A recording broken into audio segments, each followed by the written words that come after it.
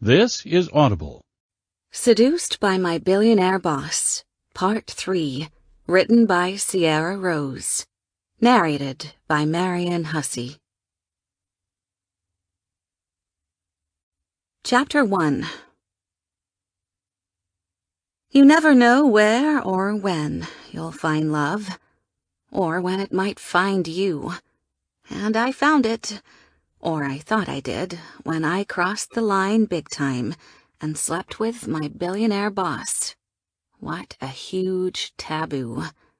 A subordinate dating their boss is always a poor idea, and I knew that.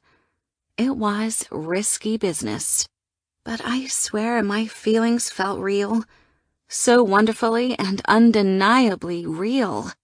Tom was super smart, funny, and extremely adorable. He was everything I could ever want in a boyfriend. The romantic in me wanted to believe love conquers all, so to hell with the consequences. I took the leap of faith. What a recipe for disaster. How very naive of me, huh? I was devastated, sad, hurt, and disappointed. More questions plagued me. How could I continue working for somebody who dumped me? No, I wasn't being chased away. I loved this job more than anything. I fit in here. I did a great job. I was likable.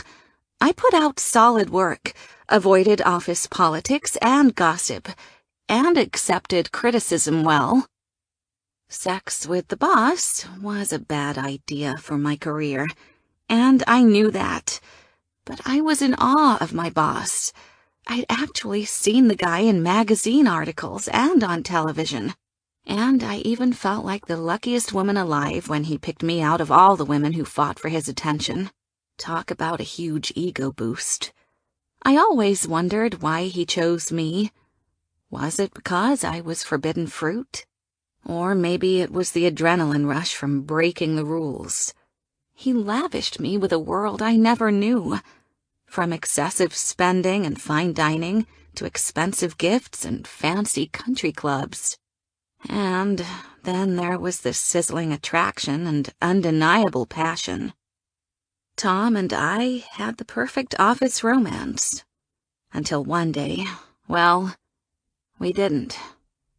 I wasn't sure how I was suddenly swept away.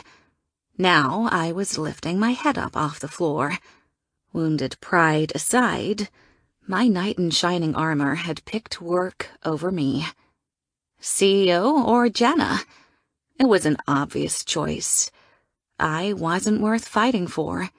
He just dumped me on my ass. Our office heat turned into a big ice cube. Man, did that feel shitty. Normal breakups suck, but office breakups? They're a whole new ballgame. We jumped right into the pot, keeping everyone in the dark. The chemistry and heat were in every touch and kiss, the attraction undeniable. We both knew it was wrong, yet we couldn't stop ourselves. And now we'd broken up. Was I setting myself up for heartbreak? I'm still wondering how to fix my life and get it back to normal. I walked into the break room for my normal 10 a.m. break. After pouring a little milk in my coffee, I stirred it as my thoughts wandered off to Tom. My life was falling to pieces. I wasn't a robot. I had a heart, and it hurt like hell. I needed to stay away from Tom and give myself some room. I couldn't blame him because we didn't work as a couple, so I needed to stop analyzing what went wrong. I tuned out Joan and Bob whining about having to get expense reports done by the end of the day. I didn't want a fling. I wanted so much more. Women want commitment, like men want sex. But I can't help that's what I want. I just want one guy that makes me smile and feel special. I wasn't meant to date 3 guys. That just wasn't programmed into my DNA. Damn Cupid in the workplace. Take your stupid arrow back. I've learned 2 things about dating. You can't meet a guy at the office water cooler, or a bar stool. It was over. I needed to be strong enough to let go. I will find my soulmate one day, even if it's an entire house of cats when I'm 50. "Jana," the guy in accounting said. "Hi, Bob." 2 words. I need 2 words that describe your life. It's for the Larchwood newsletter.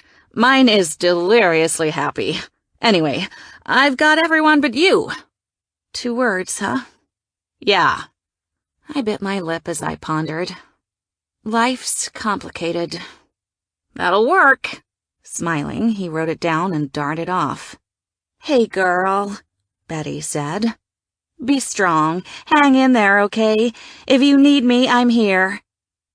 My jaw dropped. My heart started to beat furiously. How the hell did she know? I racked my mind over it. Was Tom blabbing? Or was it Michael? I knew Rose wouldn't say anything, unless somebody accidentally heard her. "You know what Tom did?" I managed to get out. She nodded. "Well, yeah, we all do." I could feel the tears welling up, but I refused to let them spill. If I fell apart at work, my colleagues would doubt my professionalism as well as my ability to cope with stress.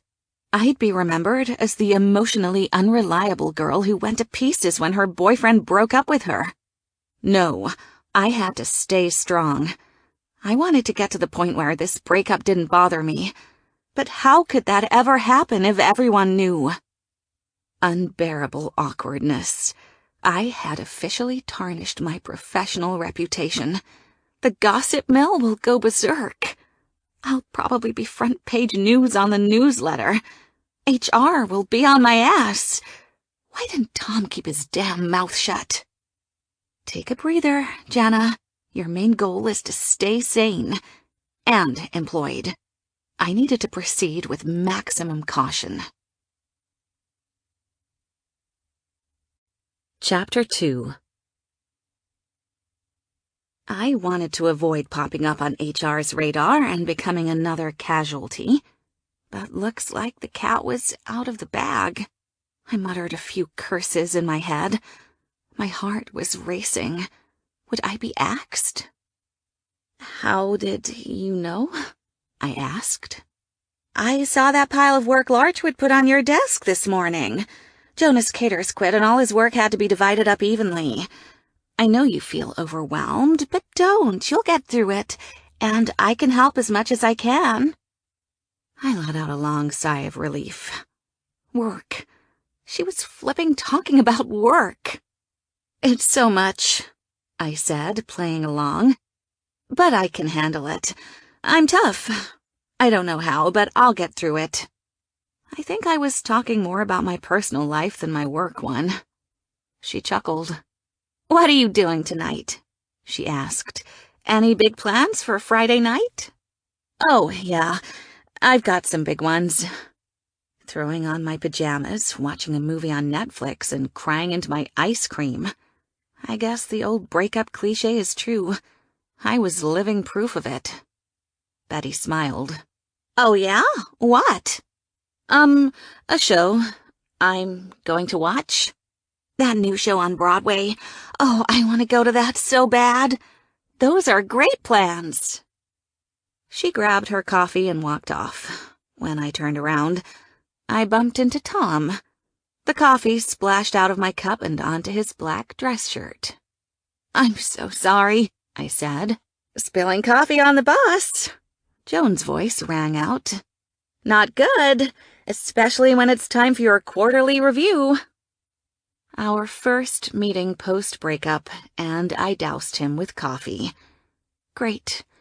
Just great. What a gut-wrenching disaster. Okay, don't let your emotions get the most of you.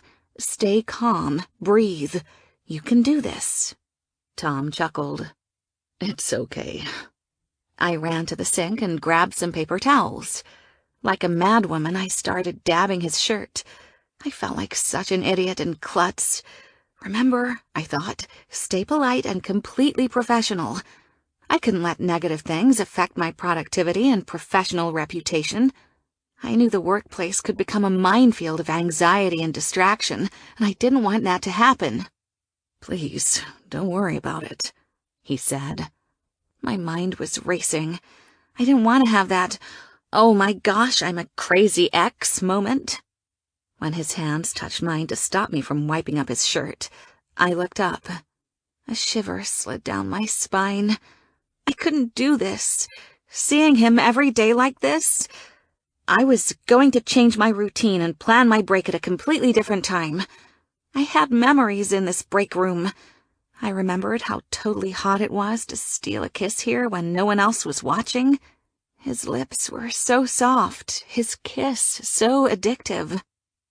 "I'm sorry," I said. "No, it was all my fault. I'm sorry." "Sorry that you crushed all my hopes and dreams?" Of course, I didn't say that. He had told me a few days ago in a text that he wanted to stay friends. How nice. His friendship was my shitty consolation prize. No thanks. I hated this stomach-churning confrontation. I felt like bursting out in tears as emotion consumed me. I wanted to cry a river right there on the reports I was holding.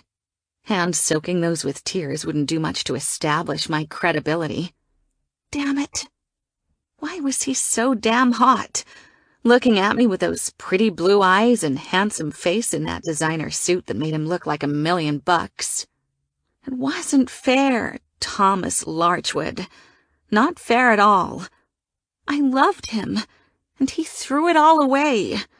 And I couldn't even show how upset I was, or tell anyone we ever dated. I was a dirty little secret. I couldn't let hurt feelings make it uncomfortable for everyone else. How was I supposed to deal with the fallout 8 hours a day, 5 days a week, with reports, meetings, and all the other stuff that comes along with management? Should I dust off my resume and start somewhere else?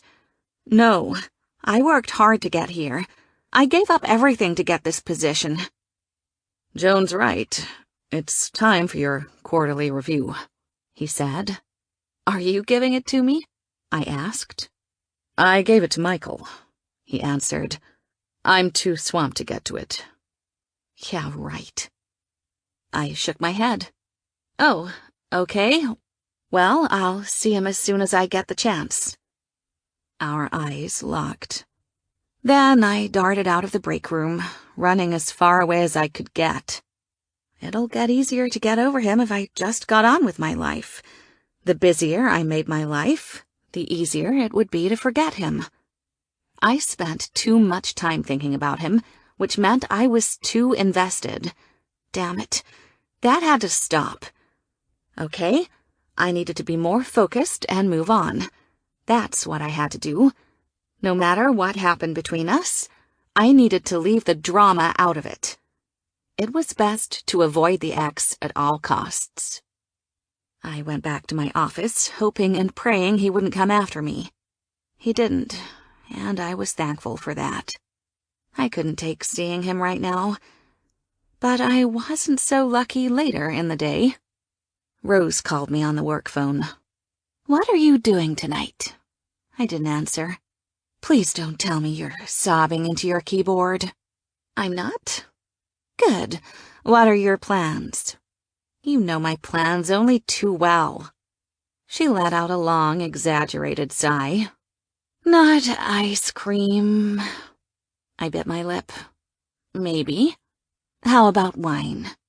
"I don't want to be sad, drunk, and alone." "No, silly. I'll drink with you. We'll laugh, and then I'll cry with you afterward, like you did for me when Jeremy dumped me." I sighed deeply. "Sorry," she said. "I didn't mean that you were dumped." "I don't want to end up alone," I said. "I want somebody to take long walks on the beach or snuggle by the fire. I want to feel Tom's body heat under the covers as we cuddle." "Look at you go. You're already writing up your dating profile. We might want to leave out that last part, though." "No internet dating." "Why not? Tinder is great." No Tinder, Rose. No fix-ups or blind dates either. Okay, but Michael has this gorgeous friend, and I know you mean well, but you have a date with Michael. Go be happy. Don't let me suck the light away like some kind of black hole. Stop it. Will you take my phone away so I don't leave Tom any drunk texts I'll regret? I sure will. And want some advice? No, but I'm sure you're going to give it to me anyway. Damn straight. What's the key ingredient in the prescription for recovery? Wine. Lots of wine. No. A wild party and lots of booze? Create distance from Tom. It's time to sever all bonds that aren't work-related. No texts, no phone calls. Block him on text and social media, etc. You get the drill. I do. Don't explain, don't rationalize. Don't say anything. Ignore everything. Block him on everything, everywhere. Atta girl. Chapter 3. At 2 p.m., I rushed off to a meeting. I rushed into the boardroom, and, lucky me, there was only one seat left at the table, and it was right next to Tom. I groaned silently.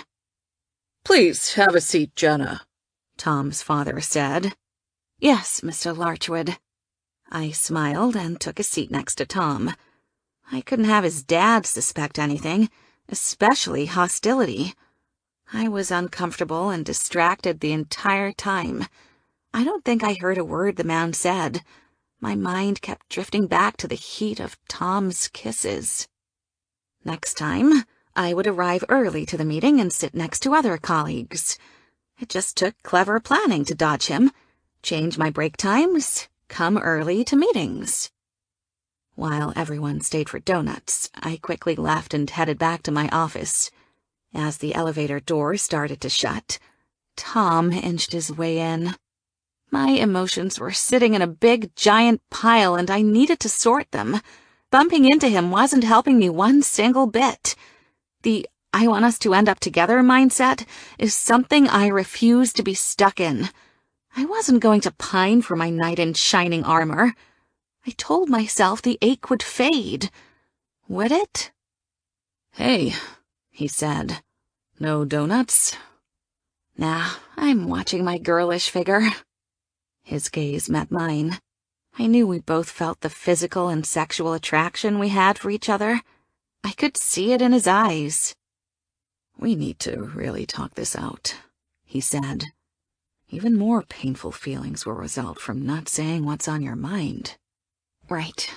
I'm guessing you don't like the silent treatment so much. No, I don't. Do we need an exit interview from this romantic relationship? I asked. His eyes were so intense. I wanted to look away. We do need to tie up some loose ends, he said. Do you need closure? I asked. Or are you rethinking this? Because there is nothing left to discuss. We're over. I'll leave you alone. End of story. He ran a hand through his messy bedhead hair. Want to hit the button? I said. Or were you planning a repeat of what happened the last time we were in an elevator together alone? He let out a nervous laugh and pressed the button. That was one of my biggest fantasies come true. I'm so happy I could accommodate. The elevator started to move, and I looked over at him.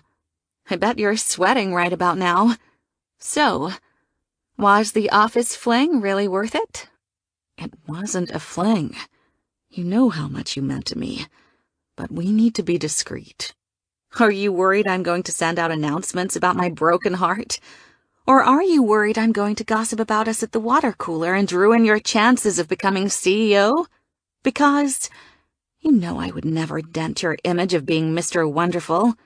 Trust me, your reputation will not take a hit. And I promise not to file a grievance so we both won't be under the microscope. I'm sure your PR team wants to sweep this under the carpet. They don't know. Then don't tell them. Because my lips are sealed. We never happened. I've erased it from my memory. And my #1 rule is, confide in no one. Except Rose. Well, she's different, and she's seeing your brother, so I got blackmail material on her. She won't say a word. And if anyone sniffs around, I'll deny, then I'll deny some more. So you do the same thing. Confess nothing to nobody, no matter how much heat is put on. That was my plan. I went quiet from that moment on. We didn't make small talk. It was awkward. My emotions were raw. My heart was bleeding. I thought it was better to stay quiet. I didn't want to add kerosene to the office drama fire. For goodness sake, the man was my boss. He controlled my paycheck. He controlled when I could have days off, my vacations. And if anyone found out, well, coworkers could get jealous. Any promotion or pay increase I might get, well, it would be viewed with suspicion by coworkers, and I could lose their friendship and respect if they thought that my relationship with Tom was a step on the career ladder.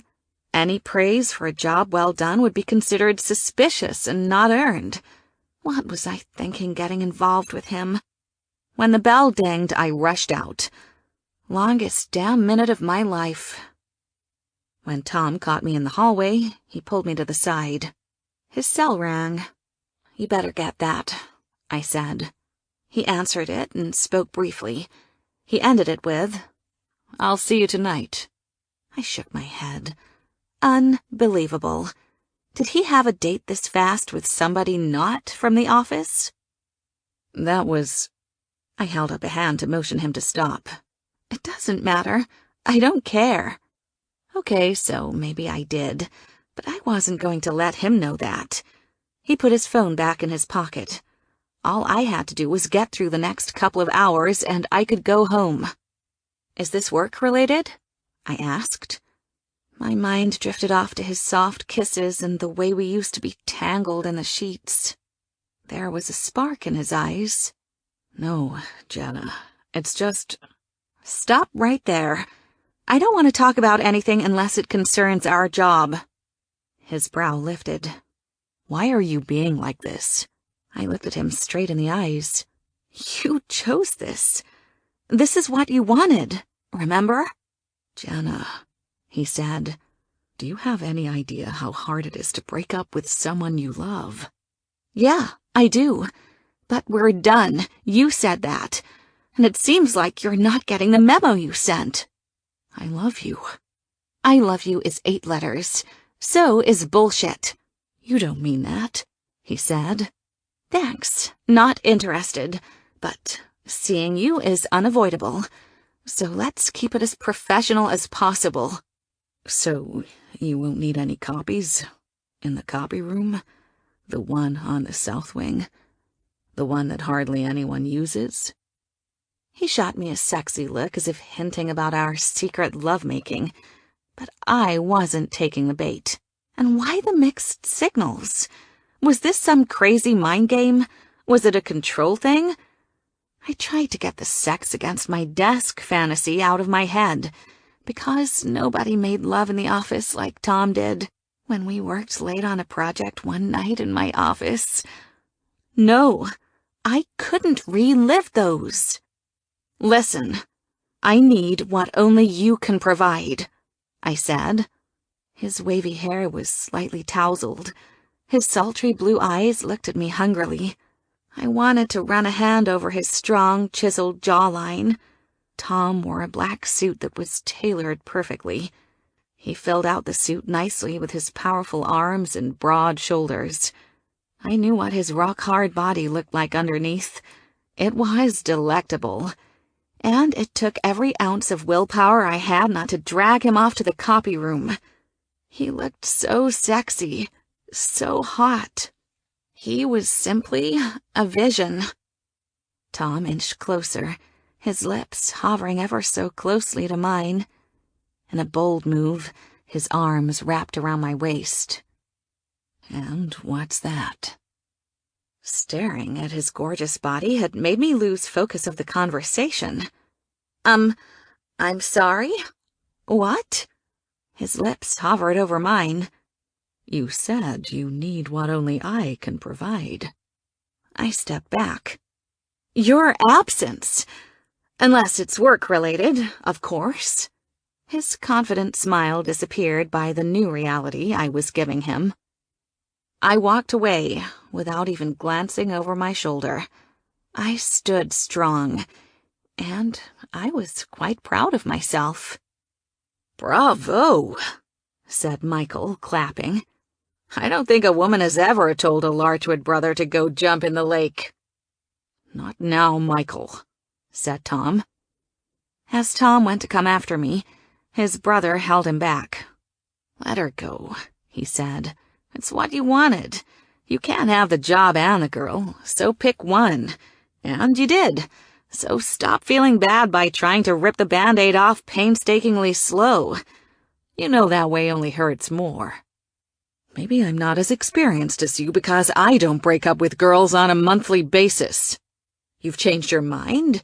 Is the job mine, brother? You have some nerve to talk, when we both know who you're dating. Screw the job, screw father. I'm not giving up my girl. Then you'll never be CEO. You want both, but you know that's not the way it works, Michael said. You just have to decide which one you want more. You know the reasons. Quit jumping through hoops to rationalize your reasons. Quit talking to me about my love life. You have no room to talk. You're a serial subordinate seducer. A what? Michael scoffed. Yeah, you heard me. You're calling me a serial lover? You're not happy unless you're making regular conquests, said Tom. Not true. I just couldn't find the woman that was right for me. But now I have. The most rewarding part of any relationship is the thrill of the chase with victory at the end. You've become quite skilled at chasing beautiful women. You know how to flirt, flatter, charm, and entice. Stop it, Tom.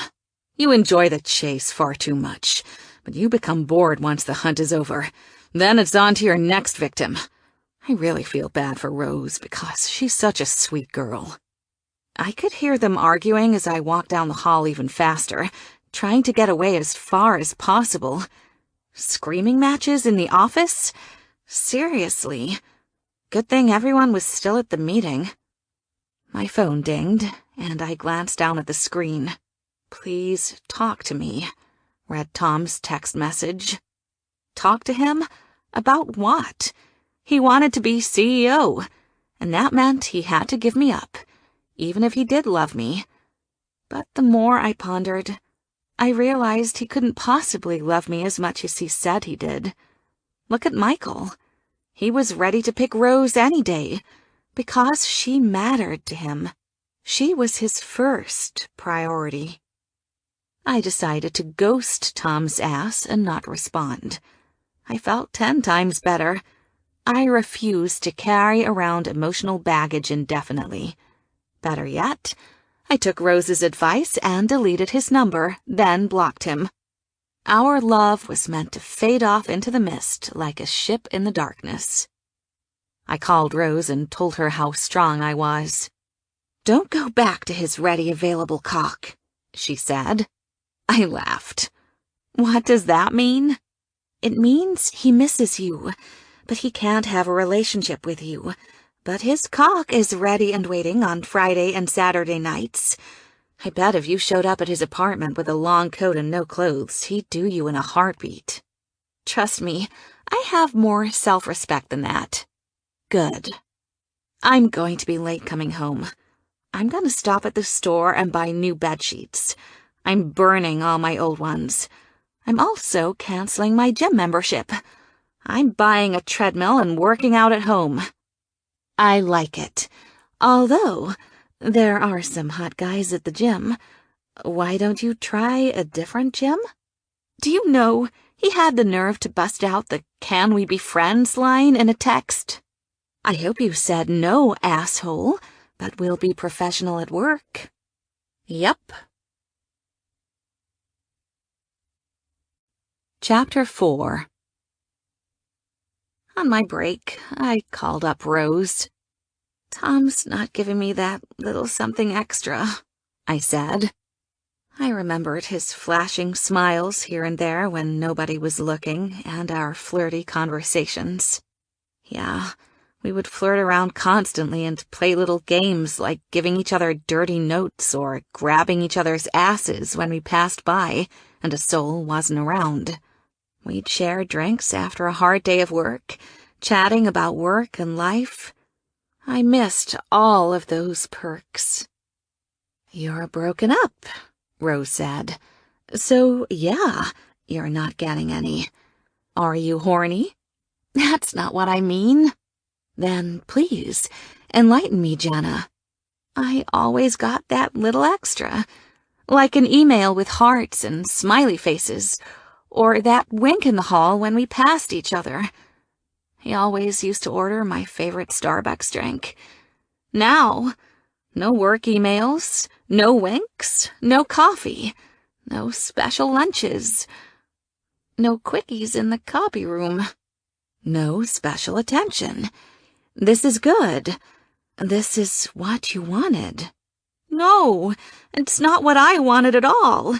He dumped me, and I was trying to get him out of my system because I was forced to. But damn it, I missed those winks and emails, and especially that coffee." "With the swirling designs?" "Yeah, with a big heart." "Aw. Anyway, get over it. You can live without them." Did you ever see the way he winked at me? It was so damn sexy. Made me melt. "We talked about distance." "I know. I even changed my route to the bathroom and my break time. But going cold turkey is hard. Do you know a week ago he was tearing off my clothes?" "Okay, stop reliving those moments." "I knew dating the boss was a recipe for disaster. You better watch out, sister." "I am. I'm taking it slow." I chuckled. "Could have fooled me. I hope you know you could lose your job. Is he worth the risk?" "Was Tom worth the risk?" "Definitely." "Then there goes your answer." My supervisor walked in and I hung up with Rose. "Hi, Patty," I said with a cheerful smile. "You and Tom were so cheerful and happy when you put up the office Christmas tree. I thought you two would enjoy taking it down. Plus, nobody else wants to do it." "I would love to, and there's no need to get Tom. He's busy on the Johnson account. I'll be happy to take care of it all by myself." "Funny," she said. "Tom said the same thing about you, that he would take it down all by himself. But I don't think he can get to it until tomorrow, and I really wanted it down." "Then I'll go get some boxes and pack up all the decorations, then take down the tree." "That would be great."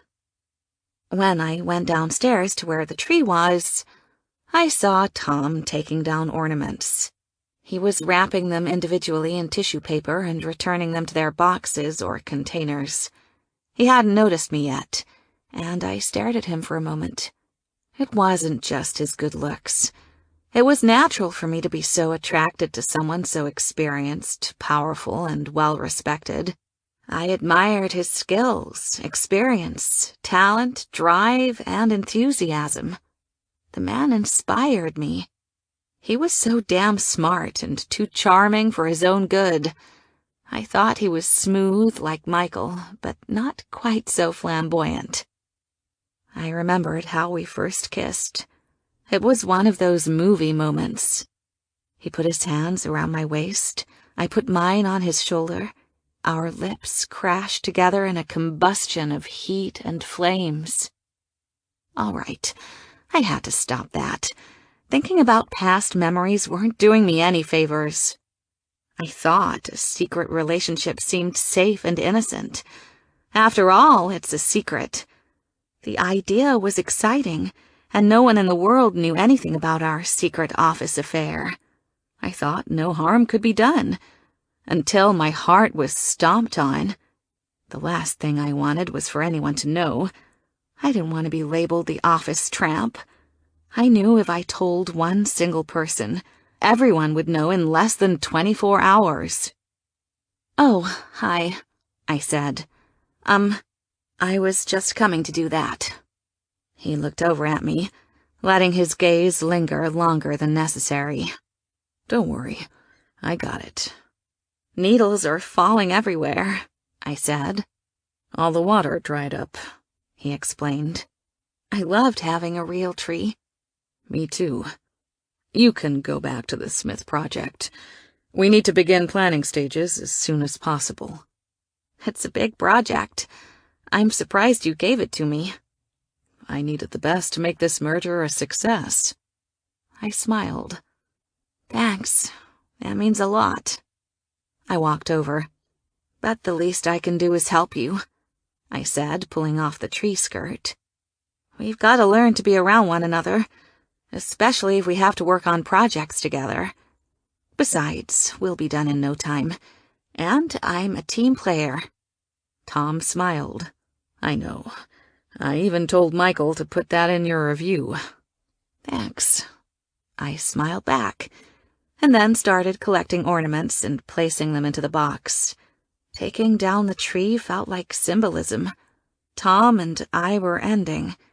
The beautiful tree was being taken down and put away, just the same way our beautiful relationship was ending. Tom shot me a side glance. "Did you ever get that maintenance man to fix the garbage disposal?" "Yeah, finally. After 4 phone calls. Then me and Rose went and confronted him. He crumbled underneath the weight of our stares." He chuckled. "I wouldn't want to mess with you two." "Definitely not. He came right over and fixed it." "Good." "That new restaurant opened across the street from me. It has the best pizza.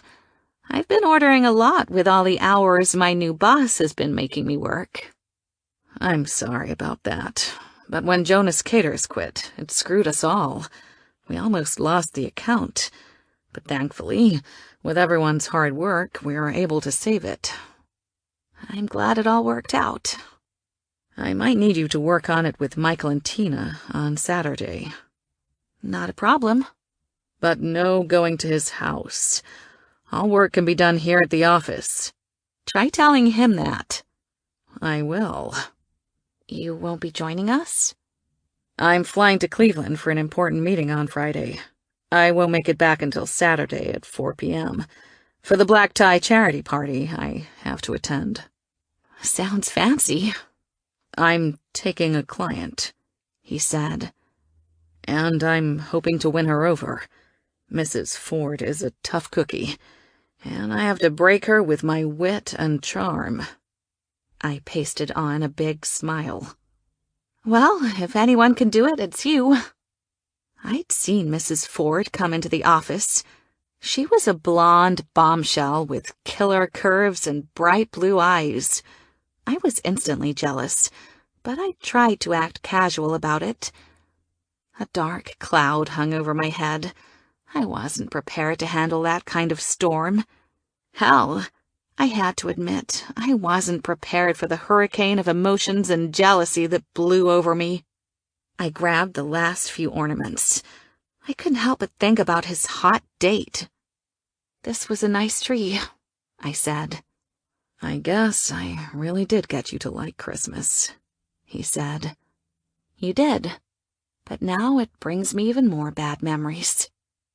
He started unwrapping the popcorn string that he and I had strung together especially for this tree. I tried to get the stupid memory out of my head. "I thought we shared some wonderful Christmas memories," he said. More Christmas memories flooded through my mind, from his gleaming smile and Santa hat, to cutting down the tree at the cabin, to riding the horse sleigh. I stared into those sparkling eyes of his. "We did? It's just the breakup part." "I didn't mean to scar Christmas for you." "You didn't. We did have some good times. I'll focus on those." I pictured his naked body in the steaming shower, his mouth devouring mine. I started unstringing the lights, working my way backward. He started unwrapping the second set. When our hands touched, it felt like electricity. I stared into his eyes. Our gazes locked. I wanted nothing more than to crash my lips against his. Patty walked in the room, and Tom took a step back. "It's a shame to see such a pretty tree being thrown away," she said. I looked into Tom's eyes. "Yes, it is. It just breaks my heart. I'd love to keep the festivities going all year round, but unfortunately, all good things must come to an end." Still gazing at Tom, I answered, "Yes, they must. It's such a shame." Things might not have worked out, but I was just glad I had my job. I knew my place on the company totem pole. Tom was above me. He was my boss, and I needed to respect that. "Looks like we're done here," I said. He instantly understood my hidden meaning. When he offered to finish the rest, I took him up on his offer and left. Chapter 5. Later on that day, I ventured over to Michael's luxurious office. He had an amazing view of New York City. I loved his office, and it always blew me away every time I walked into it. Michael was obsessing over the day's sales. When he saw me, he smiled. "What brings you to my neck of the woods? Is it the fantastic view, or is it hard to resist a handsome boss's charm?" My smile widened. "I need some papers signed." "See? Look at the way your face lights up. You're happy to see me. Well, come on in, pretty lady." He reached for the documents. "Couldn't Tom have signed them?" I bit my lip. "He could have, but I couldn't stop thinking about you." He laughed. "I'm afraid I'm a bit of a narcissist." "You? No way." "Funny, but even I don't believe your story that you came to see me because of my wit and charm." Damn, it was a good try. He raised a brow. "Are you avoiding my dear brother Thomas?" "Is it that obvious? Are you sure you don't believe I just want to be in your presence?" He laughed. "You got me," I said. I don't want Tom to think I was making excuses to see him. We already had to take down the Christmas tree downstairs a few hours ago. That was enough for me. "I get it." He winked. "You can come see me anytime." I smiled again. I couldn't help it. The man made me smile. He was so funny and charming, and I could see why women were so drawn to him, even willing to give it all up for him just to date him. He signed the papers and handed them back to me. I picked up the magazine on his desk. Michael and Tom were on the front cover of Time. The cover read, "Meet my sons. One will be your new CEO." "Looking good," I said. "Me or Tom?" I shot him a flirty look. "Definitely you." "Thank you. If you're trying to score points with your boss, it's working." I grinned. I meant every word I said. Authenticity is what impresses bosses. I flipped through the pages. Did Tom see this? He winced. "Not yet. I think he was told it would read, 'Meet my son, your new CEO.'" I chuckled. "Well, I wish both of you the best of luck." "Thank you, Jenna. The future is unpredictable." "You don't have to tell me something I already know." "Oh, hey, I have your review. Do you have a few minutes?" "Sure. Tom just can't get to it," he said. I met his gaze. We both know why he couldn't get to it. "What can I say? My brother is an idiot, and they say he's the smarter one." "You're right. He let you go, and I think that makes him the dumber one." I smirked. I talk to all your team members and managers, and everyone tells me what an excellent job you're doing." He went over my scores in detail and gave me an excellent evaluation. I took that as a world-class compliment. He used specific examples, and I knew he wasn't just giving me a good score because he was dating Rose. He told me I could keep up with the big guys, and that impressed the hell out of him. "We're all impressed you secured your first account," he said. My entire face beamed. "The Mackin account. I did work hard getting them." "And the marketing plan you designed was ingenious. You executed and scaled a consistent integrated marketing message. You used creative and free internal marketing structures. You focused on their key demographic, and last but not least, you encouraged and capitalized on fan engagement. It's simply amazing." "Thank you." "And it's tradition that when you obtain your first account on your own, we celebrate. Tom and I always—" "No, Tom," I said. "Please, if you don't mind." "But Tom has never missed one.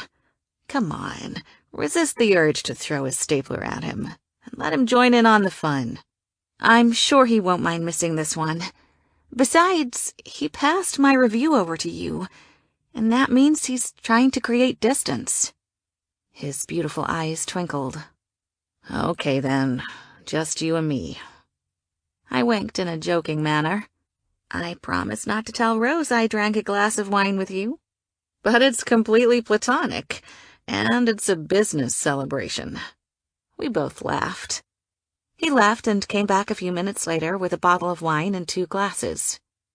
"Michael," I said, "I shouldn't drink on the job." He handed me the glass.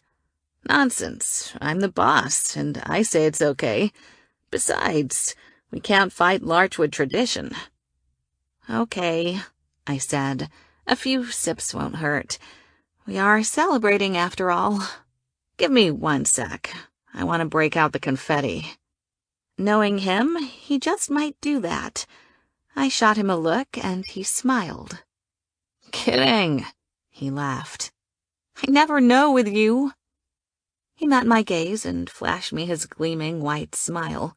"You're definitely on the path to success." The door opened, and Michael's father walked in with his own empty wine glass and a huge gift basket with wine and chocolate. He smiled at me. "I've heard about all the great things you've done. You definitely understand this company's vision and mission." Michael grinned as he poured his father a glass of wine. "Why, look at that. You've even managed to get my father's attention. And trust me, that's no easy feat."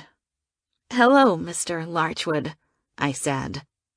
I had met him before, and even had some quick conversations with him, but I never knew he took notice of me. I felt as giddy as a schoolgirl. He handed me the huge, oversized basket. "This is for you, Jenna. Congratulations. You've just joined us, and yet you've blown us away. Please enjoy this token of our gratitude." My entire face beamed. "Thank you. It's lovely."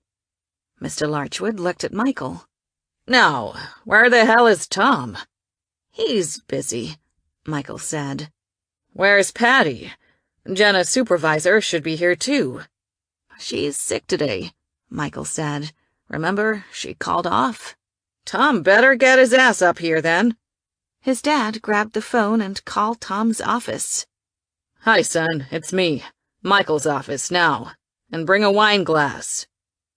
I knew I made the right choice giving up everything to come here. I wanted to be a part of this company. I wanted to give this place everything I had. I made light conversation with Michael and Mr. Larchwood until Tom walked in. He met my gaze and smiled. His father poured him some wine. "Congratulations, Jenna," Tom said. "We couldn't be more impressed." "Thanks," I said. Tom sounded so professional. There wasn't one hint that we ever used to be lovers. It was like we never existed. I let out a long breath. I just wanted to get out of this office as fast as I possibly could. I have a deep compassion and concern for the well-being of my employees, Mr. Larchwood said. When I saw Michael getting the wine, he told me our superstar was getting her first toast, so I came right in. I'm so glad I got the chance to join in. I'm so happy you and Tom could join us, I said. Mr. Larchwood held up his glass. Cheers, he said with a big smile. To Jenna securing her first account with our company. Smiling, we all clinked glasses.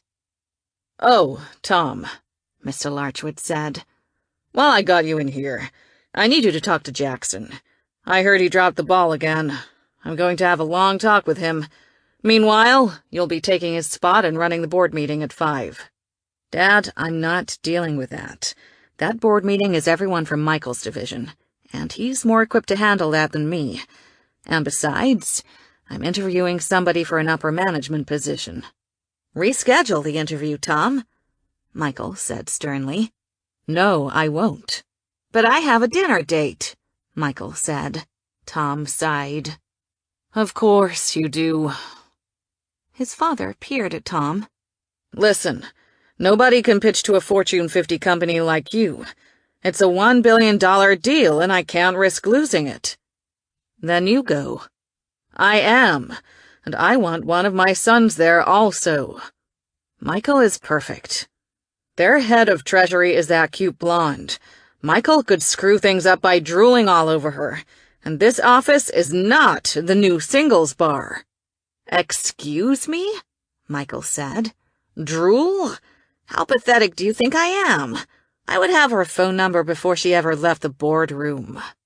His dad rolled his eyes. You see what I mean? The threat of sexual harassment remains if I have to bring Michael along. Michael sighed. Bringing in the legalities? What a buzzkill.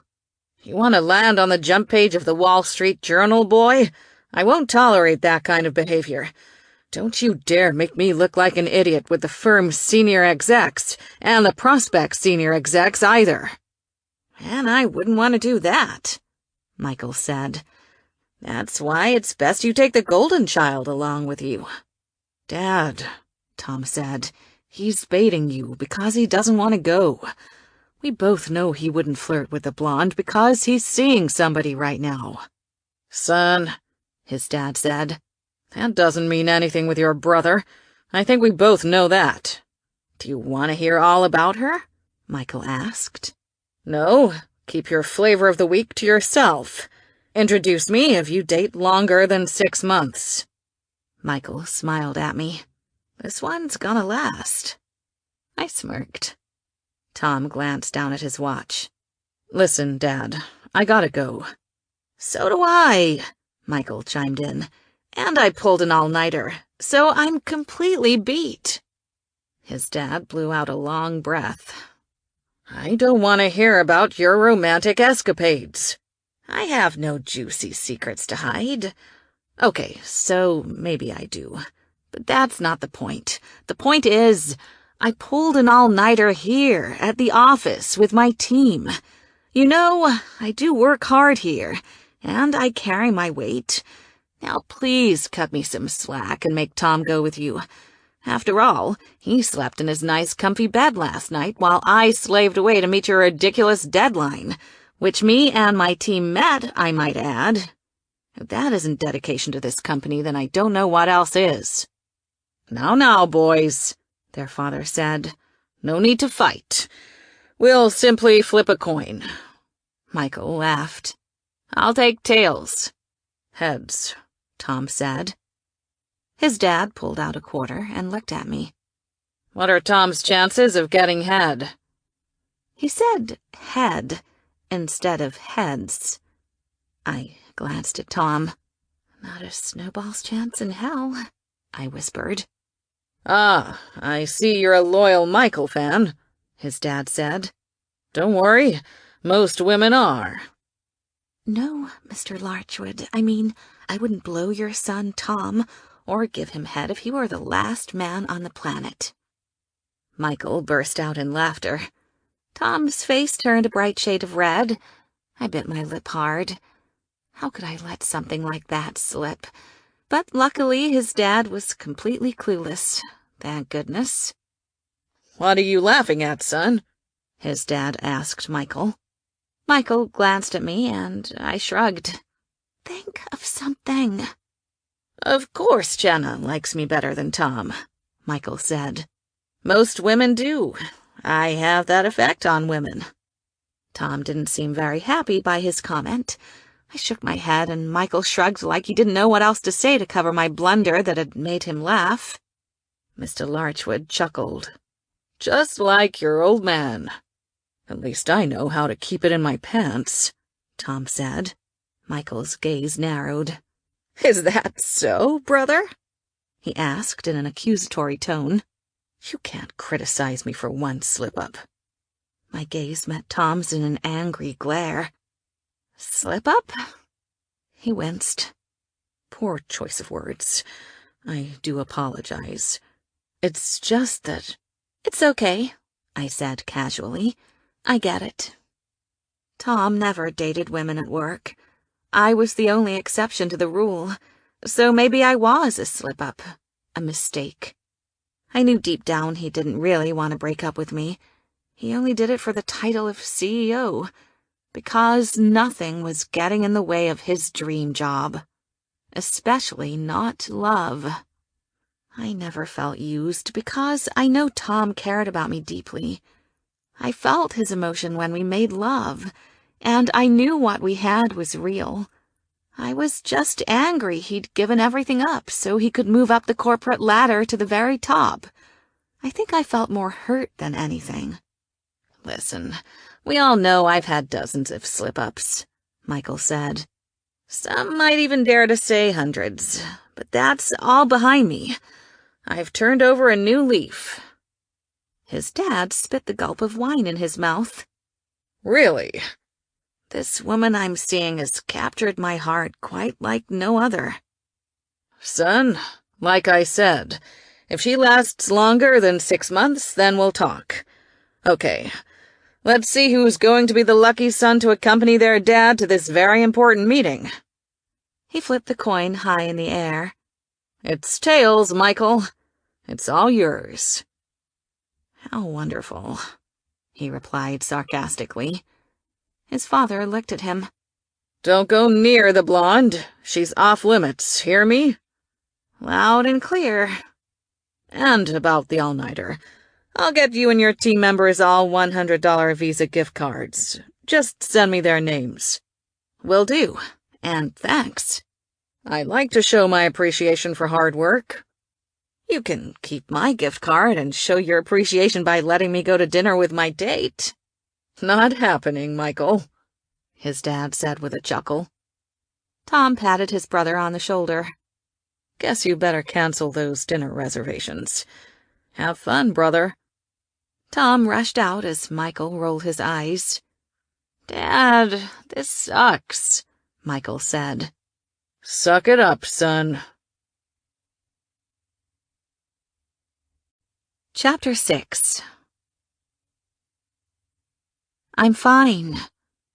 I'd said the words so many times they stuck in my throat like a knife in honey. It had gotten to the point where they no longer held any meaning. There was no force or emotion behind them. They were an automatic response, like a glitching robot, nothing more. Rose wasn't fooled. Then again, she didn't know what to say to me either. "Well, Michael's here." She held up her phone. "He just texted. We're just going out for a quick dinner, and then I'll be right back." I nodded distractedly, reading through a brief on corporate holdings in Shanghai. In the 2 weeks since our Maryland trip, our living room had been transformed into a temporary office. When I was at work, I worked. When I was at home, I worked. And although my eyes had started throbbing from overuse to the point where I was worried I'd soon need glasses, I preferred it that way. It didn't give me time to think. It didn't give me time to feel. Not to mention, I think my supervisor, Patty Macer, was seriously considering adopting me for all the honor I was bringing to the Larchwood family name. All in all, things were, well, fine. Unfortunately, Rose didn't see it that way.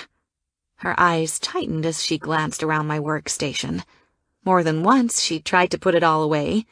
More than once she'd actually hidden my computer. But there was limited places to hide things in a Manhattan-sized apartment, and within an hour or two, I was back to the grindstone. These days, she didn't question it except to worry. "Are you sure you're all right?" she asked again. "Because I don't have to go. I can call him right now and stay in. It's no big—" "Go!" I finally looked up at her with a forced smile. "I'm telling you, Rose, I'm fine." A car honked from downstairs, and I beckoned to the window. "Your knight in shining armor awaits." She flashed me another pained expression before gathering up her coat. "We're just going to dinner and coming straight back," she assured me unnecessarily. "I'll be home before you know it. Then maybe you and I can put in a movie and—" "Rosalie Bell," I commanded. "You go and enjoy yourself. Don't keep Michael waiting out there in the street. You and I both know he doesn't know how to parallel park." "That's a fair point." She rushed out the door, blowing me a quick kiss as she held up her phone. "I'm on my cell if you need me." I rolled my eyes and saluted. "Understood, but we both know I'm—" The door shut before I could finish. "Fine." All at once, the pile of papers around me seemed daunting, and I pushed it away. The apartment was abruptly quiet without Rose's nervous chatter, and I actually wandered to the window to watch them pull away. They were a beautiful couple. There was no doubt about it. Michael was tall and muscularly lean, with a halo of light brown curls and warm chocolate eyes that melted you when he smiled. Rose, my best friend and roommate, was a Persian bombshell. Jet black hair, creamy olive skin, wide blue eyes, and legs for days. On their own, both of them could stop traffic. When you put them together, it was a little ridiculous. As I watched through the curtains on the third story, a bike messenger pedaled straight into a trash can as he distractedly watched them kiss. I rolled my eyes and dropped the curtain, heading back inside and collapsing on the couch. People said the same thing about Tom and me. Both beautiful, distractingly so. They would have said that we made a beautiful couple, too, had anyone known that that's what we were. But according to our strict company rules, the relationship was not allowed to exist. Of course, that didn't matter at first. In fact, it didn't matter long enough for me to fall head over heels for the man. But that was the very moment he decided the stakes were too high and bailed, leaving him a rising billionaire competing to take over his father's company, and leaving me fine. As the heavy reality threatened to settle on me once more, I jumped to my feet and abruptly exited the apartment, unable to stay there a minute longer. The second I got downstairs, I hopped in a cab and headed for the gym. Those emotions were getting the better of me again. I'd have to run them out. Rose would be proud, I thought with a wry smile. The gym. It was so social of me. Considering it was a Wednesday night, the place was packed. I was actually glad I decided as I slipped on my usual yoga pants and sports bra in the locker room. More people, more distractions. Less time to think. I headed to the back room and hopped on the nearest treadmill, hiking up the speed and closing my eyes as it all came flooding back. I hadn't returned to the banquet that night. I'd gone straight from the beach to the airport. The company shuttle took me directly there, and I didn't look back. I'd never gone to an airport without having a reservation before, and it was by far the most expensive ticket that I'd ever purchased. But I didn't care. I was just glad the flight attendant had been able to squeeze me onto a plane. I think my tear-streaked face and ball gown might have worked in my favor. I remember texting Rose as we taxied down the runway. She was horrified by what had happened, and assured me that she'd pack up my things and bring them with her when she flew out the next day. She also assured me that Michael would take care of the lost convertible with the rental company. "Don't worry about a thing," she'd said. "Just get home safe. We'll deal with everything there. But seriously, Jenna, are you going to be all right?" "I'm fine," I'd replied.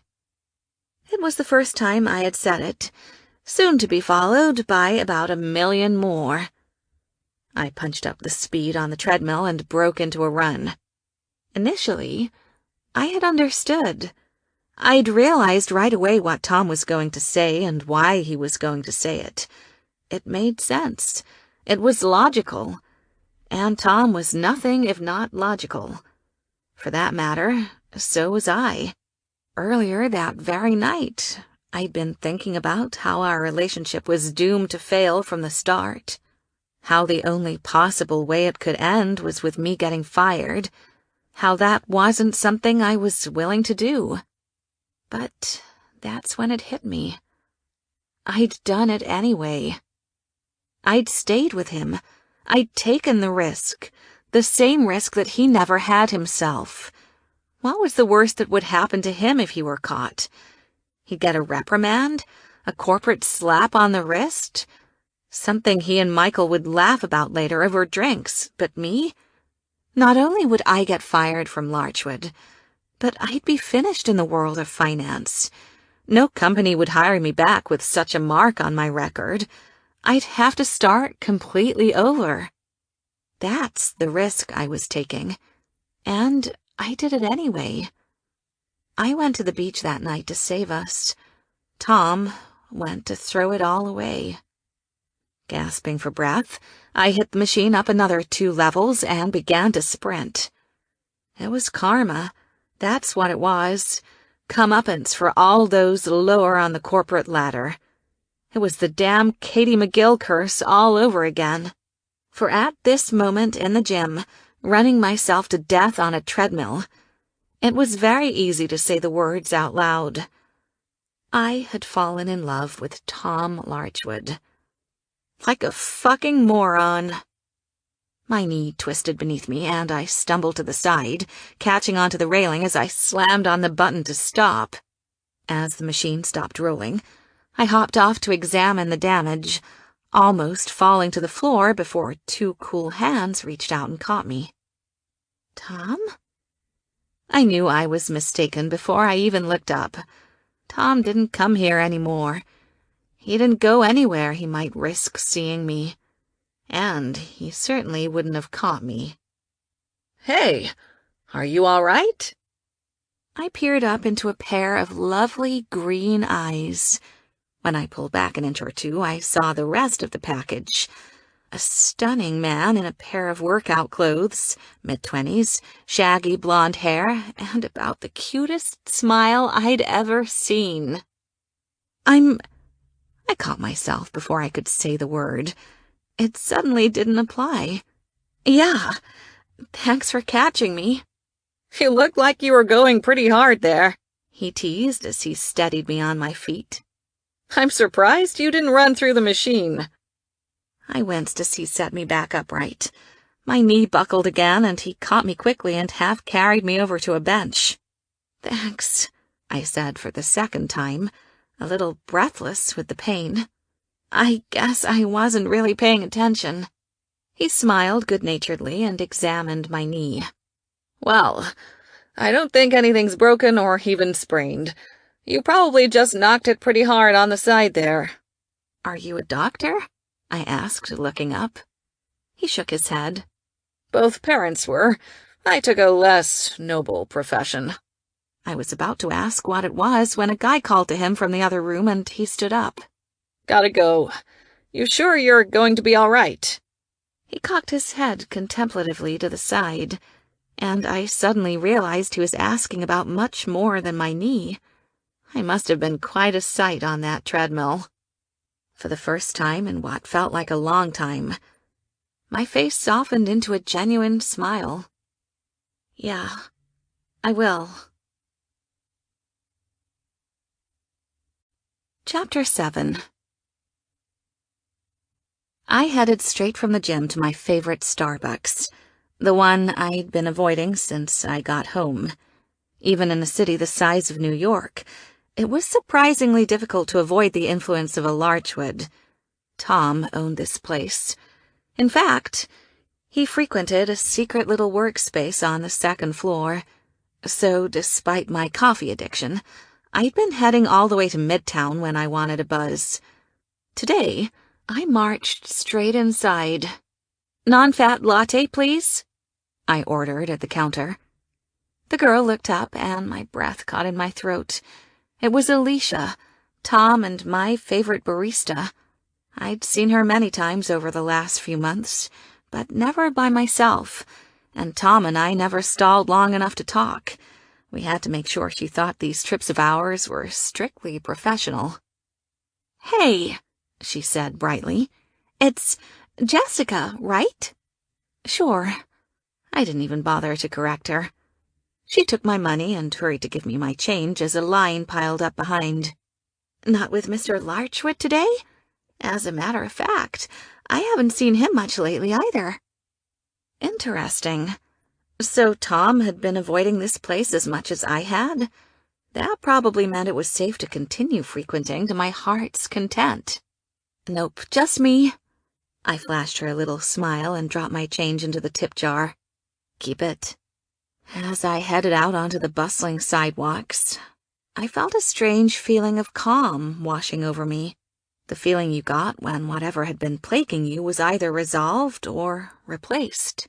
In this case, it had been replaced, and not with a healthy acceptance, but with rage.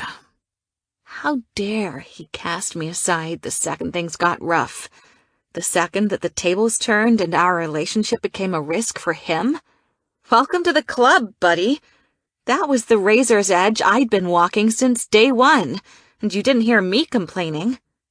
I barreled right through the middle of a happy couple, mumbling my apologies as I stormed down the cement. What was more, Michael and Rose were still together. That's right, Michael was in the exact same precarious position as Tom, but he had decided to stay with Rose. Granted, he had never really cared about work in the same way as Tom, but he did it anyway because he cared so deeply for Rose that the thought never crossed his mind. I couldn't picture a scenario in which Michael would ever look at her and say the word goodbye. He had a hard enough time saying it when he dropped her off at the end of one of their countless, adorable dates. I took a scalding sip of my latte, ignoring the instant burn on my tongue and the way a great deal of it splashed down my jacket thanks to my shaking hands. Well, no more. I was done being fine over Thomas fucking Larchwood. I was better than that. I deserved better than that. And I was going to get it. I got back to the apartment on a strange high, staring around like a general taking in the field just before a big battle. The next second, I downed the rest of my latte and rolled up my sleeves. There was work to be done. The papers were the first to go. I saved all my computer documents, then filed them away for later use. When I was finished with that, I gathered up every paper replica from around the house and filed them neatly away into little boxes that I shoved into the back of the closet. Somewhere, Patty Macer had begun to cry, though she didn't know why. But I didn't care. I had completed an ungodly amount of work over the last 2 weeks. Enough that if I were to sit on my ass for the next 2 weeks and make prank calls to China, no one would even blink. Next to go was the furniture. I dragged my desk back into my room, rolling my chair in after it. There was no reason to have a separate office at home, much less in the living room, and I would not be held captive to my avoidance issues any longer. I shoved the 2 lamps I'd been using back into their respective corners and skipped off to return Rose's stapler. A moment later, I returned and assessed the situation. Our living room was back to being our living room. There was no evidence that this place had been the scene of a mental breakdown for the past 2 weeks. Everything looked just as it should. Everything except me. I caught a glimpse of my reflection in the mirror and froze. A sad girl stared back at me. The same sad girl who'd gotten dumped on the beach, who'd mailed back a pair of diamond earrings the second she'd gotten home, who'd cried herself to sleep every night ever since. That sad girl would have to go. Pouring myself a large glass of wine, an indulgence I'd been denying myself lately because it usually made the crying fits worse, I rushed to the bathroom and pulled out a large box from the corner of the cabinet that Rose and I kept for self-esteem emergencies. "Where is it? Where is it?" I mumbled as I rooted around. Aha! At last my fingers found it, and I pulled out a large box of flaming red hair dye. I glanced in the mirror one more time, wondering if this was going to be one of those regret-it-in-the-morning types of decisions. But I'll tell you the truth, I could have sworn that sad girl threw me a wink. An hour later, I was sitting with my head over the sink, reading a magazine as my hair dripped down a molten stream of red. There was a jingle of keys and the door pushed open. A few seconds later, I heard Rose come inside. "Jen, are you here?" "I'm in here," I called back, reading through an article about the 10-minute orgasm while simultaneously wondering if hair dye could ever expire. "When I saw the living room, I thought we'd been mugged," she said as she walked down the hall. "It looks so bare." "Ah!" I dropped my magazine in surprise as she covered her mouth with a scream. The next second, she clutched weakly at her heart. "Oh my goodness, I thought I'd stumbled in on some ghastly suicide attempt. What the hell are you doing? It looks like your head is bleeding." I bit my lip nervously, waiting for her reaction. "I dipped into the self-esteem box." She raised her eyebrows knowingly. "Ah, I see. So, as it turns out, someone wasn't feeling quite so fine." "Don't say it!" I held out my hand, cutting her off. "I'm turning over a new leaf. A bright red leaf." "I can see that." She perched on the counter. "And was that a Starbucks cup I saw in the trash?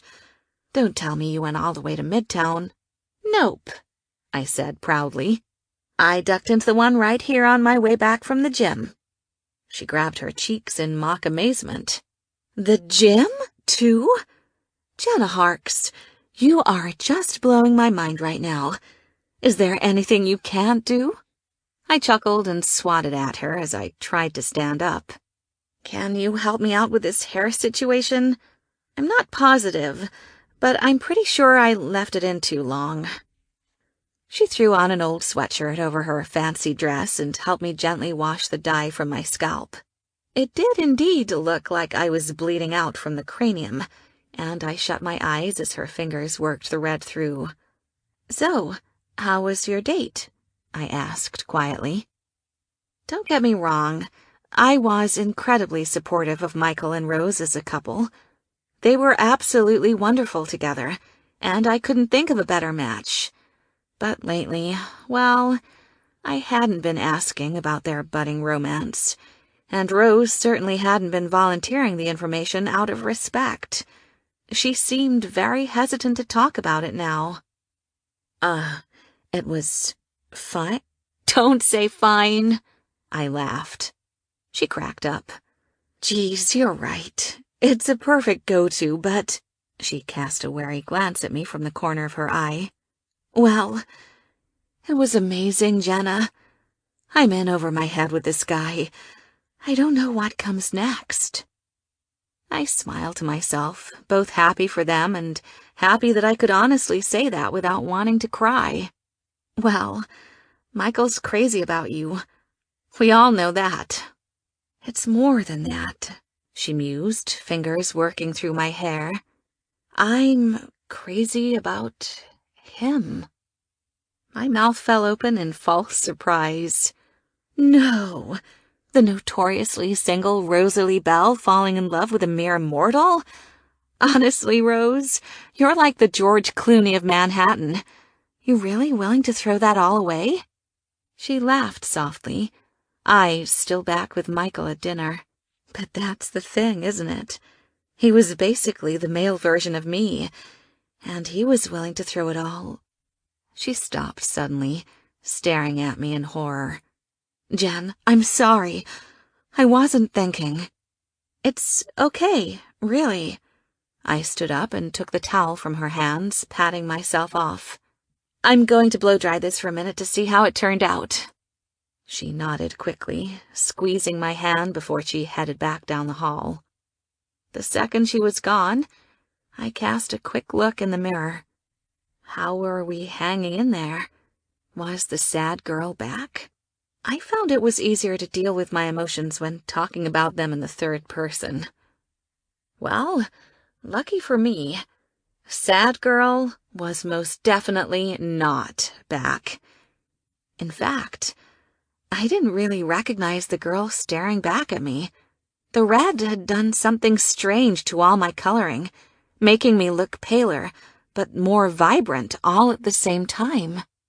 I flipped on the blow-dryer and was thrilled to see that the shade didn't at all diminish. It was still waves of fire cascading down my head. When it was dry, I fluffed my bangs, then walked casually out to the kitchen to get a first reaction from Rose. Her jaw fell open, and she dropped the other crumbling half of a cookie. "Oh my gosh! You look... well, you look like a sex kitten. That's all there is to it." "I know, right?" I squealed, jumping up and down. I didn't know where exactly it had come from, but at some point between breaking my knee and being called Jessica, I'd found exactly the bump I needed to push me over the hill. "I can't wait to see how it looks with that pantsuit I got you from Saks." She jumped to her feet excitedly. "In fact, I'll go get it. You need to try it on right now." She leapt up from the counter, leaving the bag of cookies behind her as she headed for my closet. I beamed to myself, flipping my new fiery locks as I reached into the bag myself. Then, all at once, I pulled back my hand. My face hardened like burnt steel as I picked it up and tugged open our third-story window, and dropped the bag of Oreos outside. Chapter 8. I'm telling you, the world of finance isn't going to know what hit them.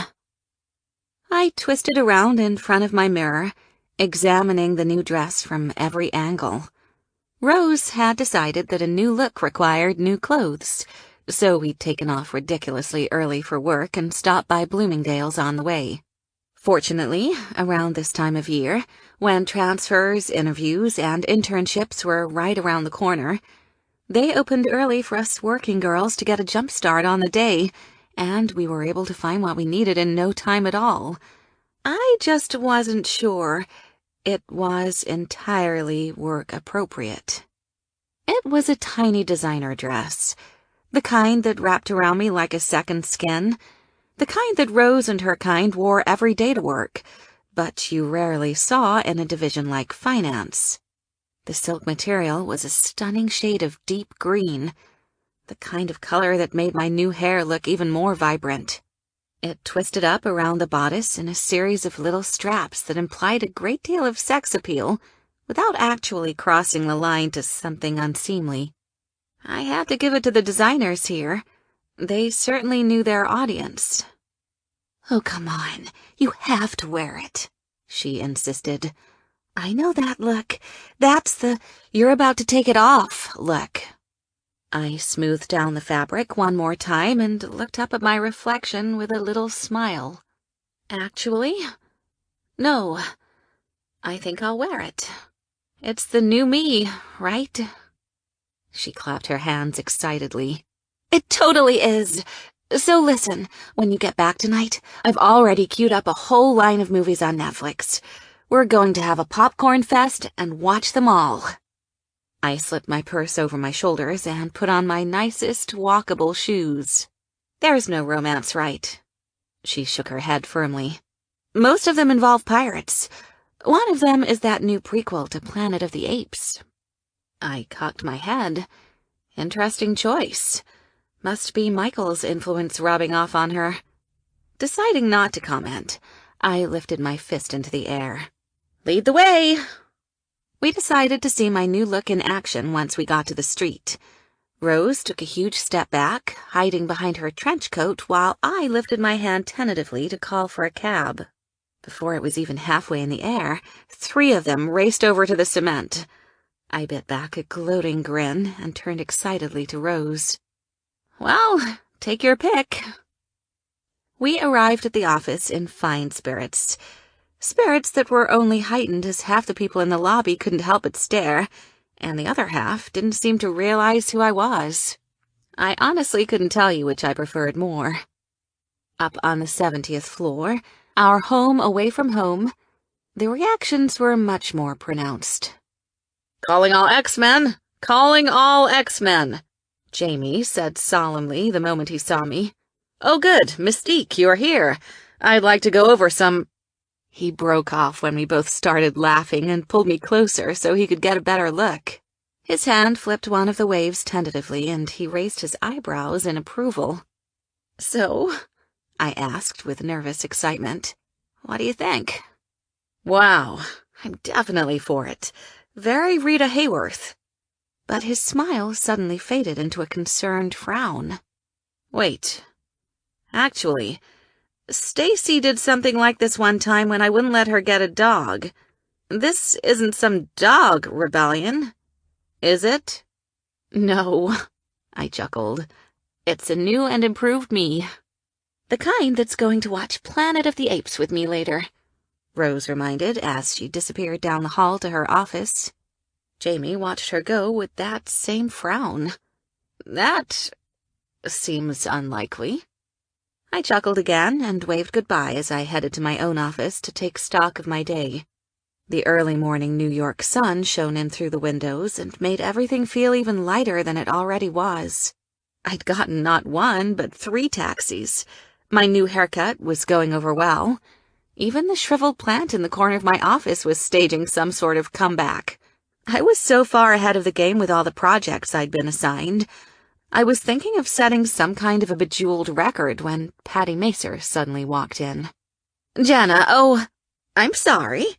She backed away quickly, not quite recognizing the woman behind the desk. "Wait, Jana?" "Well?" I tossed my hair smugly. "What do you think?" "Is that—" She leaned closer, her eyes wide. "Is your plant coming back to life?" I dropped my head to the desk and rolled my eyes. Macer's priorities had always been a little different than all the rest of ours. "Yep, I've been giving it vitamins," I lied. She looked impressed. "That's very determined of you. Good. Your hair looks beautiful.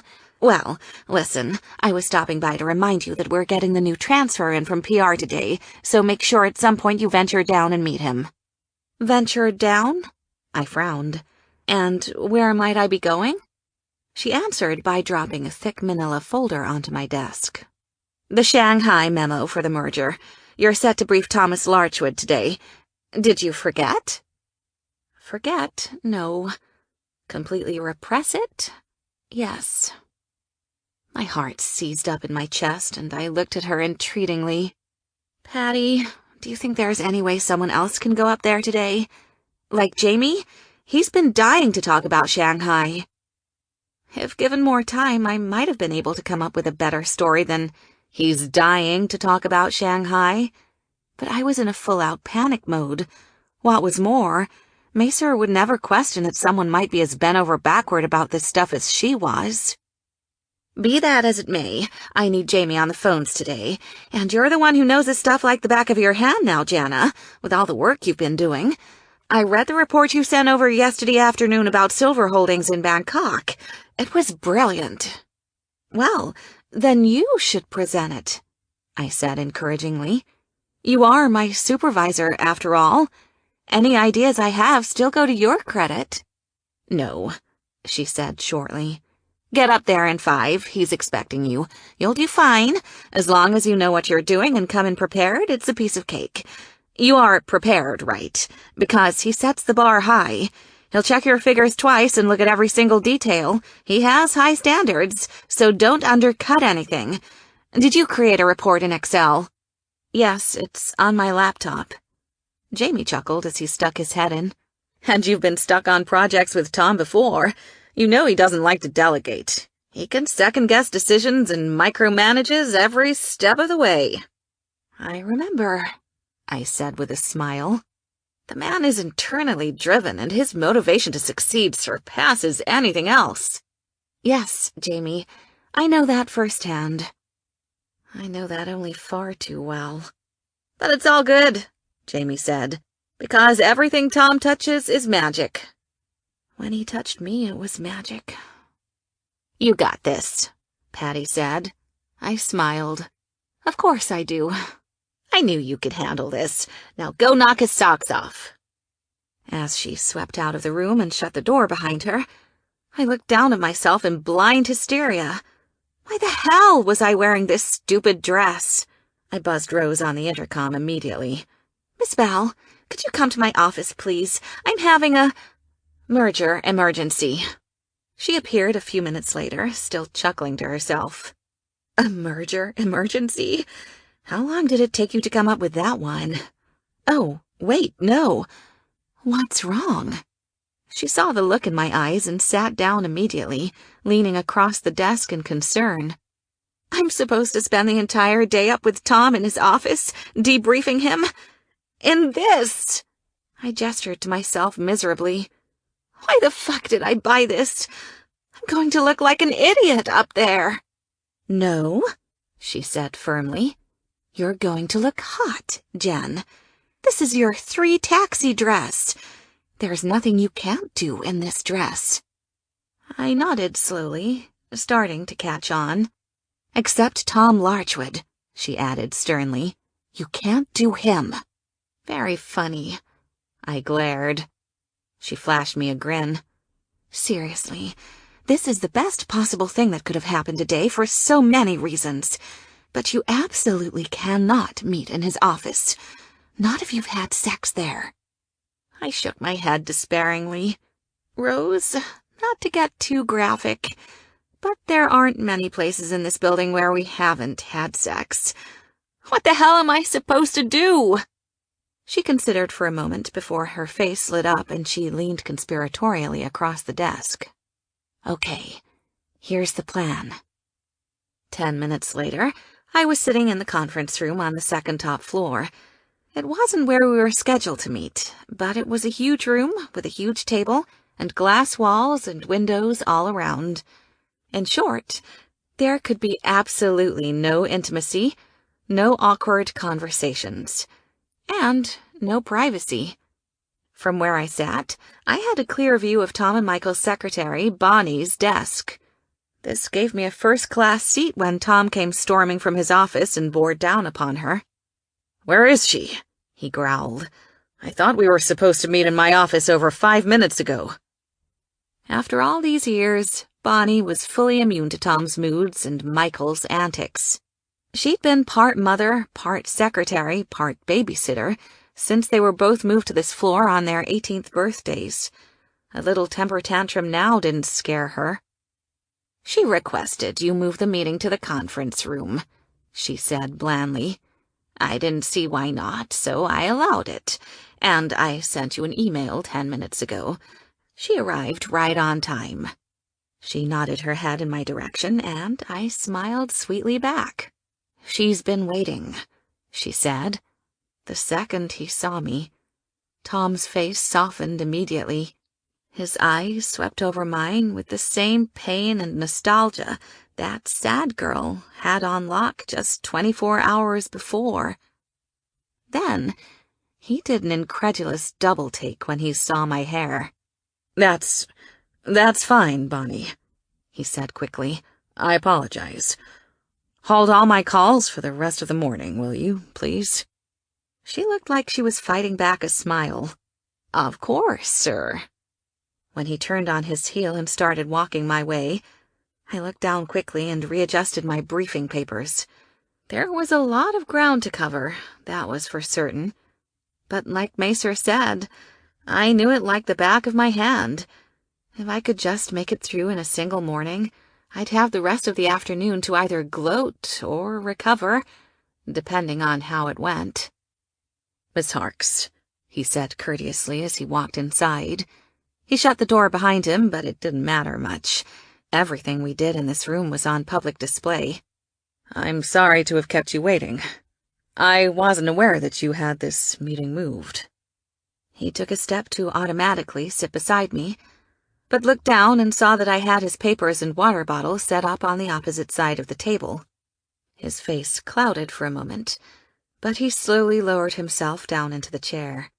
"That's quite all right," I said briskly. "Shall we begin?" "Jana." I looked up with fire in my eyes. "Mr. Larchwood," I said, "shall we begin?" His face hardened, and he gave me a curt nod, settling back in his chair as I launched into a damn good presentation, considering how little time I'd had to put it together. Not 1 second in the entire 20 minutes that I spoke did his eyes ever leave my face. It didn't matter whether I was referencing a page or pointing to a specific point on the map. He kept staring at me, those blue eyes drilling holes into mine. Fortunately, by now, I was almost as immune as Bonnie. At least, I could pretend to be. I kept my cool the entire time, never faltering even once. When I was finished, I glanced up at him with a smile. "So did you have any questions, Mr. Larchwood? Because I have some pressing matters I must attend to." It was a bold thing to say, especially considering the entire morning had been blocked off specifically for this presentation. But I didn't want to stay here a second longer than I had to, and we both knew that Tom didn't need a presentation to understand the material. As usual, he knew everything going on in this building 10 times better than anyone else did. That's why he was going to make an excellent CEO. An excellent, very lonely CEO. He let the impertinence slide and cast a backward glance at Bonnie. She was in the middle of a long-distance phone call, jabbering away, oblivious to what was going on in the conference room. "I miss you," he said softly. "I'm sorry." My face twisted up in a hard grin. I should have been more specific. "Did you have any questions about the presentation?" A surge of anger flashed through his eyes before it completely disappeared, leaving them even softer than they were before. "I like your hair." I got to my feet in a quick movement, inadvertently giving him a brilliant view of my tiny dress. "I don't have time for this," I murmured, then a little louder. "If that will be all, Mr. Larchwood, then I'll be on my way." "Jana." His hand flashed out and caught mine as I tried to pack up my papers. "Why are you doing this?" I pulled away like he'd burnt me, raising my eyebrows dangerously. "Why am I doing this? Why am I scheduling meetings in the conference room like everyone else does? Why am I sticking to the presentation instead of talking about how much you miss me?" I could have slapped him. This was what he wanted, not me. This was his decision. He didn't get to punish me now for following the rules, not when he'd made them. "Why am I acting like a professional?" I concluded angrily. "Professional. Right," he lashed out, gesturing angrily at my clothes. "You show up dressed like some James Bond girl, shaking your red hair everywhere, and I'm the one not being professional?" My eyes narrowed, but I smiled as sweetly as I could, keeping a close eye on Bonnie all the while. "Let me make this perfectly clear. I did not ask for this presentation. In fact, I begged to get out of it. I can only assume I'm here as some sort of cosmic punishment because the corporate gods hate me. So if you don't have any questions, Mr. Larchwood, I'd really like to get the fuck out of this conference room so I can go throw up downstairs." His mouth fell open, and he stared back at me with eyes so bereaved. I almost felt guilty for my harsh words, but I meant them with all my heart. It was his fault I had to say them. He cleared his throat quickly. That's fine. I'm sorry again that I kept you waiting. His hands scrambled around on the table, helping me gather up the scattered maps and memos to stuff back into my bag. I really am. His eyes flashed up at me at the same moment that Bonnie decided to take a coffee break and left her post unmanned. I glanced nervously toward her desk, before doubling my speed, hoping to get out of here before he noticed. He noticed immediately, however, and was around the table in one fell swoop. Why are you so angry with me? He demanded, taking me by the shoulders. I thought you understood. On the beach, you said you understood. I yanked myself away, falling back a few steps. Understood? Of course I understood. I understood that the second this relationship, I spat the word out, or whatever it fucking was, got in any way dangerous for you, you dropped it like a bad habit. That's what I understood. Jenna. His voice had fallen to almost a whisper. It's the whole company. The position of CEO. I can't take my eyes off the prize right now. Not for any. Tom. I broke my own rule and said his name for the first time. I promise you, you've made your priorities perfectly clear. We don't need to rehash them again. My priorities are your priorities, he thundered. We're exactly the same. It's one of the things we bonded over in the beginning, that we'd sacrifice anything for the job. My priorities. I couldn't help but laugh. It was a chilling sound, a very not Jenna laugh that I hardly recognized coming out of my own mouth. Tom, I think I made my priorities very clear, when after 3 months living under the threat of being fired, I was still banging you in the supply closet. I mean, come on! My eyes welled up with angry tears, but I refused to let them fall. Why did you start all of this then in the first place? I was going to let things go after Camden. You were the one who changed the game plan, and then again after New Year's. You made sure we picked right back up where we left off. You're the one who put us in the position, Tom, not me. I turned around as a wave of emotion crashed down over me and smoothed my dress deliberately as I picked up my briefcase. So, I'm not going to apologize for trying to minimize any more emotional fallout by acting professional, just because I'm the only one who apparently has feelings. He looked like I'd slapped him in the face. You think I didn't have feelings for you? You think I still don't? How can you think? Because you left me. I fired out each word and watched with grim satisfaction when they met their mark. There was nothing more therapeutic when you were in the depths of hell than to watch somebody else floundering there with you. I slipped past him and walked around the table. He may have cut me as deep as it could go, but at least I wasn't going to let him see me bleed. Because He repeated the words in a daze, like he was hearing them for the first time. When he noticed that I was almost out the door, he rushed back around the table, grabbing me so fiercely that the briefcase went flying out of my hand. We need to talk this out. Let go of me! I cried as papers went flying everywhere. For a moment, we both froze, just staring at each other in dull horror as we realized the lengths to which we'd fallen. Then, suddenly, there was a third person in the room. Tom, let her go. It was Michael. His eyes were tense and wary as he put a firm hand on Tom's arm. The cloud of papers were still settling to the floor around us, and Tom was still latched onto me.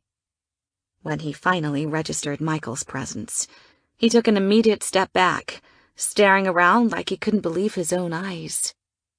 Michael watched him for a moment before taking a deliberate step in between us, turning to examine me closely. Are you okay? He asked softly. Of course, physically I was fine. Tom and I had always had a passionate sort of dynamic, and he had only grabbed me to stop me. But emotionally, I didn't think I'd ever been more shaken. I just shook my head, trembling, as little tears swam in my eyes.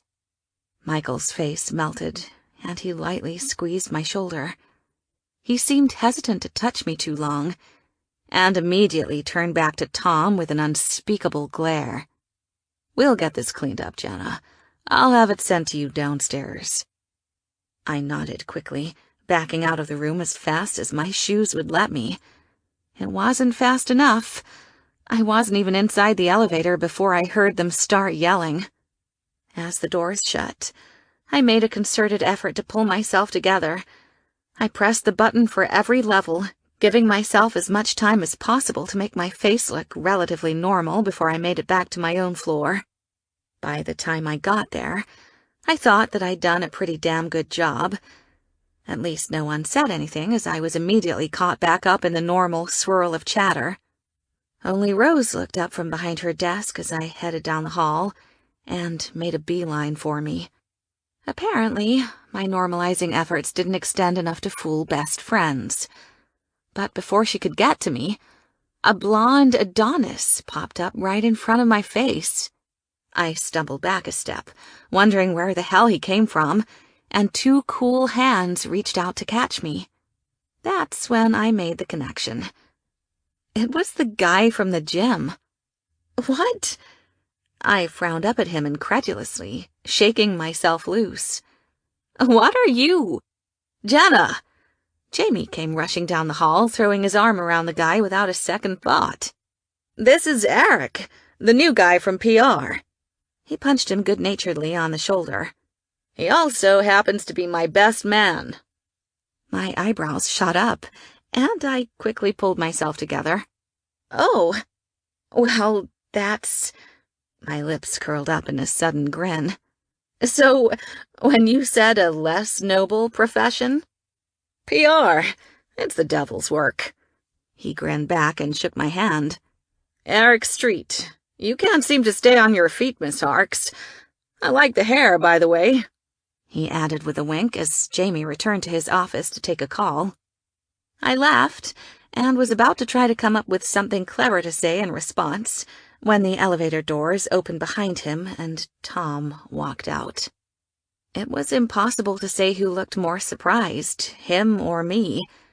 He had obviously escaped Michael's proverbial chokehold and was coming to set things right, or at least as right as they could possibly be considering how fucked up they were. Time stalled in that horrible way it did whenever we were around each other, and I realized I had no idea how long we'd been staring. It must have been a long time because Eric finally did a double-take behind him, giving Tom a curious once-over before his eyes returned to me. They swept over my suddenly teary face with concern before he abruptly leaned down to put himself in my line of sight. "Hey," he grinned that infectious, beaming grin of his. "Come have a drink with me." When he said the words, both Tom and I looked at him for the first time. While Tom was looking like he could easily have hacked this Barbie to pieces with a Christmas axe, I was staring in open amazement. "Now?" I asked hesitantly. "It's not even noon. Isn't it your first day here? I think we could both use it." He extended his arm with a wink. "What do you say?" My eyes strayed once more to Tom, locking on his frozen face before sad girl hung up her tears once and for all. I shook out my new red hair and took Eric's arm with a smile. "Lead the way." Chapter 9. I felt incredibly awkward as I programmed my phone to call forwarding and headed down to the lobby with Eric. We walked right past Tom, who was staring at me in utter shock, right past Jamie, who gave us a casual wave before returning to his call, and right past Rose, who looked with wide eyes between Tom and Eric before giving me a huge, approving grin. We rode the elevator in silence, a silence punctuated with him throwing me little looks out of the corner of his eye, and headed out onto the street without having a clue as to where we were going to go. Do you like sushi?" I asked hesitantly, grasping for something familiar. He chuckled. "I have a place in mind." His eyes swept me appraisingly before they lit up with a huge grin. "How well do you know Brooklyn?" About 40 minutes later, we stepped onto a curb on the wrong side of the bridge. I stared around in wonder as the taxi hightailed it back to the upper echelons of society, probably wondering what the hell we were doing here. Don't get me wrong, I liked Brooklyn, but this was about as sketchy as I thought Brooklyn could possibly get. Finally, I turned to Eric with a sigh. "Are you going to mug me?" His eyes widened in surprise. "What?" "Look, if you took me here to mug me, or kill me, or something, just get it over with, okay? I've had a long day already, and it's not even halfway through." Shit. That guy really did a number on you, didn't he? I tried to suck in a breath, but it felt as though my lungs suddenly weren't working properly. "What? What guy? What are you talking about?" He shook back his shaggy hair and laughed, taking me by the hand and half pulling me across the street. "The guy by the elevator. The guy who made you cry. The guy I decided I was going to hit in the face if he tried to stop you from leaving with me." He said each phrase like a question, and although they chilled my blood to hear, there was something light-hearted about the way he said them, something that made me want to trust. "I don't know what you're talking about," I said quickly, pulling my coat tighter around me as we hurried down the street. However friendly and trustworthy he might seem, that was a fireable offense he was talking about. I wasn't entertaining even the slightest illusion that he didn't know exactly who the guy by the elevator was. He laughed again, taking my hand in such a natural way that I honestly didn't think anything of it until we were already 2 blocks over. "I'm sure." His eyes scanned down the seemingly identical-looking storefronts. Each one was chained up tight. Each one looked like it had been the host of several unspeakable crimes. "What are we doing here?" I finally asked, pulling us to a stop and staring around. "Hang on." His eyes were unfocused. "I'm just trying to remember. Aha! Here it is." He knocked rhythmically on a side door I hadn't noticed before, and the next second, it was swinging open to allow us inside. I know what you're thinking. Smart city girls like me didn't go to Brooklyn and walk willingly into actual holes in the wall with people they didn't know. But this guy worked at Larchwood. He was Jamie's best man. And furthermore, however intentional it might have been, he'd gotten me out of a rather sticky situation back at the office. I followed him inside. The second I ducked my head under the door, I was hit with both a wave of music and the unmistakable stench of day-old beer and stale peanuts. My eyes grew wide as I followed close behind him inside, adjusting to the dim lighting at the same time that I saw all the people. It didn't seem to matter what time of the day it was outside. In here, it was full-on happy hour. There were a dozen different sports games playing from a dozen different televisions mounted all over the walls. A gnarled bartender stationed in the center of the room was firing out drinks with the speed of an Olympian. And well over 100 people at all walks and stages of life were drunkenly falling all over each other, laughing, dancing, and playing darts and pool. And drinking. Always drinking.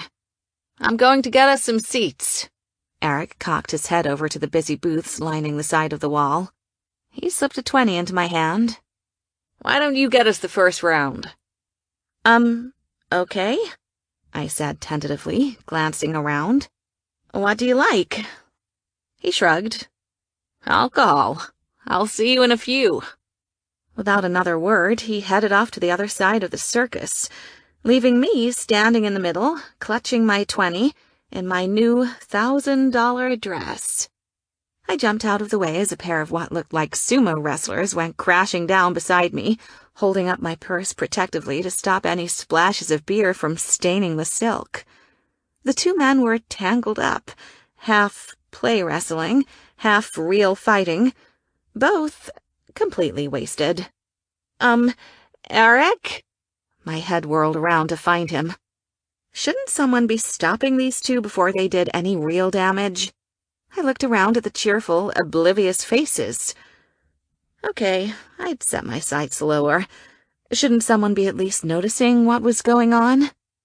But the next second, one man pulled the other to his feet, clapping him roughly on the back before they both returned to the bar to order another round. Shaking my head incredulously, I followed them at a safe distance, keeping my head down as people began to look my way. "What can I get for you, sweetheart?" The barkeep barked at me when it was finally my turn. Up close, his face looked even more contorted than before, and I struggled to maintain a neutral expression as I ordered. "Do you by chance have any Chardonnay?" He looked at me like he both thought I was joking and had never heard an actual joke in his life. I quickly adjusted. "2 whiskey sours, please." A second later, I was tiptoeing my way across the battlefield, balancing the 2 drinks as I went to find Eric. He was posted up in the one remaining booth, gazing rather peacefully out the window, considering the chaos that was going on behind him. "Hey," I said as I sat down, sliding a drink his way. "This place is really something." He laughed, then laughed again as he saw what I'd come back with. "Oh, honey, you only got 2. I paused. "Are we expecting more people?" "No." He downed his in a fraction of a second. "But we're expecting to get drunk." He lifted the empty glass and shouted across the noisy bar. "Billy!" The barkeep looked up and waved as Eric grinned. "A lot more, please. Keep them coming." As Billy turned to do what he asked, Eric shifted back to me seriously. "Whatever you were thinking when you saw him, you weren't imagining it. Rumor has it he was once attacked by an ostrich outside Sydney. That's why his face looks like that." This time, it was me who threw back my head with a laugh. "Who the fuck are you? What the fuck is this place? And what are we doing here?" He chuckled, taking one of the 6 more drinks that suddenly appeared on the table. "I told you, we're getting drunk. You down with that?" My eyes strayed once more around the rowdy bar before circling around to land on my partner in crime. I picked up another whiskey and clinked it against his. "I am now." Chapter 10. 4 hours later, I was 7 drinks in and feeling much better about my day. Eric turned out to be a delightful drinking buddy. Within the first 20 minutes, we were swapping stories and laughing loudly at each other like a couple of old friends. Thinking on it now, it was very easy to see why he and Jamie were so close. They were a whole lot alike. "And no!" he called. "Missed again!" We were playing darts now. Rather, I was drunkenly throwing things at the wall, and he was laughing hilariously as he recovered them. "Come on, Jay. I don't think you were even trying to aim with that one." He paced back to me and pushed several darts into my hand, along with a pencil I don't think he realized he'd picked up off the floor. I threw it anyway. "I'm always trying to aim," I slurred, "and they always go exactly where I want them to." He laughed. "Then either you have a warped sense of shape, or you really don't like poor Jeremy over there, because I think you've hit him about 8 times. A giant in the corner glared at me over the corner of his shoulder, and I paled. "Why don't we go back to our table?" I asked quickly. "What an excellent idea." The 2 of us stumbled back to our booth. Eric stopped along the way to pick up 2 more whiskeys, but to be honest, I didn't know how much more either one of us could take. When he came back, I sipped mine slowly, gazing at him appraisingly out of the corner of my eye. He saw me looking and flashed me an intoxicated grin. What? My eyes narrowed. You know exactly who that was outside the elevator. He snorted into his drink. Of course I do. I work for Larchwood, as you may recall. Well, I stumbled to find the correct words. Why did you think that something strange was going on between us? He set down the whiskey and looked at me like I was being absurd. Are you kidding? I felt like I was stuck in a time loop there, in some episode of The Twilight Zone. A mad version of when Harry didn't meet Sally. Okay, I laughed. You've made your point. He looked at me speculatively, sipping his drink through the little straw. Are you sleeping with him? My eyes fell to the table as I considered what to say. Of course, I couldn't tell him, could I?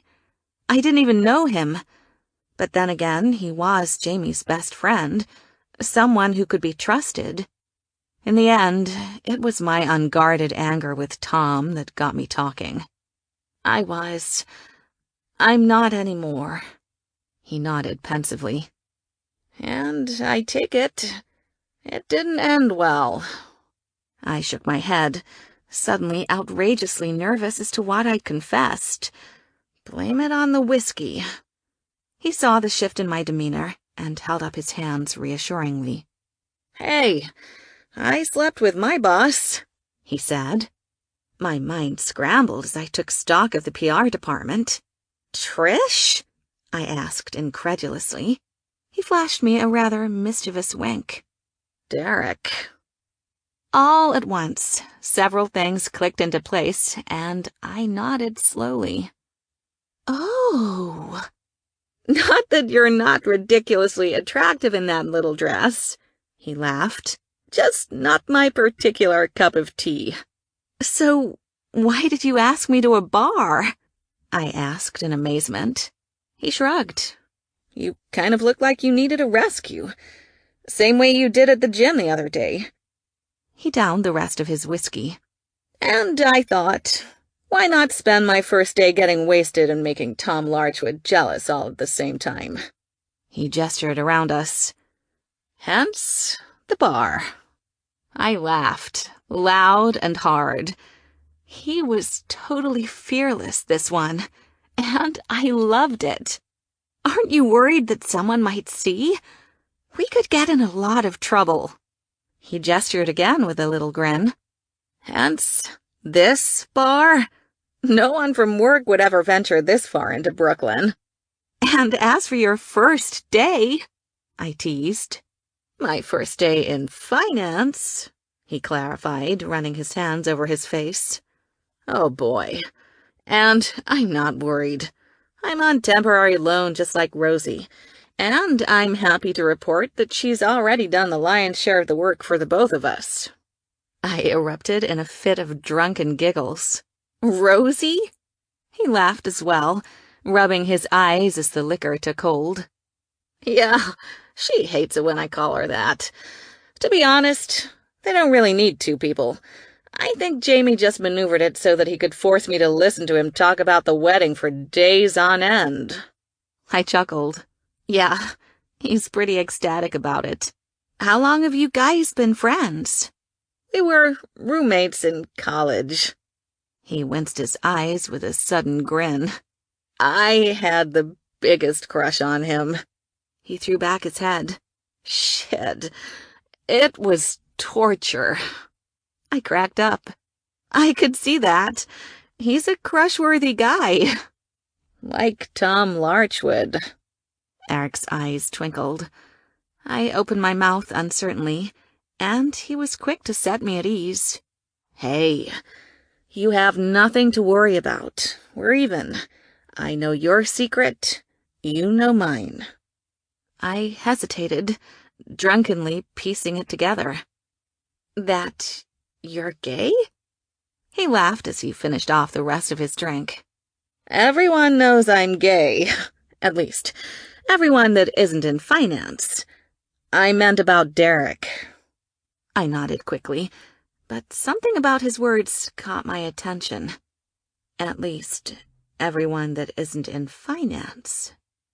My lips fell open, and I stared appraisingly as he pulled out his wallet to pay our bill. Handsome, gorgeous, in fact, charming, funny, smart, and only in finance for the next couple of weeks. My eyes danced as I reached across the table and took his hand. Eric, how would you like to help me out with a little scheme? Chapter 11. Okay. So we're not going to fuck, are we? No! I laughed for the 10th time. I lived a few blocks closer, so our shared cab was pulling up to my apartment before dropping him off farther uptown. We're just going to pretend to be dating. He raised his eyebrows, eyes struggling to focus in his drunken haze. You want me to waltz into Larchwood's finance division and pretend to be dating the ex-mistress of the CEO's son? In my first week there? I hesitated. When he put it like that, it did sound rather risky. His face lit up. I'm in! I clapped my hands with drunken excitement as our cabbie shook his head. Really? Absolutely. It's the perfect way to pass the time while I'm trapped there with you nerds. Why do you and Rose keep saying that? I huffed. It's not like we say it because it's true, he assured me as the cab pulled over onto the sidewalk near my house. But don't worry. I've been told I'm a phenomenal boyfriend. This'll be fun. I leaned over and gave him a huge drunken hug. Eric, you're the answer to my prayers. Don't pray drunk, Jay, he warned me. There is no telling what you might ask for.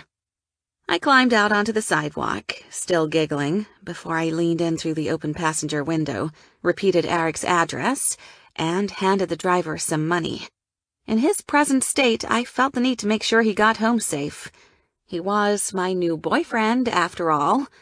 I couldn't let anything happen to him. I was still smiling as I climbed the 3 floors to my apartment, still smiling when I finally unearthed my keys and went inside. In fact, against all the odds, I smiled even wider when I walked in on Michael and Rose making out on the couch. And to think, I cocked my head to the side, peering apathetically at Michael's bare chest. That's what I could be missing. Jana! Rose exclaimed. The two of them sprang apart, almost guiltily, until they quickly realized that I was in no way feeling vulnerable about romance or shaken up from the day. Far from it.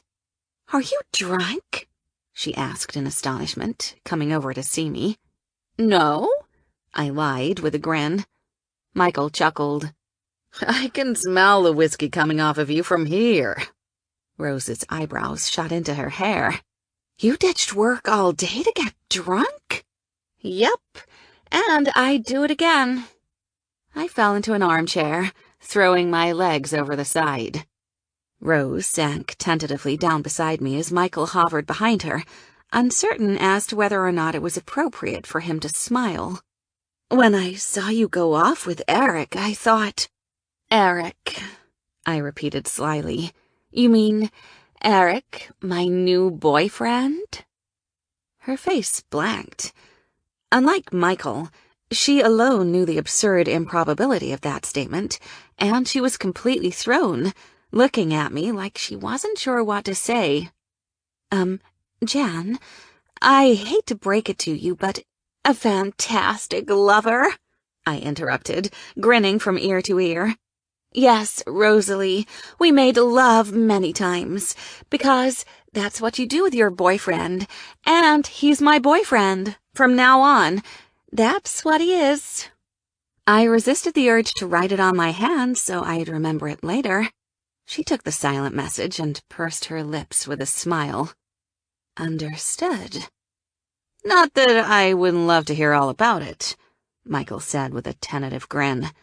but I should probably be getting home to let you two get started on that movie." He knelt down to kiss Rose's forehead. "See you tomorrow?" "Don't be silly," I slurred, getting to my feet. "There's no way in hell I'm going to spend the night watching a movie about monkeys. You two go on ahead and watch it." Rose turned to me in surprise, while Michael looked disapproving. "They're apes, Jenna." Rose cut him off with a hand. "Are you sure, hun? Don't you want to tell me about your weird day and your new—" She shook her head with a sigh. "Your new boyfriend?" "Call him my lover," I insisted. "It sounds better." "I will not." "Fine," I pouted, pouring myself a glass of water in the kitchen. "Well, no, I actually don't. My day doesn't matter anymore. It's done. And as for my boyfriend, well, I think that's pretty self-explanatory, don't you?" She grinned at my pathetically clumsy movements. "Yes, I do. And while I don't entirely approve, I still 100% support you." I snatched my mail from the counter and saluted as I stumbled into my room. "Night!" After shutting the door and carefully maneuvering my trash can to the side of my bed in case I vomited, I began browsing happily through the envelopes, feeling incredibly pleased with myself. Not only had I survived the presentation, but thanks to Eric, I'd come out on top. Nowhere in the back of my mind was I thinking about love, and absolutely nowhere in the back of my mind was I thinking about Tom Larchwood. Nope. Thanks to my new fake boyfriend, I was going romance-free for a while. That's when I pulled out Jamie's wedding invitation. Chapter 12. "Is Stacy pregnant?" Jamie leaned back in surprise at the bluntness of my question. I was perched on his desk, avoiding my own office due to my massive hangover, and had brought the wedding invitation with me to be used as evidence in my interrogation. The date was set for about 6 weeks from now. Not enough time to plan a wedding. Not nearly enough time to plan a destination wedding in the Bahamas, which left me with only one conclusion. She is, isn't she? That's what this is? A shotgun wedding. His eyes sparkled as he surveyed me for a moment or two before he finally nodded his head. "Actually, yes, she is." Hangover or not, I'd been raised to be crazy about the idea of babies, and I leapt to my feet, grabbing him in a huge hug. "Oh my gosh, Jamie! That's so exciting! Congratulations!" "Thanks," he said a little breathlessly, sitting down as I perched back on the desk. "In our defense, it wasn't a shotgun wedding when I proposed. We found out a week after and decided, well, why not bump up the wedding?" "Very reasonable," I nodded, fully approving the plan. He grinned. "According to Stacy, she's been waiting for 6 years, so she already has most of it planned out." I laughed. "So you guys don't even know if it's going to be a boy or a girl yet?" "Nope, just that it's due in about 8 months. I have to admit, though," he lowered his voice conspiratorially, "I hope it's a girl." I melted. "You do?" His eyes grew thoughtful. "Something about the idea of a daughter. I don't know." He smiled. "But don't tell anyone, Harks. Not a soul, okay? Stacy's freaked out enough as it is. Wild horses couldn't drag it from me."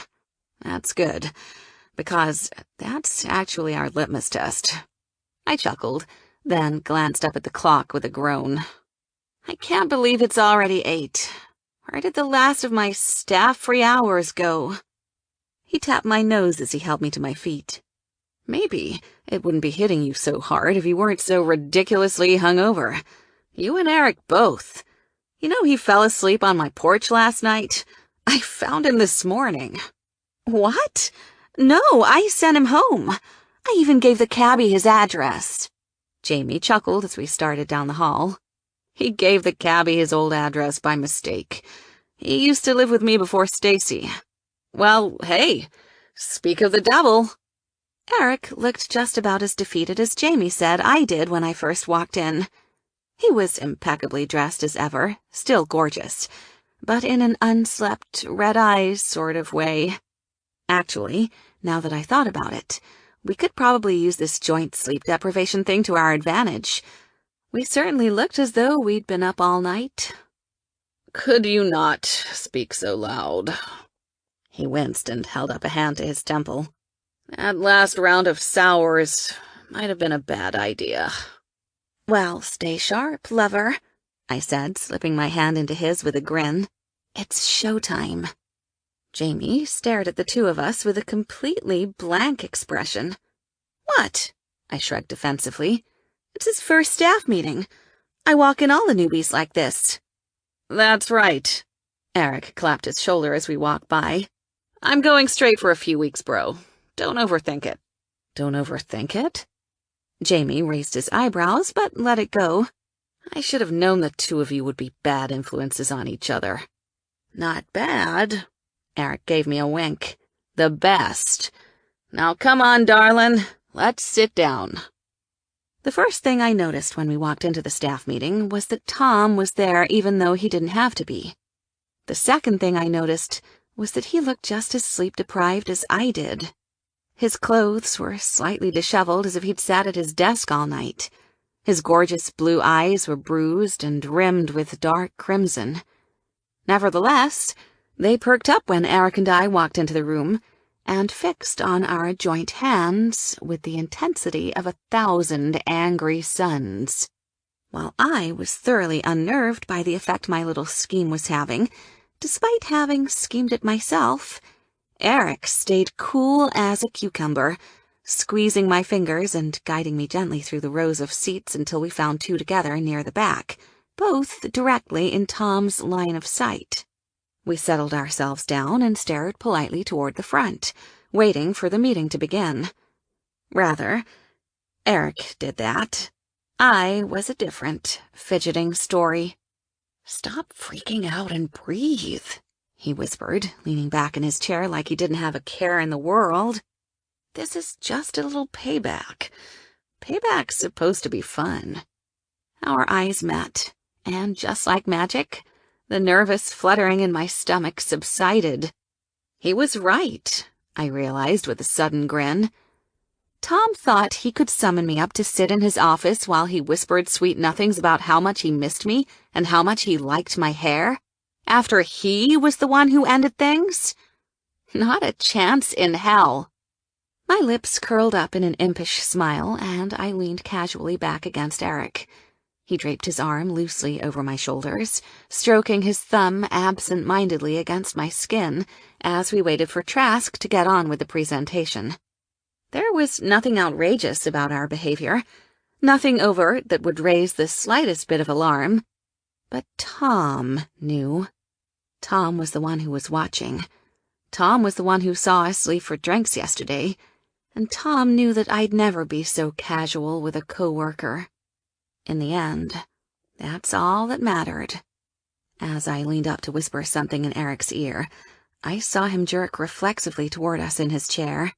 The muscles in his face tightened, and when I giggled loudly at Eric's soft response, it looked as though he might actually explode.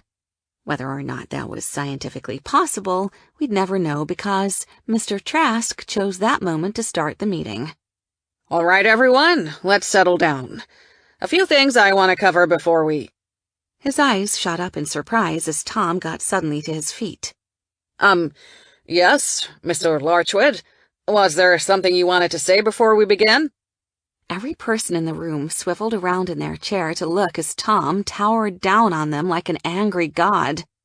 The air around him almost seemed to shimmer with the force of his rage, and for a moment, I thought I might be having a mild heart attack.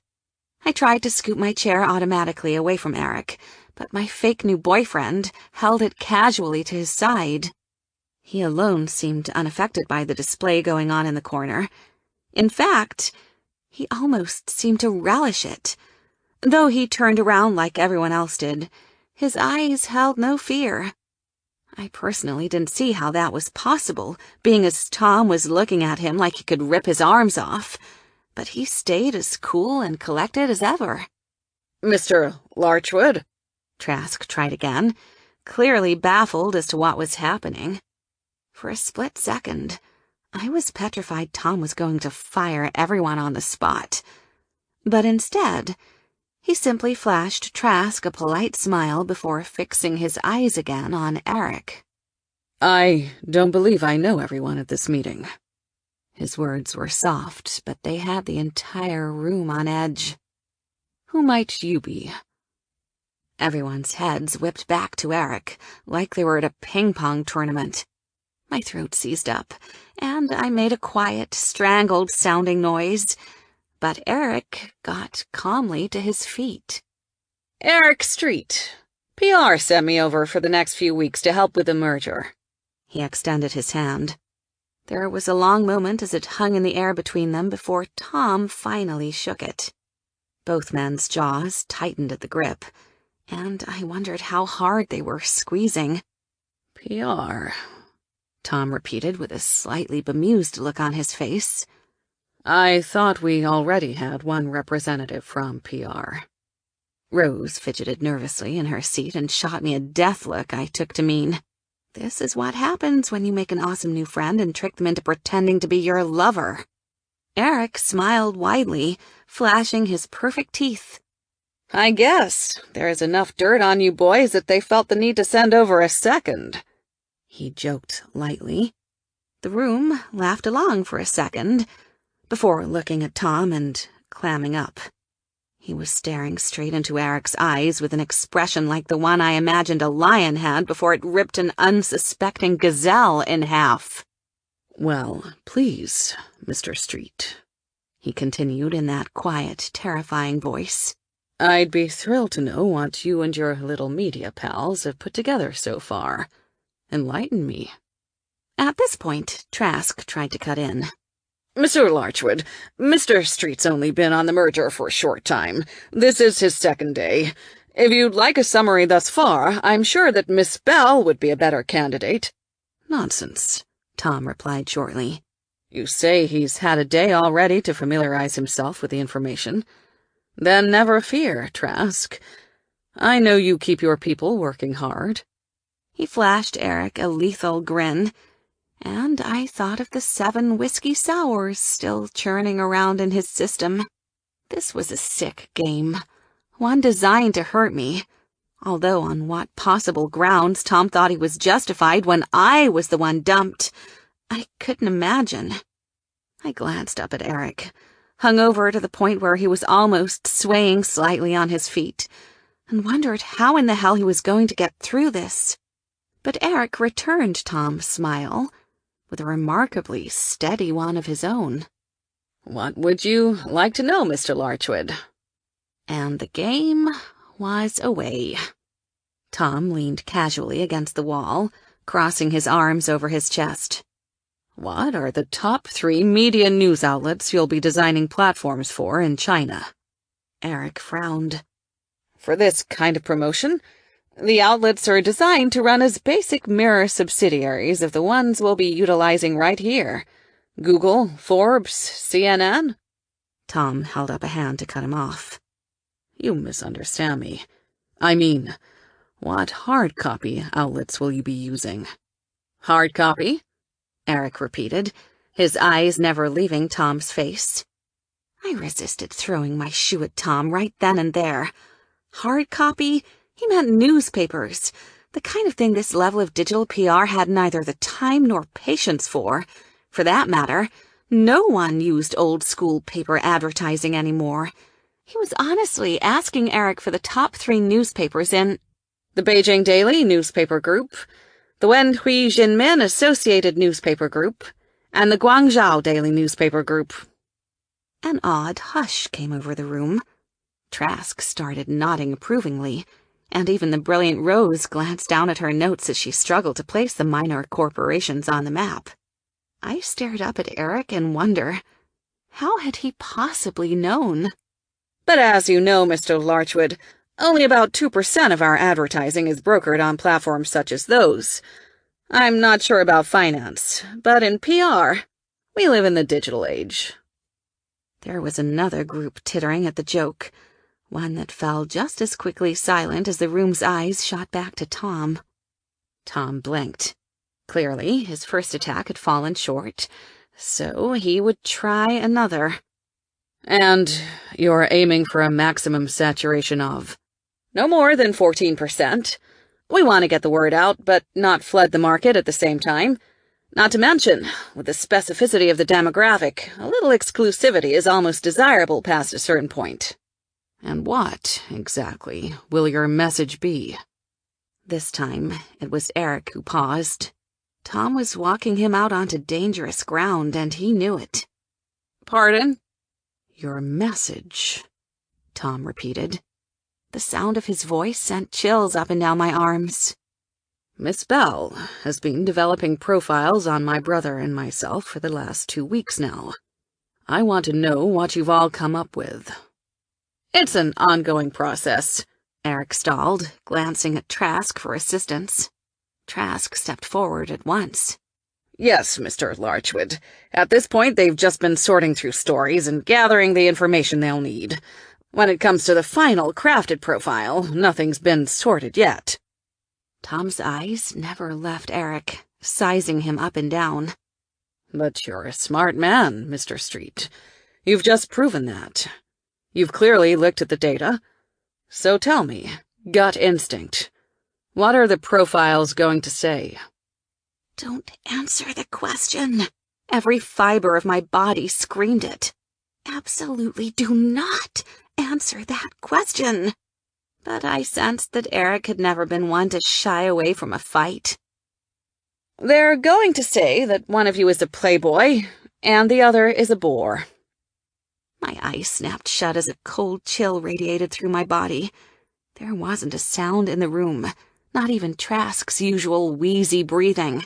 It was silent as a grave. Tom didn't move a muscle. He was still staring at Eric with his piercing blue eyes that now simmered with a lethal fire. "Is that so?" Eric's face had paled, but he held his ground. "Between Michael's past and your lack of one, it's difficult to know yet how we're going to balance it out to make either one of you appear to be a presentable candidate." His eyes flickered around the room, and he hurried to clarify. "Of course, those are just the cosmetic concerns. Both you and your brother are brilliantly educated and experienced, so the business side of things is set. The only issue is the social perception." The social perception. If Tom pulled a gun out of his jacket and shot Eric clear through the throat, I would not have been surprised. "And how am I socially perceived, Mr. Street?" Again, Trask tried to intervene. "Perhaps it's best if we—" "You're a workaholic," Eric said bluntly. "You expect too much from people. Even if people wanted to impress you, Mr. Larchwood, they wouldn't know where to begin. You expect nothing less than perfection." "How do you think I've gotten this company to where it is today?" "Ego, pride, and arrogance are not positive leadership traits, and because you expect so much, you can be perceived as intimidating, cold, and unapproachable." Tom's eyes flickered briefly to me, and then back to him. "That's what you think?" "That's what the polling data suggests, yes," Eric said a bit pointedly, shifting so I was out of sight. Tom's lips thinned into a hard line. "And how would you propose we solve that?" Eric shrugged. "Public appearances at audience-specific events, speeches at openings of libraries, and things like that. Pictures of you and a suitable girlfriend." "And that's all the time we have for today." Trask stood up and abruptly ended the meeting. Whatever it was he had planned to talk about, we would never know. The lights flashed on, and everyone stared around at each other in shock. No one more so than Jamie, who was looking between Eric and Tom in complete bewilderment. I was the first one out the door, followed quickly by Rose, with Jamie right on her heels. "What the hell was that about?" he hissed, staring worriedly inside to where Eric and Tom were still casually sizing each other up as they gathered their things. Is he still drunk? He answered Tom's questions, I muttered with a sigh. He was just being honest. He's just going to get himself fired, Jamie countered. Honestly, I have no idea what got into— Hey! He grabbed Eric's arm as he tried to slip past us down the hall. What the hell is wrong with you? What was that about? Eric smiled weakly and tried to shrug it off. In PR, they teach us to speak our minds. Jamie wasn't having it. Eric, I'm serious. He's Abe's son.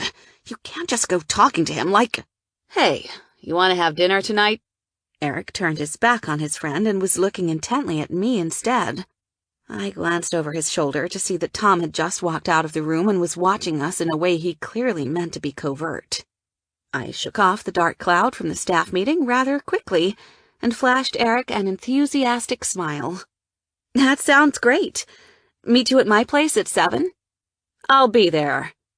He gave me a quick kiss on the cheek and hurried off down the hall. I suspected he was going to his office to throw up, either from the booze or from the traumatizing experience of being put on the spot by Tom Larchwood. I knew it firsthand. Before either Jamie or Rose could turn their interrogation onto me, I quickly dismissed myself as well. I went to my office, then headed down the hall to the copy room. There was no one inside, thank goodness, and I braced myself against the wall as my breathing slowly returned to normal. That was a bit more explosive than I had planned. I thought we'd just flirt a little, get him jealous, remind him what he was missing. I didn't think it would trigger that kind of reaction. I whirled around in shock just in time to see Tom walk into the room. His eyes were wild with the same kind of frantic rage I'd seen in the staff room. What the hell was that about in there? He asked. My temper rose and I took a step toward him. I could ask you the same thing. You know he's only been on the job for a day. What the hell were you going on about? I gestured around me with a sarcastic glare. Have you come back to reminisce in our favorite spot? Tom's jaw clenched and he hissed through his teeth. Well, maybe, if he wasn't so busy getting you drunk his first day on the job, he wouldn't have been so shaken. You don't think I remember what you look like hungover, Jenna? We were together for over— We weren't together, I hissed back, glancing anxiously at the door as a pair of footsteps walked past. Apparently, we weren't anything. We were just something to pass the time until the stakes got too high for you to be interested. For a second, Tom's face fell. He moved as if he was going to reach out for me, but when I flinched away, his eyes grew hard once more. So, you decide to have a rebound with Malibu Barbie over there and flaunt it in my face? I sniffed in what I thought to be a rather superior sort of way. Eric and I work in the same building. I can't help it if you see us together. And to be perfectly honest, I don't see why you'd care. You broke up with me, Tom. You were the one who said it was over. I had no choice, Jenna. It was— You had every choice! I didn't plan to yell. I didn't even plan to answer. I didn't mean to feel anything. But all at once, I was feeling every little bit of heartache all over again, and it left me shaking. You made your choice, Tom. I pushed past him out the door. Now I'm making mine. Chapter 13. Patty peeked her head into my office. Hey, Jenna, just wanted to tell you that I talked to Tom, and he loved your presentation. I smiled. That's great.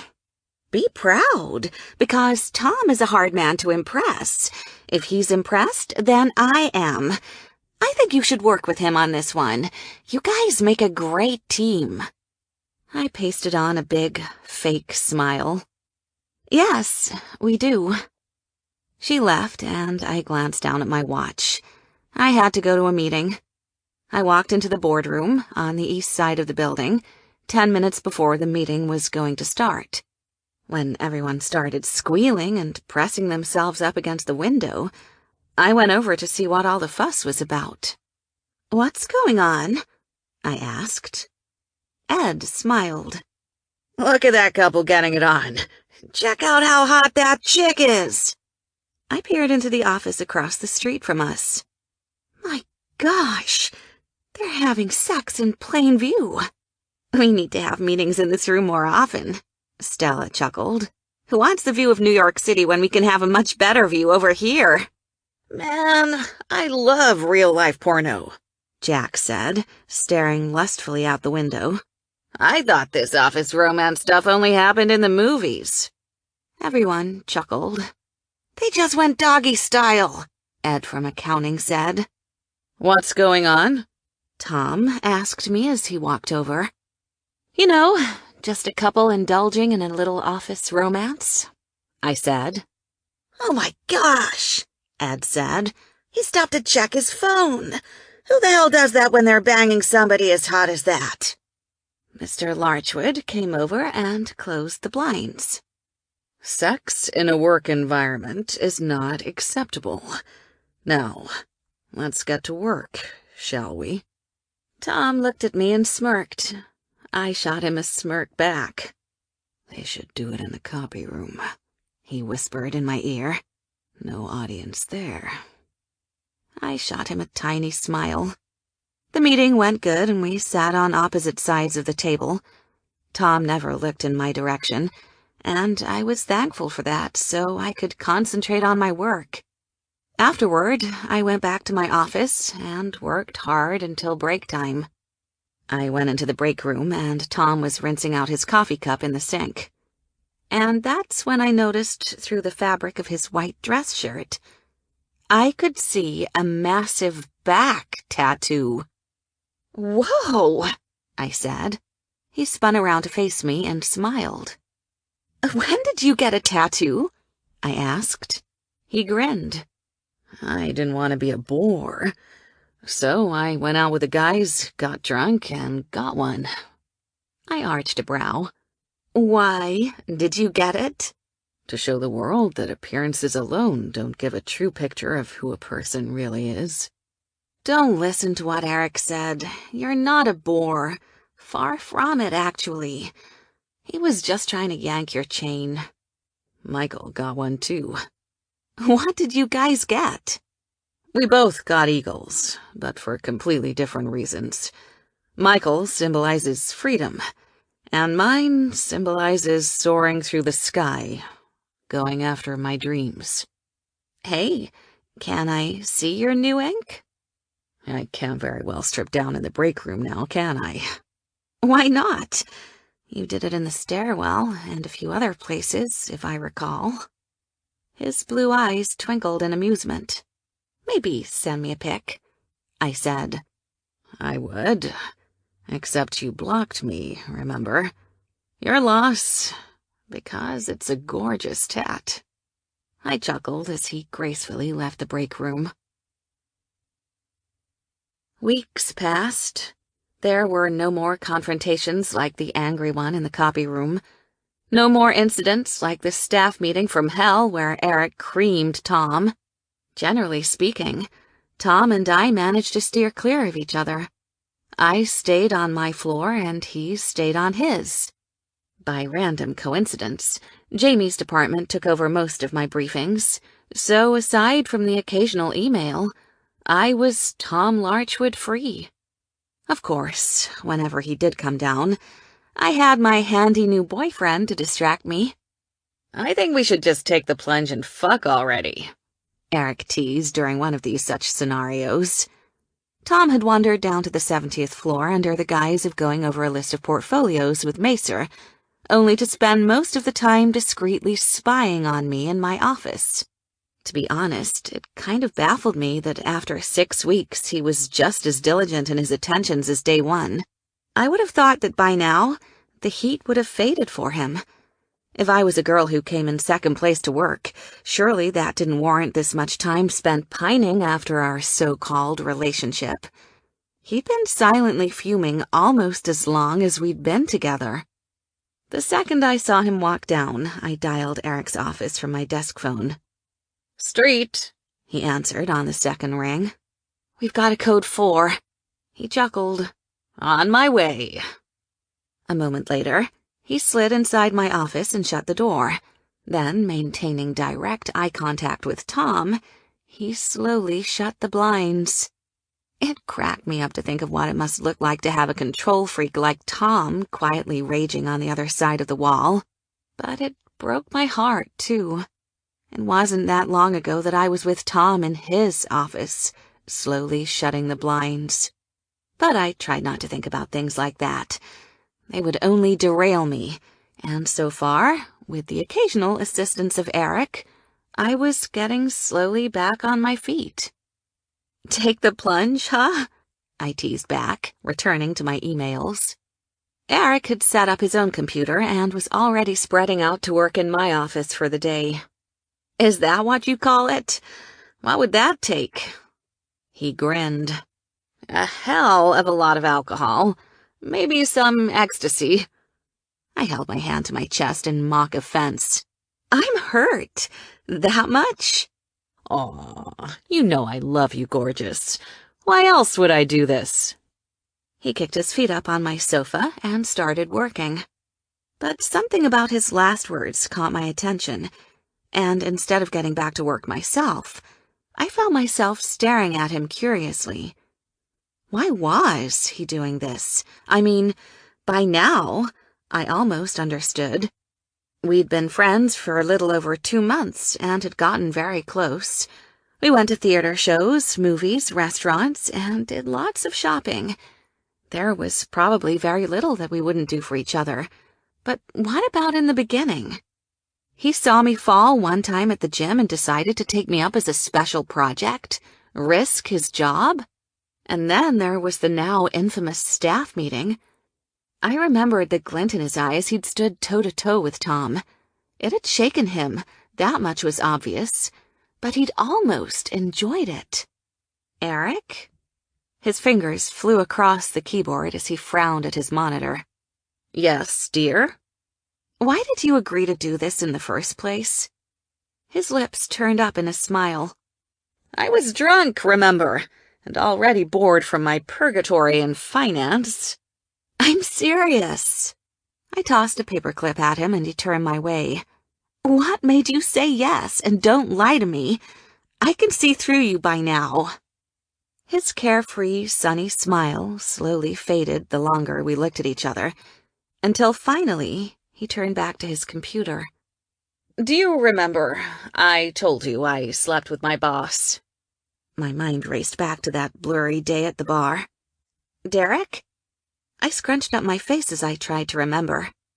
As far as I knew, Derek didn't work here anymore. "Yeah, him." Only someone who knew him very well would have been able to detect the pained grimace beneath Eric's otherwise expressionless face. "Well, Derek was discovered having an office affair.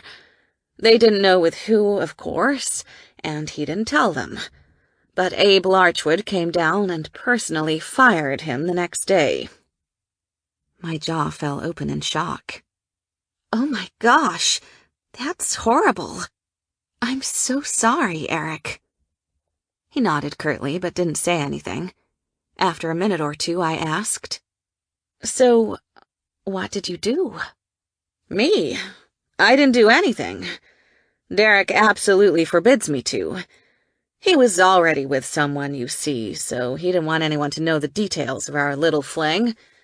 However, when Abe's son Tom turned out to be breaking the rules, and then stringing along the sweet little girl he'd slept with..." He tossed me a grin. "Well, I thought, why not kill 2 birds with 1 stone? Help the girl, punish the son of the man who fired my boyfriend." His computer beeped suddenly as if reaffirming his plan. "Win-win." I looked down at my desk as I silently absorbed this. Win-win. Yeah, I guess it certainly seemed that way, even though I seriously doubted Tom would have fired Derek himself. Then again, Who knew? The company obviously meant more to him than relationships. Finally, I just turned back to my computer with an almost wistful expression. Lucky for me. We continued silently working until lunch, at which point Eric got up to coordinate with Jamie down the hall. I knocked on the door to Rose's office, ready to head down to our usual sushi bar when she suddenly pulled me inside. Hey, so I can't go to lunch today. There's just too much to do to get ready for tonight. Ah, yes. It was Michael's birthday today, and Rose was throwing a very special party just for the two of them tonight. She'd commandeered our entire apartment just for the occasion, romantically prepping it to high heaven and instructing me to find other accommodations for the evening. I'd have to remember to ask Eric if I could crash on his couch. Oh, that's fine, I said easily. Do you want me to bring you something back? California rolls? I grinned. On it. Taking a rather longer lunch than usual, I not only picked up extra sushi for Rose, but had time to swing by the apartment and pack myself a big overnight purse for work tomorrow. Rose had stayed up all night working on the decorations, and I hadn't really gotten a chance to see them until I stepped inside. My jaw dropped open as my eyes welled up with instant tears. It was the perfect setup for the perfect evening.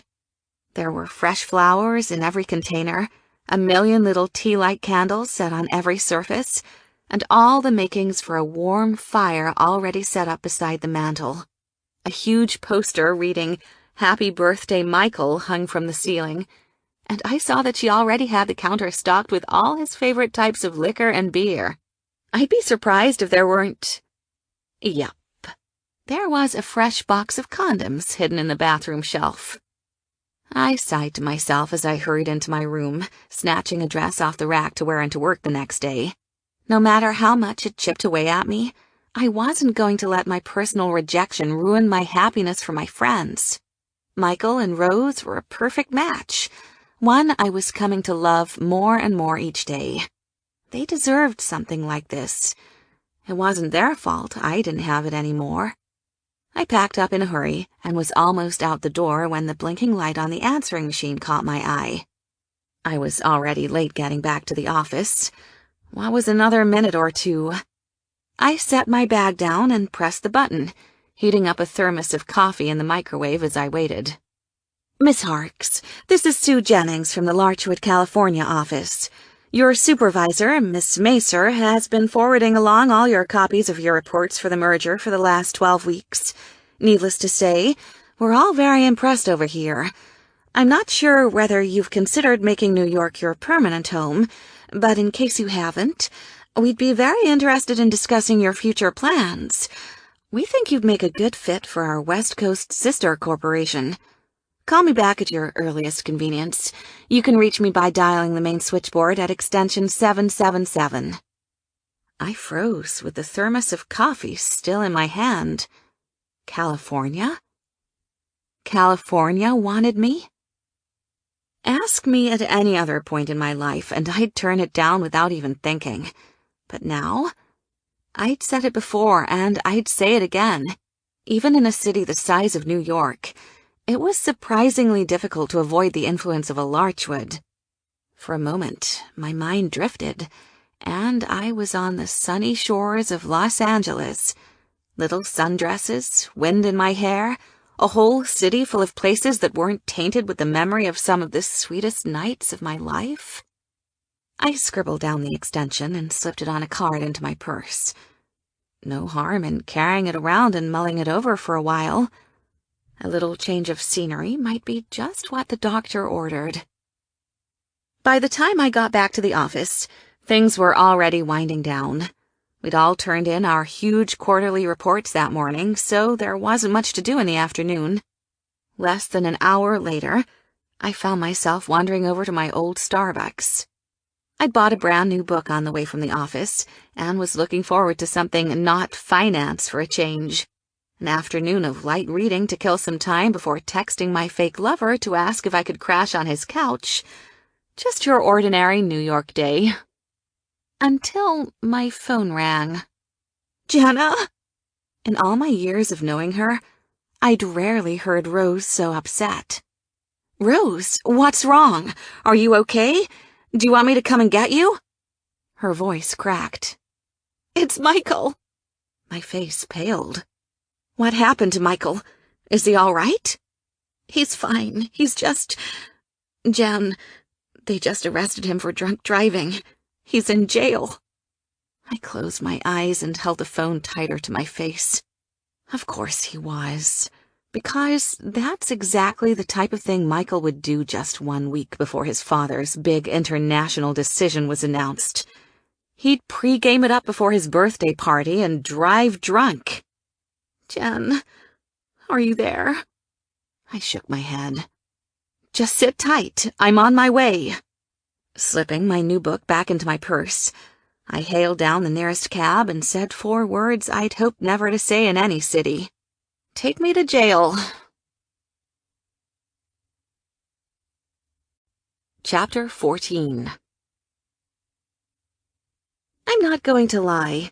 Before going to business school, I watched as many movies and as much television as the next girl, and it took every bit of restraint I had not to say the words, "I'm here to self-surrender," as I entered the building. I went instead to the booking waiting room, where I saw Rose sitting anxiously in the only seat in the house. She stuck out like a sore thumb, not just because she was the only woman in a room full of towering men, but because of the terrified look on her face. I wasn't sure which was upsetting her more, the fact that Michael was sitting somewhere behind the bars in the next room, or the fact that he wasn't sitting in her carefully designed living room with his pants off. Either way, it was clearly going to be a birthday to remember. "Hey!" She jumped to her feet and rushed toward me as I made my way into the room. 6 angry, boorish-looking men turned to awkwardly gape as the 2 of us embraced. As we pulled back, I examined her carefully. "Are you okay? You weren't in the car, were you?" She sighed. "No, I was waiting at the apartment. I was his one phone call." My eyebrows shot up into my hair. His secret girlfriend? Could the man be more obvious? "His publicist," she stressed, trying to keep calm. "So far, I've been able to keep it out of the papers, but the longer he's in here, it's bound to get out." I rubbed her arms comfortingly. "Well, it would hardly be the first time," I said gently. "That's not the point," she countered. "The profiles are due out next week to time with the announcement. The whole point of his profile is that he's a reformed sinner. How the hell is this going to look? Consistent?" I tried to joke. "People admire consistency." I stopped short at the look on her face. "Too soon? Okay, well then, we'll just have to make sure no one finds out. Where are they at with releasing him?" For some reason, her face flushed bright pink. "Well, and let me preface this with, I know you're not going to like it, Jenna, but I had to call in some reinforcements." "Where the hell is he?" I jumped and whirled around as Tom came thundering into the waiting room. "I'm going to wring him by his spoiled, stupid little neck." My eyes narrowed as I glanced back at Rose. "Reinforcements?" I hissed. "What was I supposed to do?" she whispered back. "Mike's in jail. I can't call his dad. He'll be pissed." "Oh, I don't know. But to avoid this, I might actually be willing to leave him there." Tom's rampage stopped short the moment he saw me, and for a second he just stared. It was then that I realized I hadn't allowed us to be this alone in almost 3 months. Alone, I thought with a smile. Here we were in the middle of a crowded jail, but still, no one here knew us. No one except Rose, and with this she didn't count. We could almost be ourselves. "Jenna." I caught my breath as his voice softened automatically when he said my name. "Tom, I answered politely, unsure what to do next. I'm sorry for yelling, he said quickly. I didn't think you'd be here. I pulled my jacket tighter around me and looked away. Well, Rose called me, so... Of course. He turned his attention to Rose, although his eyes kept flickering back to me. So he's in holding right now? Any news as to whether they're charging him? No, she said desperately. No one will tell me anything. She threw up her hands in frustration, gesturing to her perfect Sports Illustrated body. It's like none of these jailers have eyes. I swear, I've never had this kind of problem getting what I want. Both Tom and I dropped our eyes to the ground with a little grin. Rose's narcissistic indignation was quite possibly the only levity we were going to have today. Well, I'll see what I can do.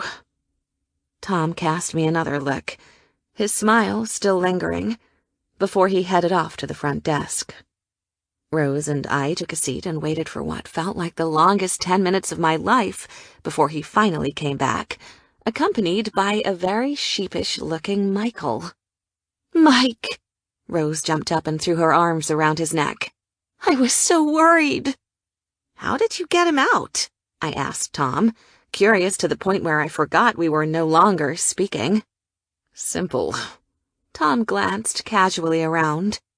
I just told him the chief of police was my godfather, and asked if I should call him to clear up this little mishap.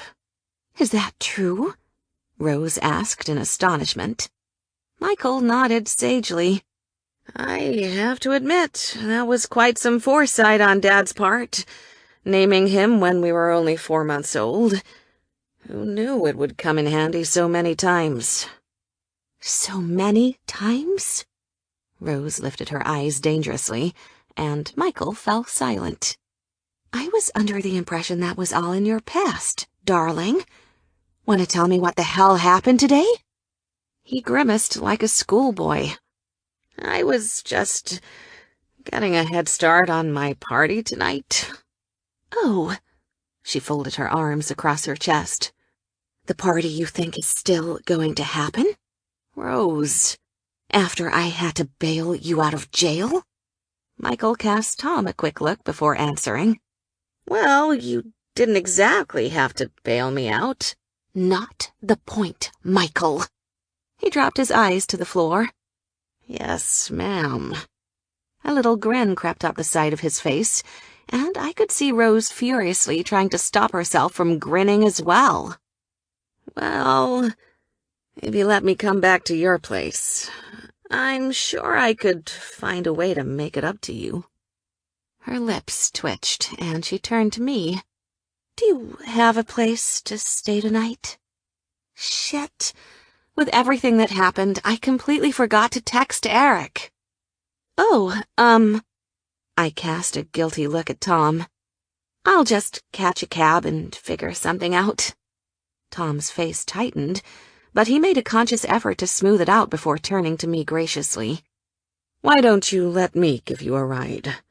You'll never catch a cab at this hour. I blushed as red as my new hair. You don't have to do that. I'm sure I'll be fine. Jenna, he's right. You'll be stranded. Go with him, Rose instructed severely, taking Michael by the hand. In the meantime, you and I have a birthday to attend. I rolled my eyes and waved goodbye before jumping up to kiss Michael on the cheek. Happy birthday, Mike. I hope the rest of it goes better than this afternoon. He winked. Oh, you can count on it. On that note, he and Rose swept out of the jail, leaving me and Tom in awkward silence.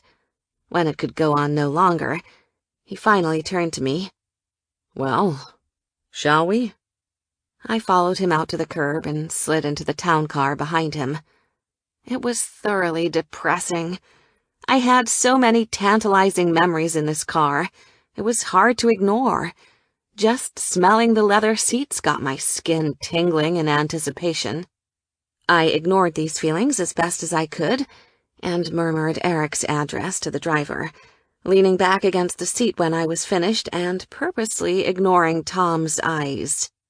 "Thank you for the ride," I said politely, cocking my head toward the window. "I think I honestly might have frozen otherwise." He cleared his throat gruffly. "Anytime." Then his voice softened again. "I mean it, Jenna. Anytime at all." We rode the rest of the way to Eric's apartment in silence. When we pulled up against the curb, I flashed Tom a tight farewell smile before hopping out as quickly as I could. That intoxicating leather was making my head spin with a million flashbacks, and it wasn't safe for me to stay in there another second. I hadn't had a chance yet to text Eric. I could only hope he was home. The town car lingered in the street behind me, making sure I got inside okay as I nervously rang the bell. There was a sound of shuffling from the other side before Eric finally answered the door. Topless. "Jenna?" He looked shocked to see me and kept the door half shut so as not to let me see inside. "What's going on? Did we have plans I forgot or something?" "No, I cast a self-conscious glance at the town car idling behind me. "Something kind of came up at my apartment tonight and I was hoping I could crash. Sorry for the short notice," I added quickly when I saw the look on his face.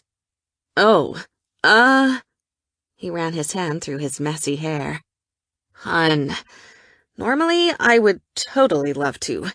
It's just that right now's not the best time." "Shower's ready," A man's voice echoed from inside, and Eric and I locked eyes, equally guilty. "I'm kind of in the middle of something," he confessed. "Oh!" I took a quick step away, horrified to have interrupted. "Oh, not at all. I'm so sorry. I'm really sorry, Jenna." I held up my hands as I started backing down the steps. "Don't be. I'm sorry. I'll just see you at work tomorrow." "Okay." He cast me one more apologetic look before shutting the door behind him, leaving me standing on his steps with nowhere to go. I heard the car window roll down behind me and closed my eyes as I braced for what was coming next. "Need a ride?" Tom asked. Chapter 15. I rotated in slow motion on the spot, turning around to see Tom peering at me through the open window of his car. A good part of me wanted to just make a run for it. Surely there was a hotel near here, and I did not trust myself to get back into that car with him. But the weaker side surrendered almost immediately to the New York chill, and I walked dejectedly down the steps. "You sure you don't mind?" He opened the door. "Get in." Once we were settled back on the seats, he flashed me a look of extremely restrained amusement, eyes twinkling as he asked as neutrally as he could, "Your boyfriend busy?" A horribly timed flush burned my cheeks. "I forgot. His mother is in from out of town." "Ah, I see," he said good-naturedly. "So, where to, Jenna?" For a second, I blanked. Why hadn't I just asked Michael if I could stay the night at his place? Surely he wasn't going to be using it tonight. Then again, I could never know if I'd wake up to terrifying naked Russian women demanding to teach me Bikram yoga. Isn't there a Marriott around here or something?" Tom cast me a sarcastic look. "You're really going to pay to get a hotel for the night?"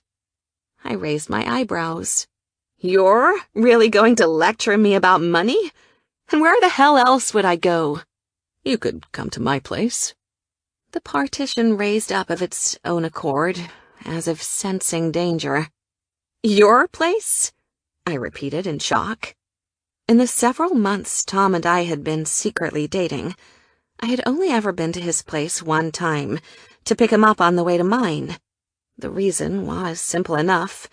His building was always stalked by the paparazzi, whereas no one either knew or cared where I lived. But that begged the simple question, Why on earth would he have me go there now? Not that I would ever go. I thought the leather seats were dangerous. There was no way Tom and I were sleeping in the same building unsupervised. Yeah, my place, he repeated casually. There's plenty of room for guests. I'm going to be up half the night working anyway. He paused. We can go in separately if you're worried about being seen together. I almost laughed at the irony. If I'm worried about being seen together? To be honest, it was the least of my worries right now. Look, if you want to get a hotel instead, that's fine. I know the Crown Plaza is around here somewhere. I think it's only about $600 a night. Oh, the bastard. I knew for a fact I could take $600 out of his wallet right now, and he would never notice that it was gone. But for me, well, that was a sizable portion of my half of the rent, and I wasn't willing to part with it just for pride. I stifled a sigh and tried to look as unconcerned as him. Your place would be fine. His eyes twinkled again. In that case, Nathan, home please. The cab sped off to a part of Uptown I had never been before. It was relatively close to Michael's, in the ritziest neighborhood on the street, but felt somehow secluded, residential. When we finally pulled up outside the beautiful brownstone, I gazed up in honest wonder. I'll never get over the fact that this is where you live. His head turned to me suddenly, and he looked like he was about to say something, before he just flashed me a quick smile and held open the door. After you. Unlike Michael, who owned the top floor of a luxury hotel, Tom had decided to purchase a mansion-sized house for his residence. When we walked through the heavy oak doors, I stared around in open curiosity. He had created a home. There was no other word for it. In some ways, it reminded me of the cottage up at Camden. Expensive, of course, not sparse like the wintry cabin, but intimate, familiar. There was antique-looking furniture everywhere, and pictures of family and friends on the wall. He took down one of these before I could see it, and slipped it discreetly into a desk. So, he gestured around. Can I fix you something to eat? Maybe get you a drink? Alone in Tom Larchwood's house with alcohol? Not a good combination. Then again, I didn't know how I was going to handle my nerves if I didn't temper them a little with wine. That would be lovely, I answered, slipping off my coat. Can I help you? No, please. Just make yourself at home. He gestured down the hall to what looked like the living room. I'll meet you in just a minute. I walked down the hall and settled in one of the plush chairs, carefully avoiding the cozy-looking sofa situated right in front of the fire. Tom, is there a way to turn this on? I called. Just press the button on the mantel, he answered. I did as he asked, and by the time he returned with 2 glasses of wine, a roaring fire had sprung up before us.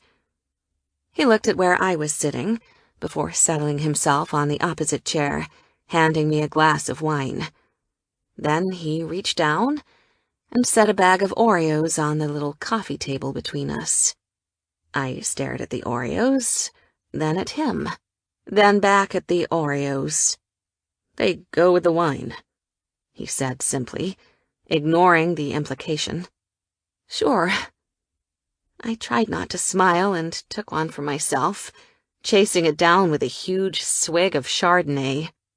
So, what work do you have to do? Pardon? I hesitated. You said you were going to be up all night, working. His face cleared. Oh, it can wait. He took a huge sip of his own wine before venturing. So, you and Eric. That was fast. I looked up sharply, and he quickly held up his hands. I don't mean anything by that. Just making conversation. I relaxed, but only slightly. Are you going to report me? Our eyes locked together, and we burst out laughing. A nervous, light kind of laughter, but laughter nonetheless. I think I can let this one slide. His eyes met mine again, and I realized I hadn't answered his question. But, yes, I guess Eric and I are pretty new, just feeling things out. I resisted the urge to cover my eyes to hide the lie. At this very moment, Eric was in the shower with a man I wondered if I'd ever meet.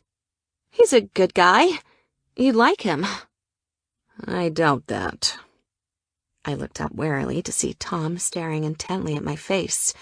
My nerves flared up again, and I gulped down the rest of my wine before setting down the glass. Look, this is going to be awkward.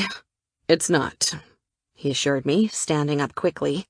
Here, why don't I show you to your room? I picked up my purse and followed him slowly up the stairs. The house had to be one of the first ones built in New York. It was beautifully renovated, but there was obviously history here. I ran my hands up the darkened banister with a smile. When did you move in here? He glanced back with a little smile. About 10 years ago. I bought it on my 21st birthday. The neighborhood was a little quieter then. So that was after the motorcycle down the steps of the Met? I asked mischievously. He chuckled. Yeah, I guess I can't come down too hard on Mike. It's not like I haven't been there myself. I bit my lip and smiled, trying to imagine it. The all-powerful Abe Larchwood forced to come down to county jail to bail out his son, probably with the same Godfather excuse that Tom had used tonight. But thinking of Abe got me thinking about that night in Maryland again. The night when my whole future got ripped away from me, and I fell silent. Tom must have been thinking along the same lines because he led me up the stairs without another word. Once we got to the landing, he pointed down the hall. That's you. There's a bathroom attached. He pointed in the other direction with a faint flush. That's me, in case you need anything. I flushed as well before answering quickly. Thank you. I'm sure I'll be fine. I took a step in the direction of the room before glancing awkwardly back. And thank you for letting me stay here, and for the rides, and the wine, and everything. Gosh, Jana, why don't you just offer to give him money for gas? It's no problem at all. His eyes glowed warmly. I was happy to do it. We stood there self-consciously for a moment before I turned on my heel. Well, good night then. Good night, Jana. After taking a quick shower, in what had to be the most decadent shower I had ever seen, I toweled off before realizing that in my haste at my apartment, I hadn't brought any clothes to sleep in. Feeling a bit like a snoop, I peeked inside the drawers of the guest dresser until I found one of Tom's old t-shirts.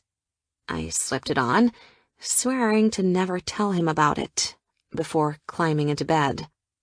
I don't know how long I lay there. It had to have been quite a while. But before I knew what was happening, I fell asleep. Chapter 16. My eyes snapped open to a soft knock on the door. I gazed around in disoriented surprise at the light streaming in from the curtains. It was morning. Oh my gosh. I'd spent the night at my boss's place. Pushing my messy hair from my eyes, I climbed out of the bed and opened the door. Hey, Jana, I didn't mean to wake you. I just didn't think you'd set an alarm and... Tom fell silent when he saw me. His eyes swept me up and down, and I suddenly remembered that I was wearing nothing but his old t-shirt. My cheeks flushed, and I took a step back as I stammered. Oh, sorry about this. I forgot to bring something of my own. Then I was up against the wall. His hands fastened around my thighs and my legs wrapped around his waist like the last few weeks had never happened. Our hands were everywhere, and before I could recover my wits enough to speak, his mouth was pressing down over mine. I groaned and grabbed his hair, pulling him closer to me as his fingers started pulling up the edge of my t-shirt. But that was when it all came flooding back to me, and I pushed him away with a start. "What are you doing?"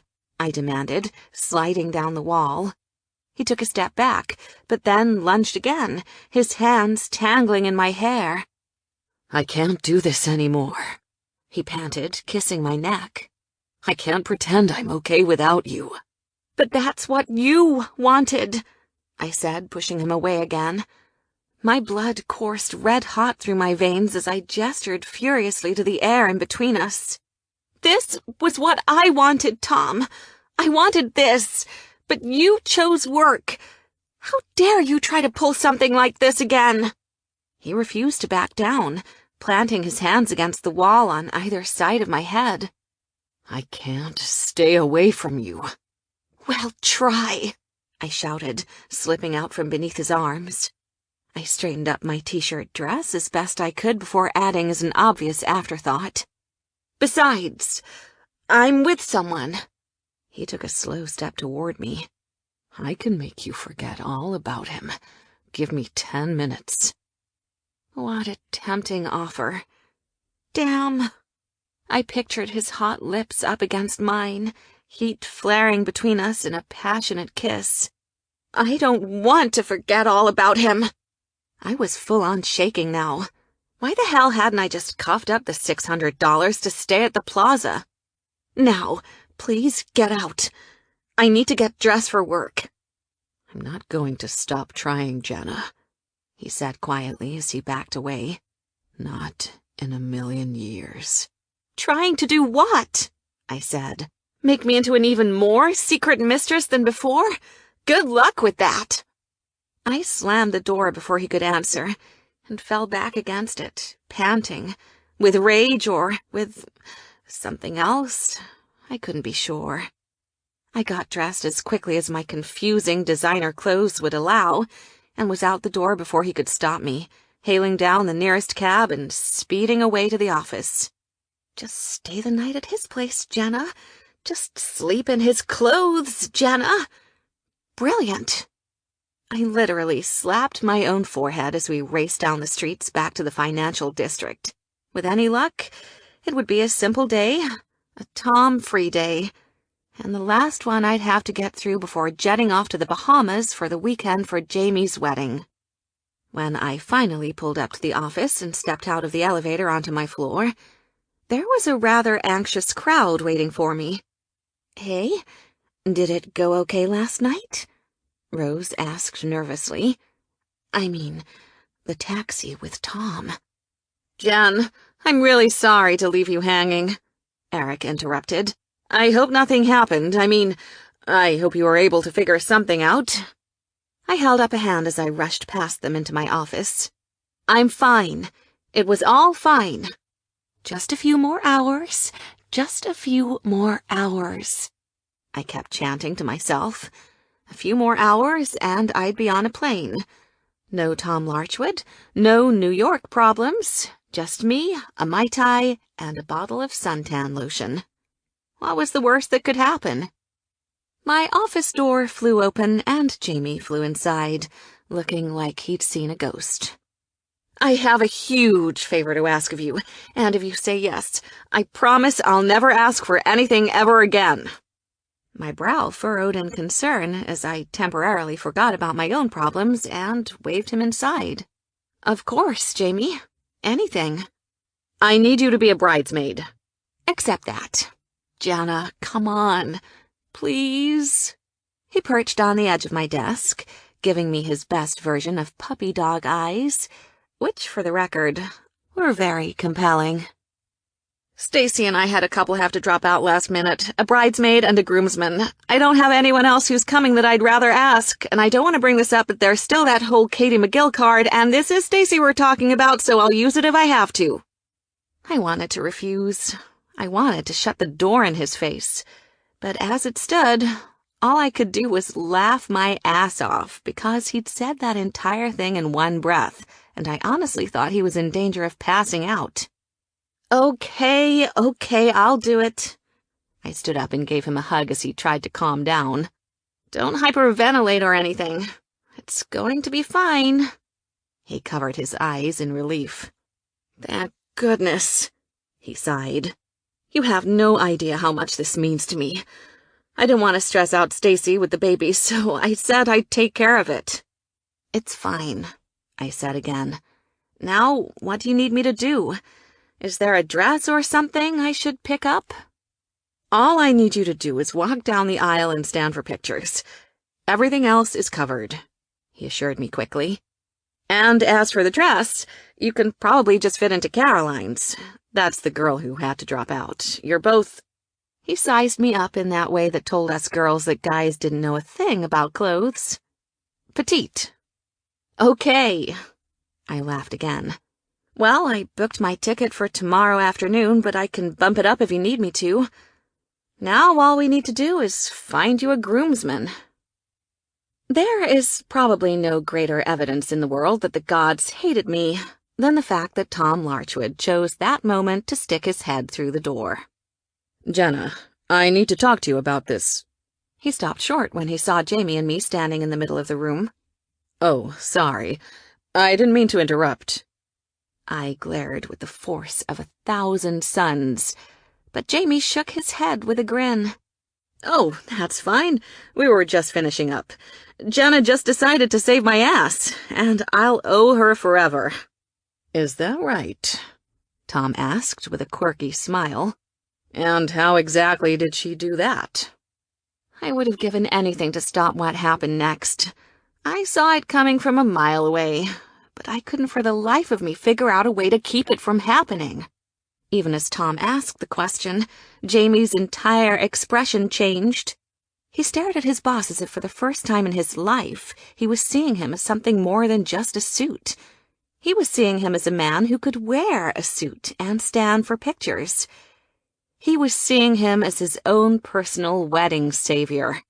Well, I had a couple drop out last minute for the wedding party, so Stacy and I are one groomsman and one bridesmaid short. Jenna here just volunteered. Tom raised his eyebrows and looked at me in surprise. Is that so? My face turned red, and I muttered, I wouldn't say volunteered. But there was no amount of open resistance that would stop these two men now. They were on a roll. Well, what about your groomsmen? Tom asked curiously. Are you still one short? Jamie's face lit up with hope against hope as he stared across the room. Actually, yes, I am. I don't know if... Tom threw open his arms with a wide smile. Well, I'd hate to step on anyone's toes, but if you can't find someone, I'd be happy to stand in for you. My eyes snapped shut, and I made a conscious effort not to throw up. That would be amazing! Jamie exclaimed, flashing Tom possibly his first ever genuine smile. Thank you, Mr. Larchwood, very much. Please, Jamie, we've been working together for years now. Please, call me Tom. Tom, Jamie repeated as they shook hands. I really appreciate it. It's no problem. Tom clapped him on the back as he slipped out of the room to tell Stacy the good news. I'll see you there tomorrow. Jamie flashed him a thumbs up and vanished down the hall, while Tom shut the door and turned to me with a beaming smile. So, you need a ride to the airport? Chapter 17. Miss, are you sure you want another one of those? I glared up at the bartender, and he quickly went to fetch me another. Across the counter, Tom was sipping on a glass of sparkling water, pretending not to watch me and smiling politely whenever we happened to lock eyes. I ignored him as best I could and thanked the gods of Terminal D that some genius had decided long ago to put bars in airports. To you, I raised my third tequila sarcastically at the barkeep when he reappeared. "You would have made the prohibitionists proud." The man looked confused as I threw back the shot. Across the bar, I could have sworn I saw Tom stifle a smile, but I was in no mood to attend to either one of them. I was too busy trying to figure out how my new leaf regimen had spun so far out of control. Saying yes to Jamie when he asked me to be a bridesmaid? Okay, that one wasn't my fault. I had to say yes. Jamie was one of my closest friends here in New York, and the man was desperate. Not to mention, somewhere on the other end of the question was a hormonal, anxious, first-trimester bride, something I deemed akin to having the emotional control of an angry bear. I figured it was better for everyone involved, myself and Jamie included, if I didn't give poor Stacy any other reason to stress. But that left Tom. I played back the moment on repeat in my mind, occasionally snapping my fingers to demand more tequila. There had to have been something I could have done to stop that one. Flamethrower? Pack of wild dogs? I set the glass slowly back on the counter and frowned to myself. Why were these the things my warped imagination jumped to? What was happening to me up there on the 70th floor? "Jenna!" A cheerful voice caught my attention, and I rotated around on my stool to see Eric making his way toward me through the crowd. He looked as dashing as ever. Sun-streaked hair, broad-shouldered suit, sparkling emerald eyes.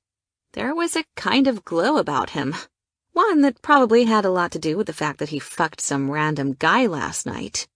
I returned to my drink with a scowl. That's whose fault this was. Eric's. If he didn't hit on every guy we met when we were out getting coffee or at the gym, then maybe I could have crashed on his couch after all, and the whole nightmare with Tom and the kiss would have never happened.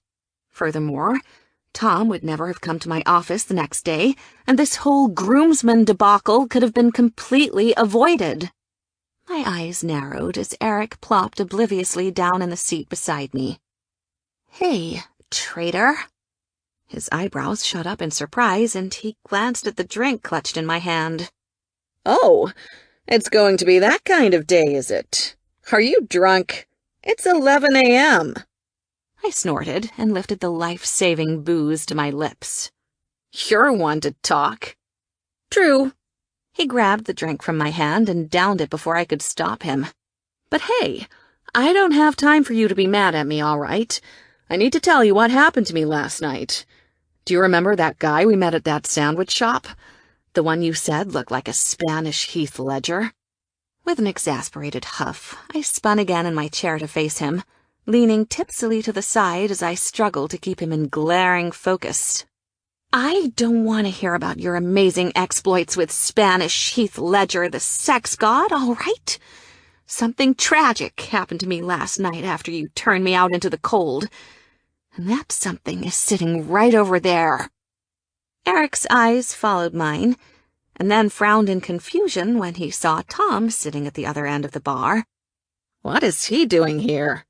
"What does it look like he's doing here?" I snapped. "He's waiting for a flight." Eric paused cautiously. "It wouldn't happen to be Flight 413 to Nassau, would it? Because as fate would have it, that's the flight that we're—" "Yes, it most certainly would," I interrupted, kicking him accusingly with my heel. "Because Tom is a groomsman now, Eric, and it's all your fault." "My fault?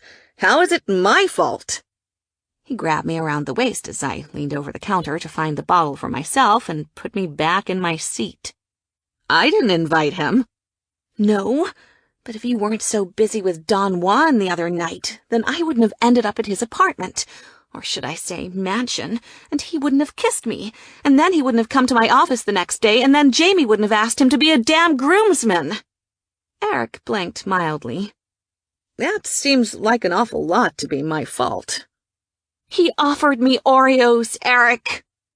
He opened his mouth to defend himself, but closed it the next second, cocking his head curiously to the side and staring at me like I'd gone round the bend.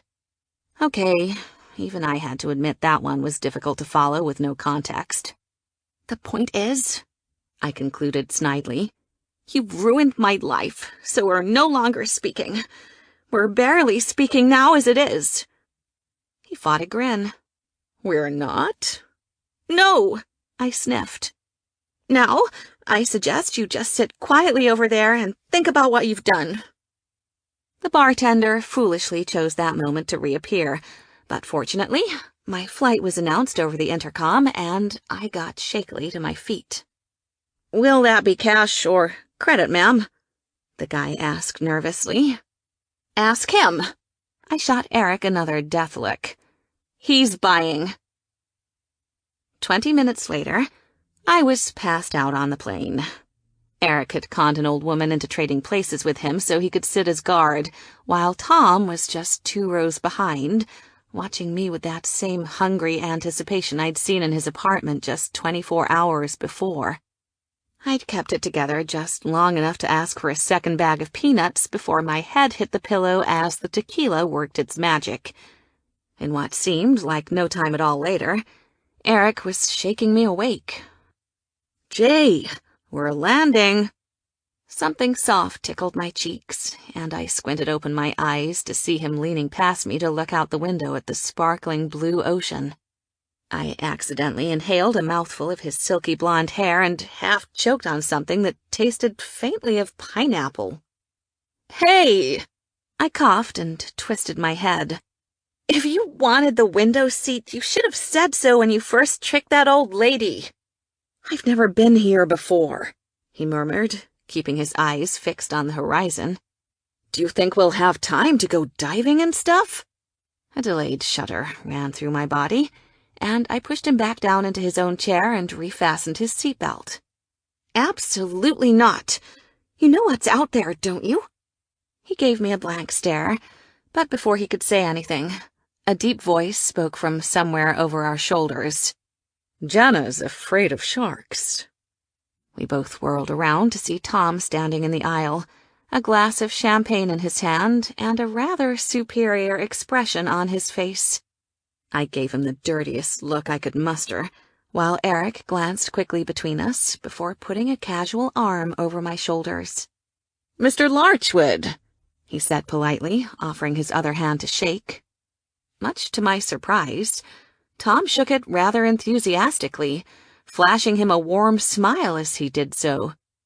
"Mr. Street, before we get onto the ground, I wanted to apologize for our initial introduction a few weeks ago, at this staff meeting," he added, as if Eric couldn't remember. Eric eyed him cautiously before saying, "That's quite all right. We were all under a lot of pressure with the merger. I suppose you're relieved that it's all going to be over in a few days when the decision is announced." "I absolutely am." Tom's eyes twinkled. "One way or another, I have a feeling that nothing will ever be the same." He took his leave and returned to his seat for our landing, leaving Eric and me to cast each other strange, worried looks as the landing gear came down beneath us. "Was he that cryptic when you two were sleeping together?" he whispered. "Must have made for some interesting pillow talk." To a passerby, it must have looked hilarious when the plane disembarked and a flood of New Yorkers poured into the sunny little terminal in their designer boots and thick sunglasses. Kiev and Mariska, the firm's lawyers, who I think Jamie was too scared not to invite, looked like a pair of assassins, decked out from head to toe in expensive black furs and leathers. The rest of us didn't fit in much better. I took off my thick sweater, looking around for the baggage check in nothing but a thin camisole and jeans. I saw Tom glance at me out of the corner of my eye, but kept my gaze in front, scanning around for Eric. "There you are!" I grabbed his hand as he finally got off the plane. "Where did you go? I thought you were right behind me." He shrugged casually. "Had to give my number to the pilot." My eyes darted around anxiously, making sure no one had heard him. "Can you keep it together, please? Look, Tom is right over there watching, and after the other night, I'm honestly freaking out about being here with him." "Jenna, relax." He put his hands on my shoulders and smiled. "Everything's going to be fine. Operation Thundercats is a go." I lifted my chin up slowly to look him in the eyes. "Operation Thundercats?" He grinned. "Well, we had to call it something. Now come on." He kissed me lightly on the cheek just as Tom turned our way. "Let's go get our bags." Thanks to my handy luggage tags, we found our things quickly and piled into the airport shuttle along with the rest of the group. It was funny, in a way, to see everyone on such equal footing. For once, there weren't levels of authority to adhere to. There weren't supervisors or subordinates, or superior floors. We were all crammed into this little bus together, no walls between us, heading off to a wedding in the most beautiful place on earth. That carefree feeling of bliss carried me all the way to the little row of beachside bungalows Jamie had rented for the weekend. I kept smiling as one after another, my co-workers were pointed to their assigned cottages. It didn't even occur to me that something might be wrong, until there were just 4 of us left. Me, Eric, Tom, and Jamie. Jamie pointed casually across the sand and said, "Eric, that's you," before turning back to me with a sudden, horrified comprehension. "Oh, shit! Jenna, I forgot." My smile faded a little. Forgot what? The bridesmaid and groomsmen that dropped out were a couple. I shrugged. "Yeah? So?" Jamie looked abruptly uncomfortable, but behind him, Tom had started to grin. "So, I only booked them 1 cottage to share." I swear, my face turned green as I looked at the gorgeous little bungalow sitting nestled on the sea. "Well, can't we just—" I spotted Eric's retreating blonde hair and waved my hand desperately. "Eric, wait a second. Can you come here?" He jogged quickly back over the sand and stared between us. "What's up?" "Jamie forgot, but there's just 1 cottage left, for both Tom and me," I said pointedly. Eric's face clouded over as he realized the problem, but before he could say anything, Jamie pulled out his phone. "I'll call the front desk," he said quickly. "See if anything else is available." Tom just smiled to himself, keeping his dancing eyes fixed on the sand, as I turned to Eric in a whispered panic. "You have to let me stay with you." "Jenna," he complained softly. "Do you see the guys here?" He glanced around at the men in swimsuits lounging on the beach. "We're on vacation in the fucking Bahamas. You can't do that to me." "Oh, I absolutely can," I hissed. "I could take somebody home, and maybe we want to screw in sweet, private bliss." "What happened to All for One and One for All?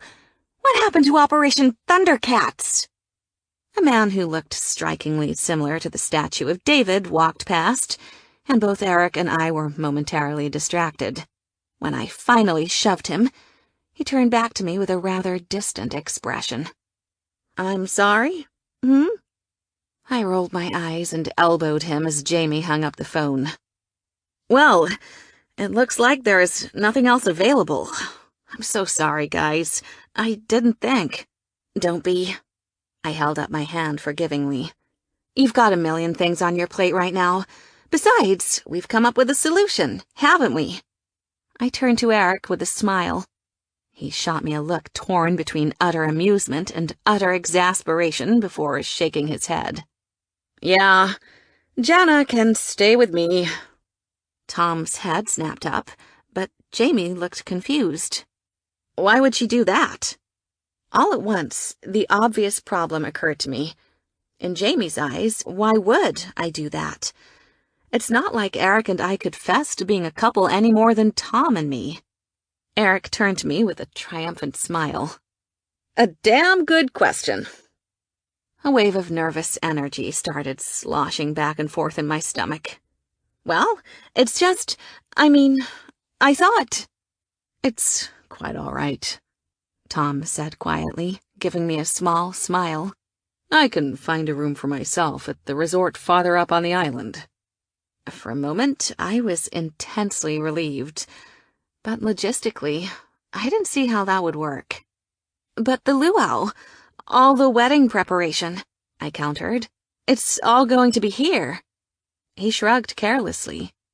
I can rent a car and drive back once I get settled. Jamie nodded, and Eric was already slinking away up the beach. But I shut my eyes in frustration. Of course, a guilt attack. I should have seen this coming. No, I hated myself for saying it. It's fine. This place has separate rooms, right? We'll be fine. We can share. Are you sure? Jamie asked hesitantly, but he looked extremely relieved. Yeah, Tom repeated with a scarcely contained smile. Are you sure? Of course I'm sure. Come on, let's go get settled in. Chapter 18. I had never been less sure about anything in my entire damn life. As Tom and I settled into our separate corners of the cottage, which was lovely but very cozy, if you know what I mean, I beat my head soundlessly against the wall. How did this keep happening? It was like no matter what I did, the fates kept throwing us together, only to then tell us that we had to be kept apart. Hey, Jenna.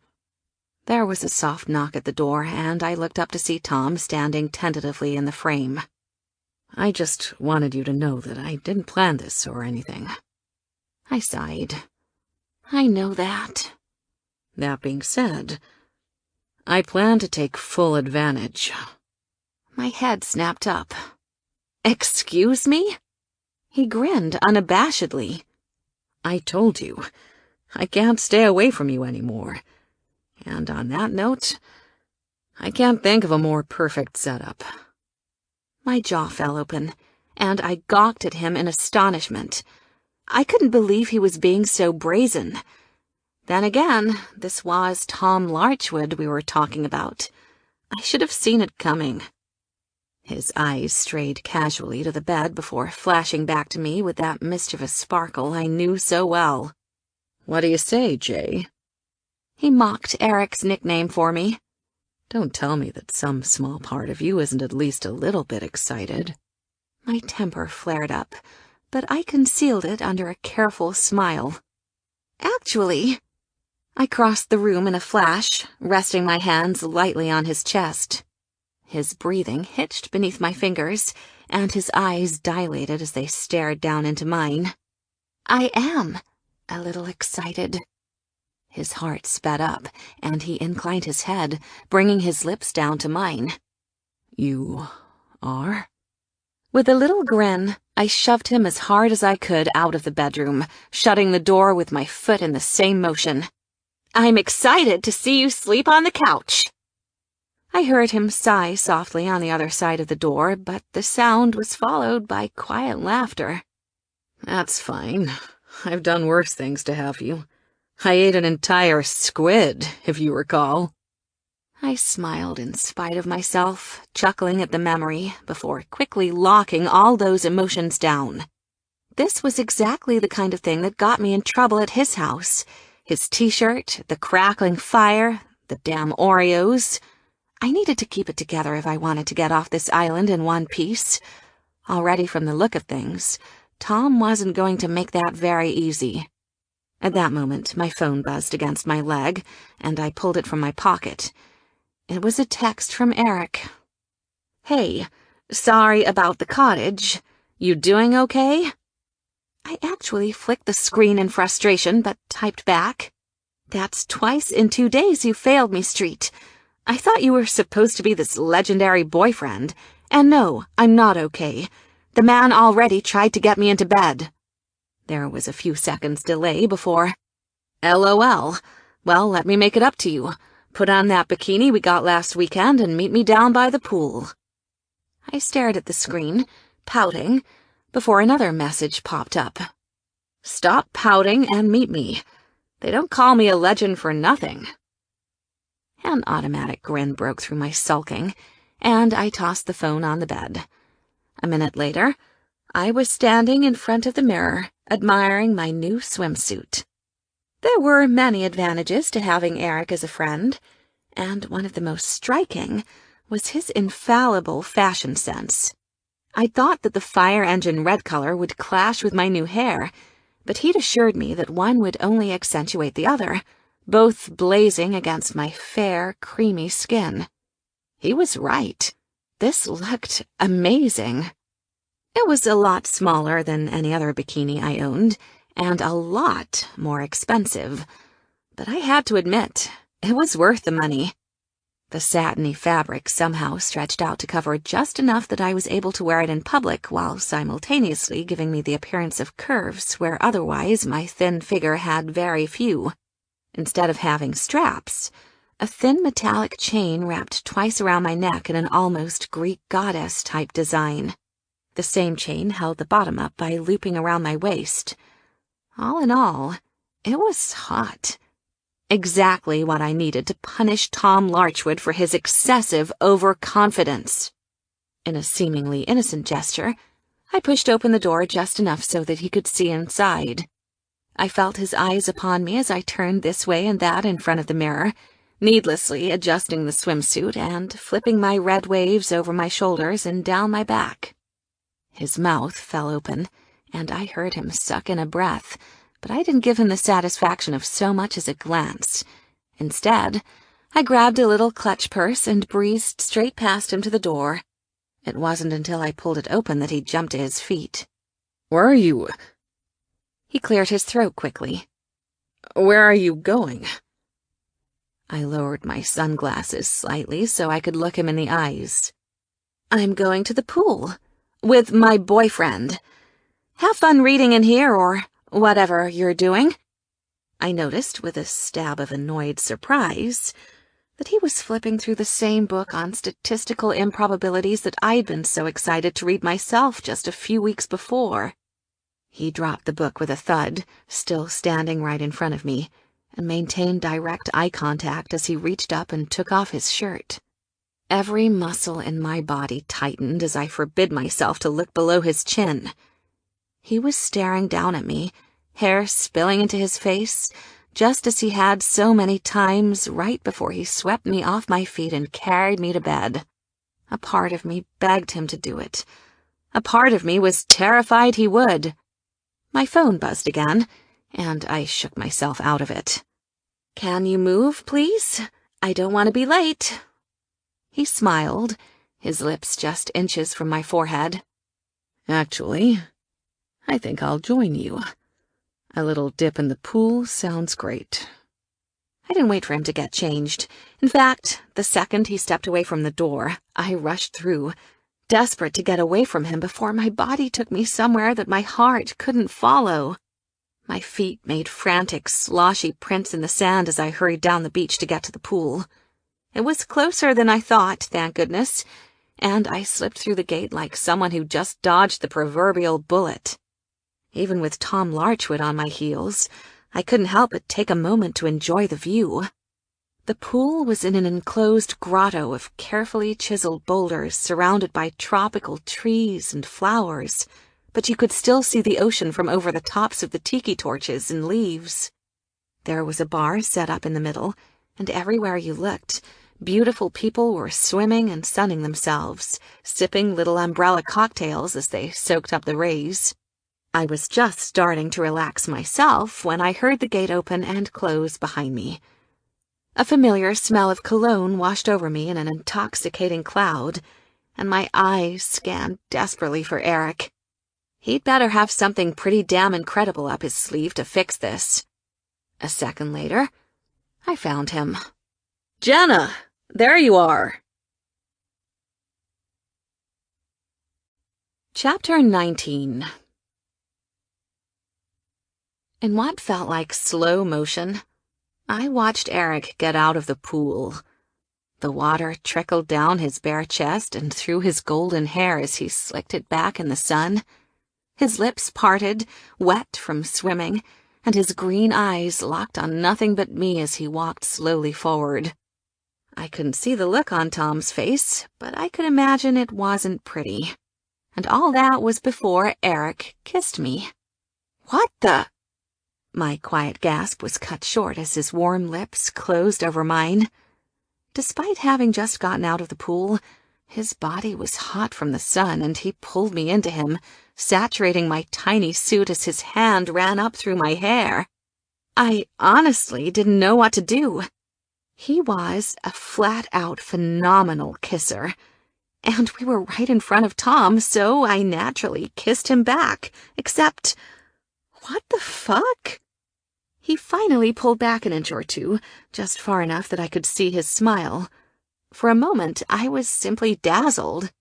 The Eric Street legend suddenly made sense, and I found myself murmuring, "Are you sure you're gay?" He laughed softly, hands still wrapped around my waist. "Afraid so." His head leaned down and he kissed me once again. "But it is fun to cross the line every now and again." "I'll say." I tried to hide my giggling as his eyes flickered at the speed of light over my shoulder. "He's still watching, by the way," he murmured, running his hands down my back. "He can't seem to stop." My eyes fluttered momentarily, and I took a casual step back. "That's great, but, I'm going to need to stop." I laughed breathlessly. "That is, unless you want to really cross the line."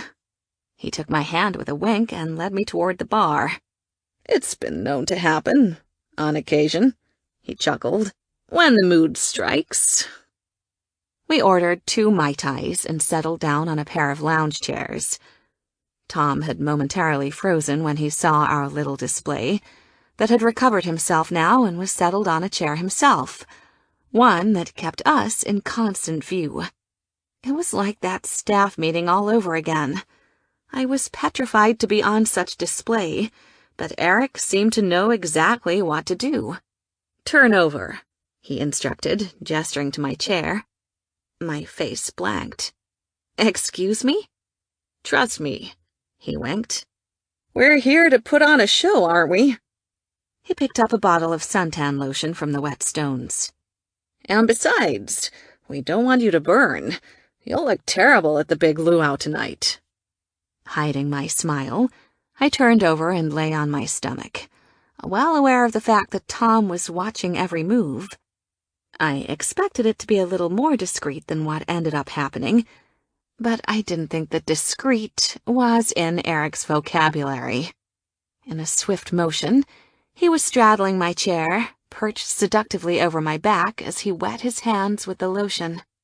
I cast a sudden nervous glance around, hyper-anxious as to who might be watching.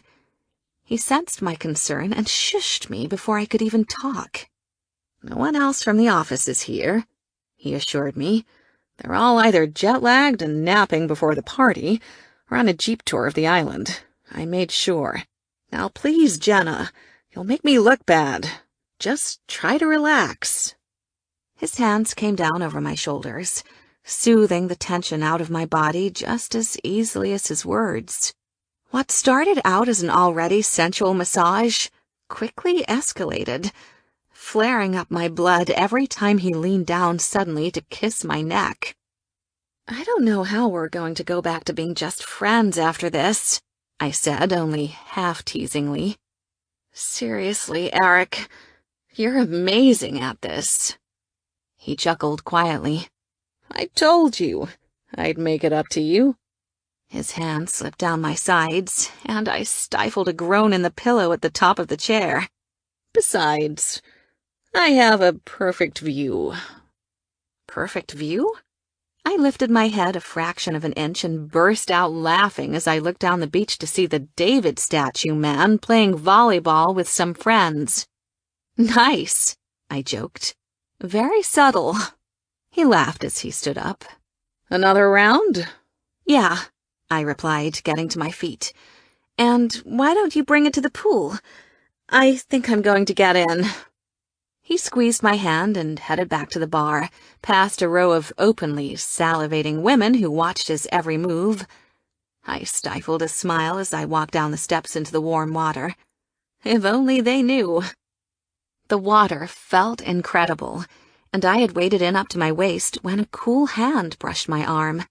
I turned around with a smile. "Eric, this is seriously the best." The smile froze on my face when I saw Tom standing behind me. I hated to say it. I really did. But as magnificent as Eric looked coming out of the water, Tom matched it in full force. What was worse, I knew his body, every line, every muscle, every scar. My eyes traced down over his chest as a strange combination of lust and nostalgia washed over me. How many times had I jumped up and wrapped my legs around his waist? How many times did those hands caught me as I almost went tumbling over the back of the bed? "That was quite the show you two put on," he said softly. The light sparkling of the water danced in his eyes, and I had to remind myself to breathe. "Not a show?" I said casually, taking a step away. "Just a little suntan lotion." Tom grinned. "Right. So did you tell your new boyfriend all about my nefarious plans? Should I be worried he might try to kick my ass? Where is he, anyway?" We both glanced over my shoulder to where Eric was talking a little too enthusiastically with the cute bartender. I ground my teeth together and turned back with a forced smile. "I didn't tell him anything because there's nothing to tell. We're done. I'm with Eric now." Tom's eyes sparkled. "It certainly looks that way, doesn't it?" Something about his tone made my skin run cold, and I glanced back at the bar nervously before taking another few steps away. Fortunately, this time, Eric caught my eye, and he paid for the drinks quickly before coming to join us. "Mr. Larchwood," he said with a rather smug-looking grin. "Strange how we keep running into each other." Tom shrugged, playing along. "It's a small island." "You can say that again," I muttered, thinking back to our shared cottage. Tom lifted his eyebrows and shot me an amused smile while Eric casually pulled me back against his body, leaning us up against the stone wall. "So, I have to admit, I was kind of surprised Jamie asked you to be in the wedding," he said in a deceptively friendly tone. "I didn't know you two knew each other that well. He always made it seem like you made it a rule never to mix with your employees." The layers of implication in that statement were too numerous to count, and I cringed back against his bare chest as I waited for Tom to respond. Much to my surprise, he not only kept his cool, but he seemed to rise to the challenge. "Well, I'd never want to do anything to cross the line, especially as someone in a managerial position. I wouldn't want anyone to get fired." I felt Eric flinch behind me, but he kept a steady smile. No one would want that." In the awkward silence that followed, I downed my second drink and quickly relieved Eric of his own. The men watched with amusement as I tossed the empty cups on the side of the pool and waded further out into the water. "Cool. Well, I'll just leave you guys to it.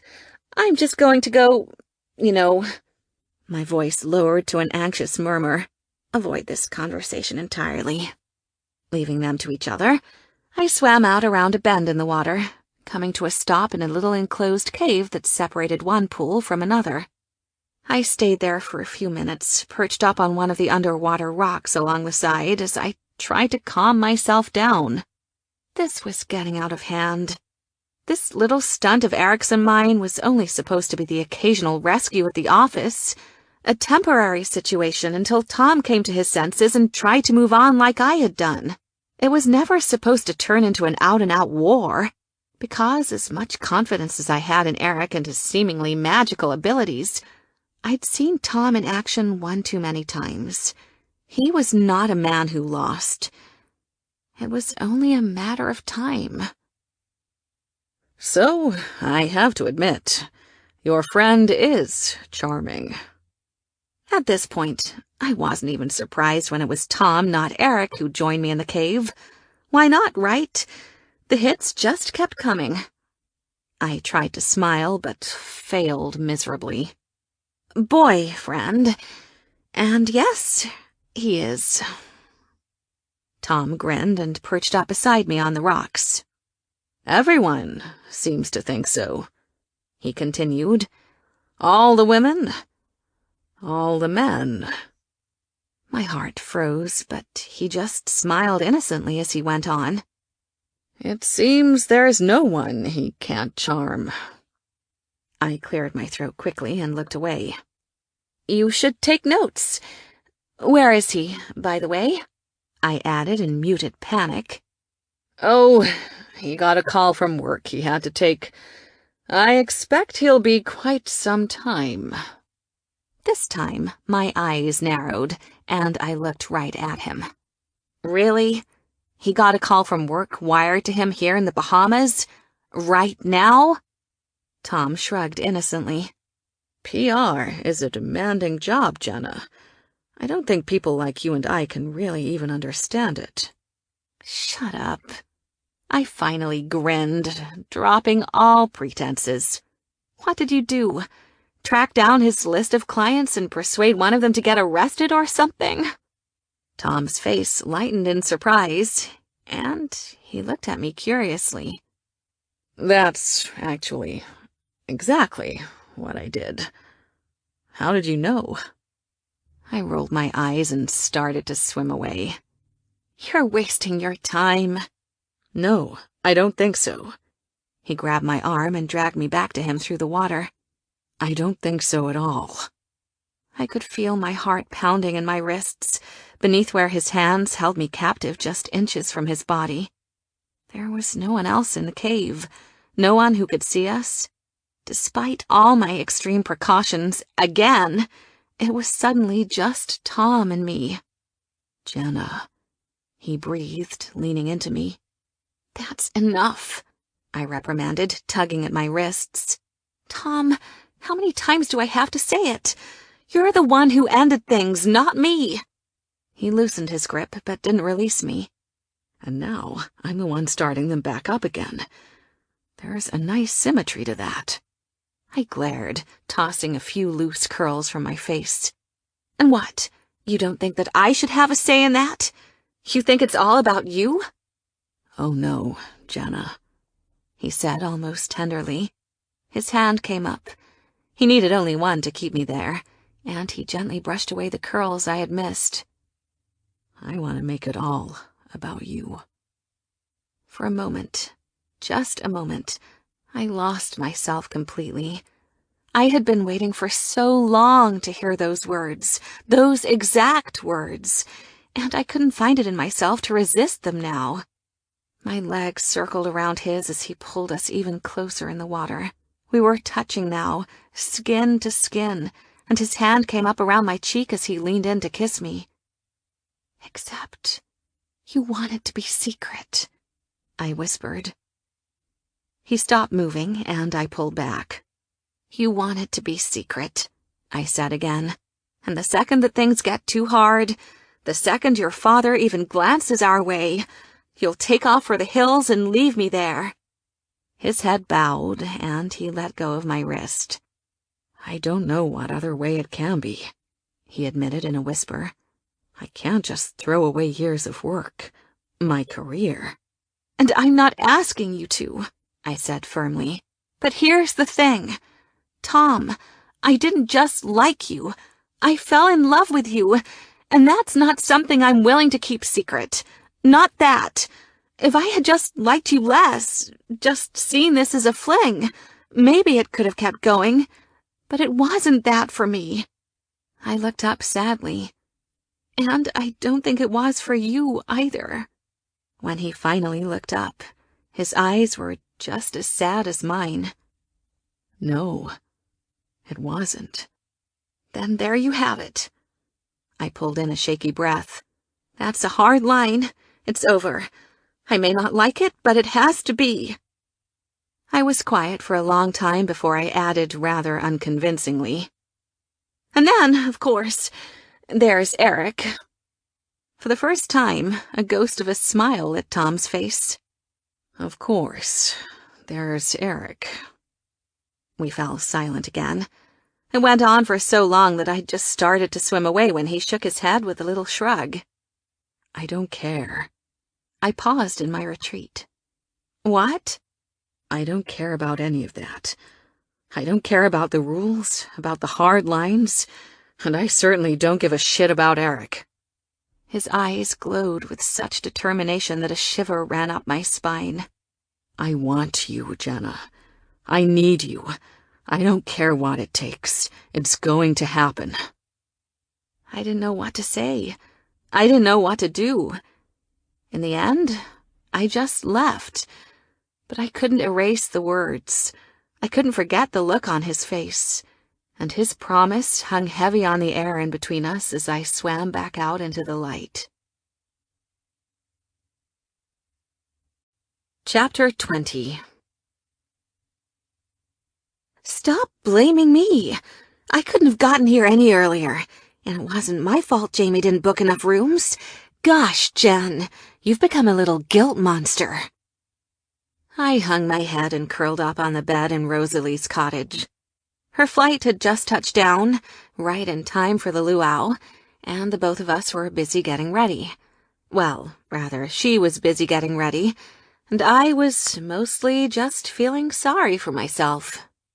I know, I'm sorry. I mean, what are the odds?"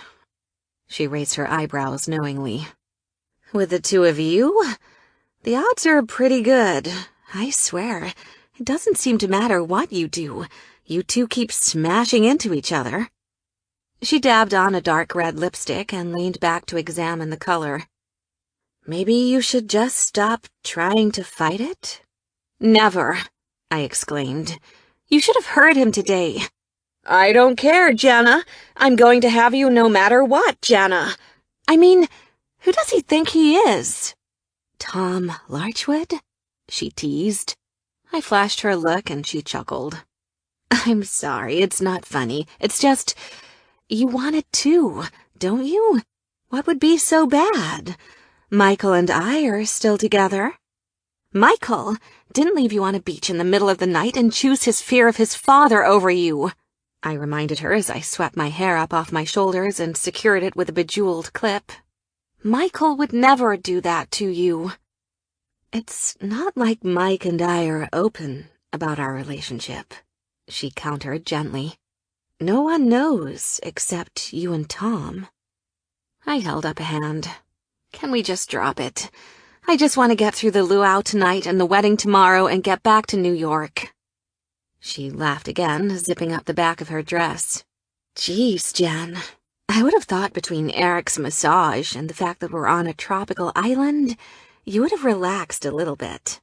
Eric's probably off making out with a bartender or a pilot or a hunky volleyball player right now.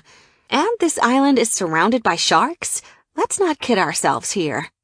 She pursed her lips and patted me on the shoulder as she headed out the door. "That's the spirit." I had never been to a luau before, but this one looked like everything I thought it would be. There were people dancing in a ring of torchlight, while 3 full tables were weighted down with all the delightful tropical food and drink you could ask for. Jamie and Stacy sat on a pair of chairs near the center of it all, surrounded by friends and well-wishers, while a stream of what I could only describe as sexified reggae music played from speakers set into the trees. "I'm going to say hi to Jamie and Stacy," Rose said as we entered the party. I nodded and pointed to the bar.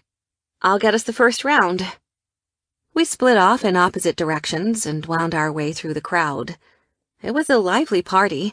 Several times I had to pull aside the mini train of my dress to avoid getting trampled. But the mood was light and fun.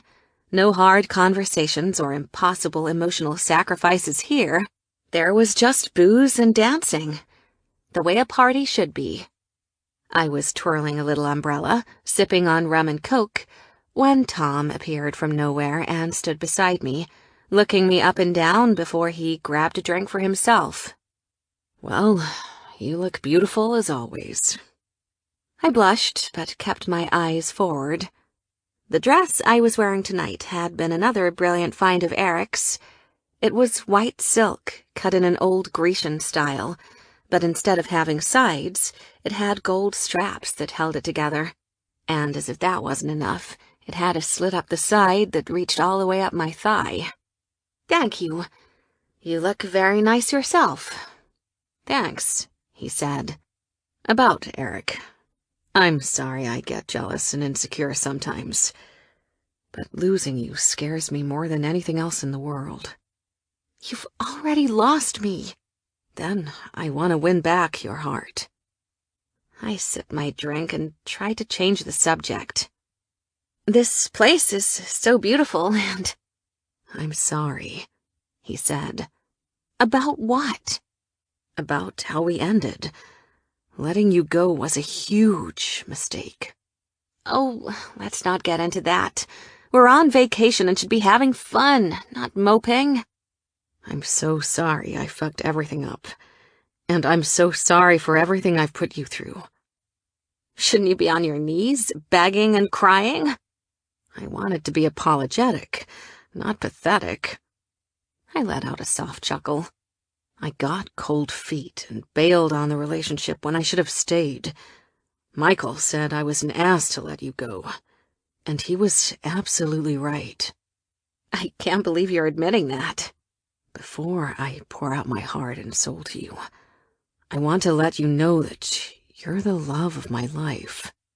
My eyes welled up with tears as I looked at him. Every time I think about how things went down on that beach, I just wish I could turn back time. I hate that I hurt you, and that I destroyed what we had. I never meant to hurt you. I never meant for things to go the way they did. I know there are no words that can make up for the sadness and pain that I've caused you, but I would do just about anything for the chance to prove that I have changed, and that I really do care about you. "Tom, you can have any woman you want. You're handsome, you're rich, you're charming. Women fall at your feet. You and Michael have been blessed like that. Back at the pool, women were gawking at you. You can get any one of them you want. Strike up a conversation, buy them a drink, and they're ripe for the picking." But I can't imagine myself with anyone but you. You may not believe me, Jenna, but you have my heart. There is no doubt in my mind that you are the best thing that has ever happened in my life. You have been a source of energy, inspiration, and happiness to me. The emotion in his eyes overwhelmed me. His words melted my heart. "I guess I have to accept that you've moved on with your life and found happiness," he said. "I'm in a good place right now?" He gulped his shot in one gulp. "I'm glad one of us is." "You don't have to stay and put yourself through what could have been," I said. "Go have fun. Besides, I'm waiting for someone, and it might not look so good that I'm chatting away and slamming drinks with my boss at the bar." Tom smirked back. "I think you're going to be waiting a long time." "Actually, she won't." Tom and I whirled around in surprise as Eric strode toward us through the crowd. He had a rather angry cast to his usually sunny face, and he shot Tom a look of the deepest loathing as he circled his arm around my waist and pulled me to his side. From lines of tension at the corners of his eyes, I was guessing he'd been on the phone this whole time, solving the mess Tom had made for him. Tom actually had the decency to look a little guilty. "You certainly handled that faster than I thought." "What can I say?" Eric answered coldly. "I'm good at my job." His eyes landed on me, and for the first time he smiled. "And now I intend to unwind." He cocked his head toward the dance floor and offered me his hand. "Shall we?" I flashed Tom a triumphant look before accepting. "We shall." Eric led us to the middle of the group before twirling me about and pulling me into his body. And when I say into his body, I mean it. We were right up against each other, noses touching as we swayed sensually to the hypnotic song. His hands found the huge gaps in the sides of my dress and slid inside, grasping my bare back with his long fingers. We both grinned before he pulled me even closer, flipping me suddenly around so my back was to his chest. He got a little friskier then, wrapping his hands around the front of my hips and grinding them gently into his own. The music picked up the pace, and so did we. By this time, most of the other couples at the party had joined in, and it wasn't long before we were laughing and spinning around to the beat, always coming back together at the end of each turn. At one point, he lowered his lips to my ear and murmured, "I'm sorry about today. The bastard somehow got a Danish prince stuck in the 50th precinct, and it took me forever to get him out." I wrapped my arms up around his neck and sighed. "I'm so sorry. I'm starting to think this whole thing is way more trouble than it's worth. It's a drag on you, and it only seems to encourage him anyway." Eric cocked his head amusedly to the side and spun me around before pulling me back to him. "A drag? Jen, not to get weird, but I'm having a lot of fun." I laughed and rested my forehead against his chest. "I am, too." "We could play these games professionally," he continued. "I'm thinking of signing up for some acting classes." I grinned. "Hollywood wouldn't know what hit them." He laughed again, but tilted up my chin to look him in the eyes. "And if you think that seeing you with another man isn't getting to him, you're wrong." For a moment, his eyes grew rather sad. "Trust me, that's not something you can get over."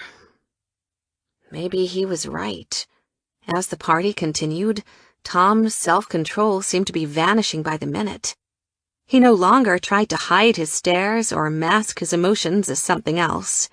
He was openly watching, openly grinding his teeth together and gripping his glass of scotch like he might break it. By the time we got to dinner, I thought there was a good chance he might grab Eric by the throat, drag him off into the sea, and drown him. The meal was superb, but brief, as were the toasts that followed. Jamie and Stacy seemed a bit overwhelmed by all the support around them. They kept looking at each other like they were about ready to cry. When it was finally time to leave, Eric walked me all the way across the beach to my cottage before kissing me briefly on the forehead in good night. "Thank you," I said softly, giving him a huge hug, "for everything you've done. Really." His eyes twinkled. "Jen, it was my pleasure." He turned on his heel, and I thought he was about to go when he suddenly looked back. A strange look flitted across his face as he stared appraisingly at mine. "Jenna?" He paused, unsure, and I leaned forward curiously. "Yeah?" For a second, it looked like he was trying to decide something. Then his face cleared into an honest smile. "As fun as this payback stuff can be, just don't forget how you really feel." His eyes stared intently into mine. "Sometimes, when two people are thrown together as many times as you and Tom, it means something. You don't want to miss out on that." I had no idea what to say. I just nodded quietly and waved goodbye as he headed off across the beach. Feeling rather off balance, I shut the door to the cottage and sank down into one of the chairs in the living room. Was Eric right? Again? Was Rose? Was Tom, for that matter? I did want him. Maybe I would always want him. But would that ever be enough? The door pushed open quietly, and I glanced up to see Tom himself framed in a halo of tropical moonlight.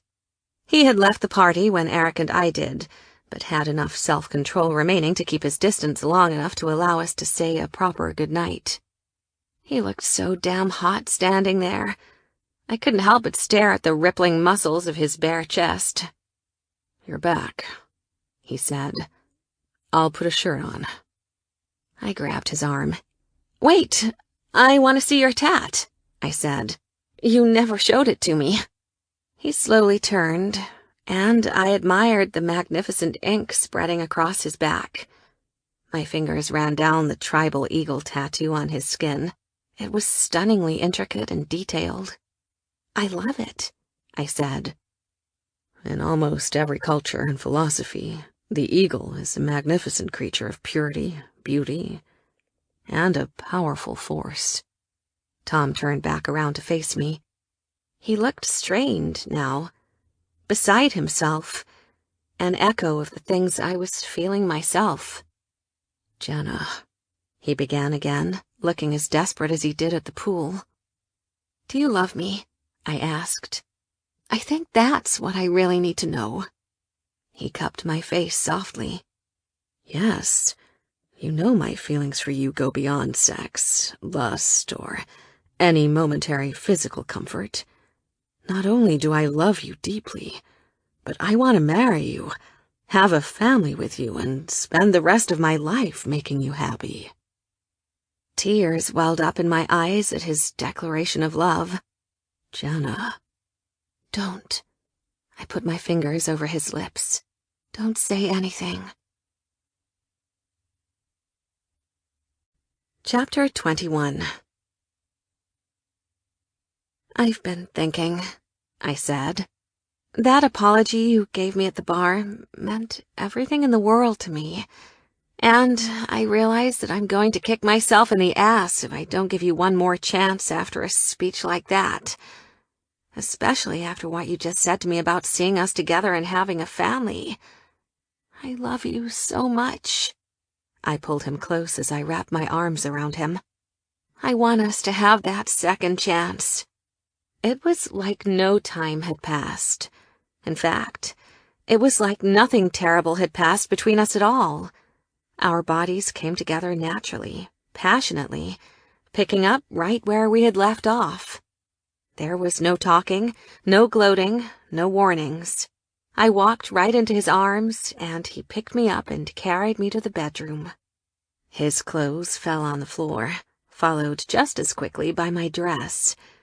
For a moment, he kept his distance.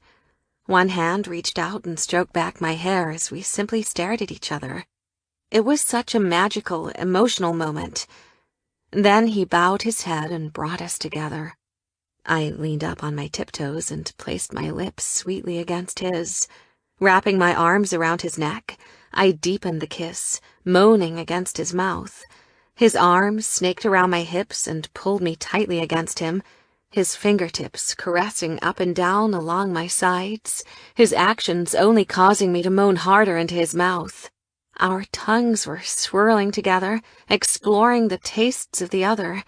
The kiss was so distracting, I didn't notice Tom moving me backward, laying me slowly down on the bed as he spread my legs with one of his right hand moving down to caress my butt and thigh.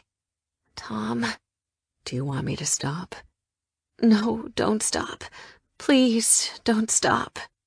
"Good, because I want to kiss and lick every single inch of you.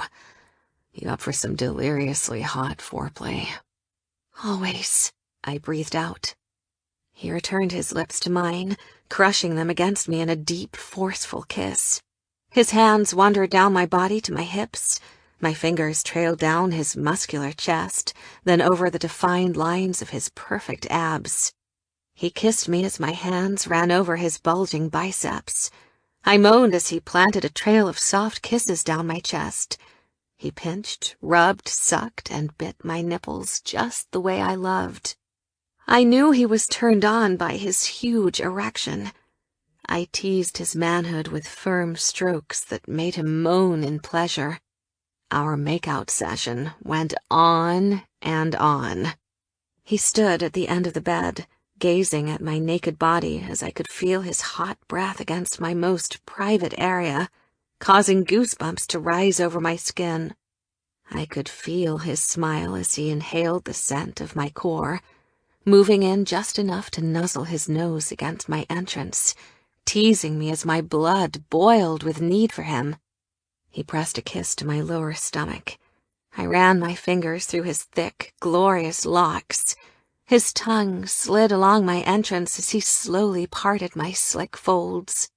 It started slow and steady, his tongue exploring my lower body, savoring the tastes my body had to offer, and then it gradually became a heavier and faster assault.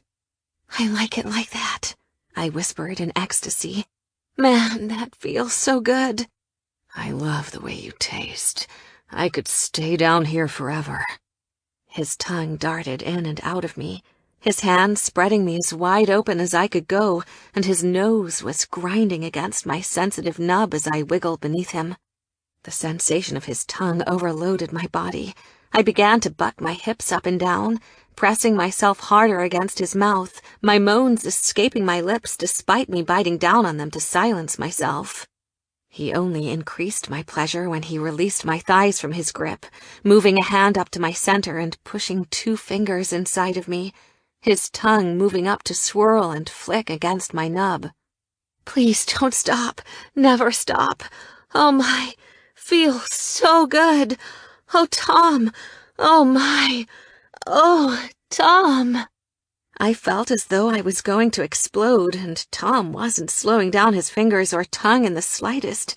In fact, he started to go faster as he heard me moaning his name. My hands moved to the sides of me, gripping at the sheets as my nails threatened to tear through the soft fabric. I needed release in the worst possible way, and Tom was making sure to keep me right on the edge. "Please, Tom, I need—" "Shh. I know what you need, baby. Just let me take care of you. I want to make you feel good." His fingers moved faster inside of me, making a come-here motion against my G-spot, working my body and bending it to his will. His mouth covered my nub and began to suck hard, driving me wild as I peeked at the edge, letting out one long moan of pleasure as I felt myself release against his fingers. "I'm coming," I said. My walls were clamped around his fingers, forcing them deeper inside of me as I rocked my hips, riding him through what was possibly the hardest I had ever come in a long time. "Oh, Tom." "Shh. I'm not done with you yet." Tom crawled up onto the bed, lifting my hips up and pushing me back to lay in the middle of the bed, his body hovering over me.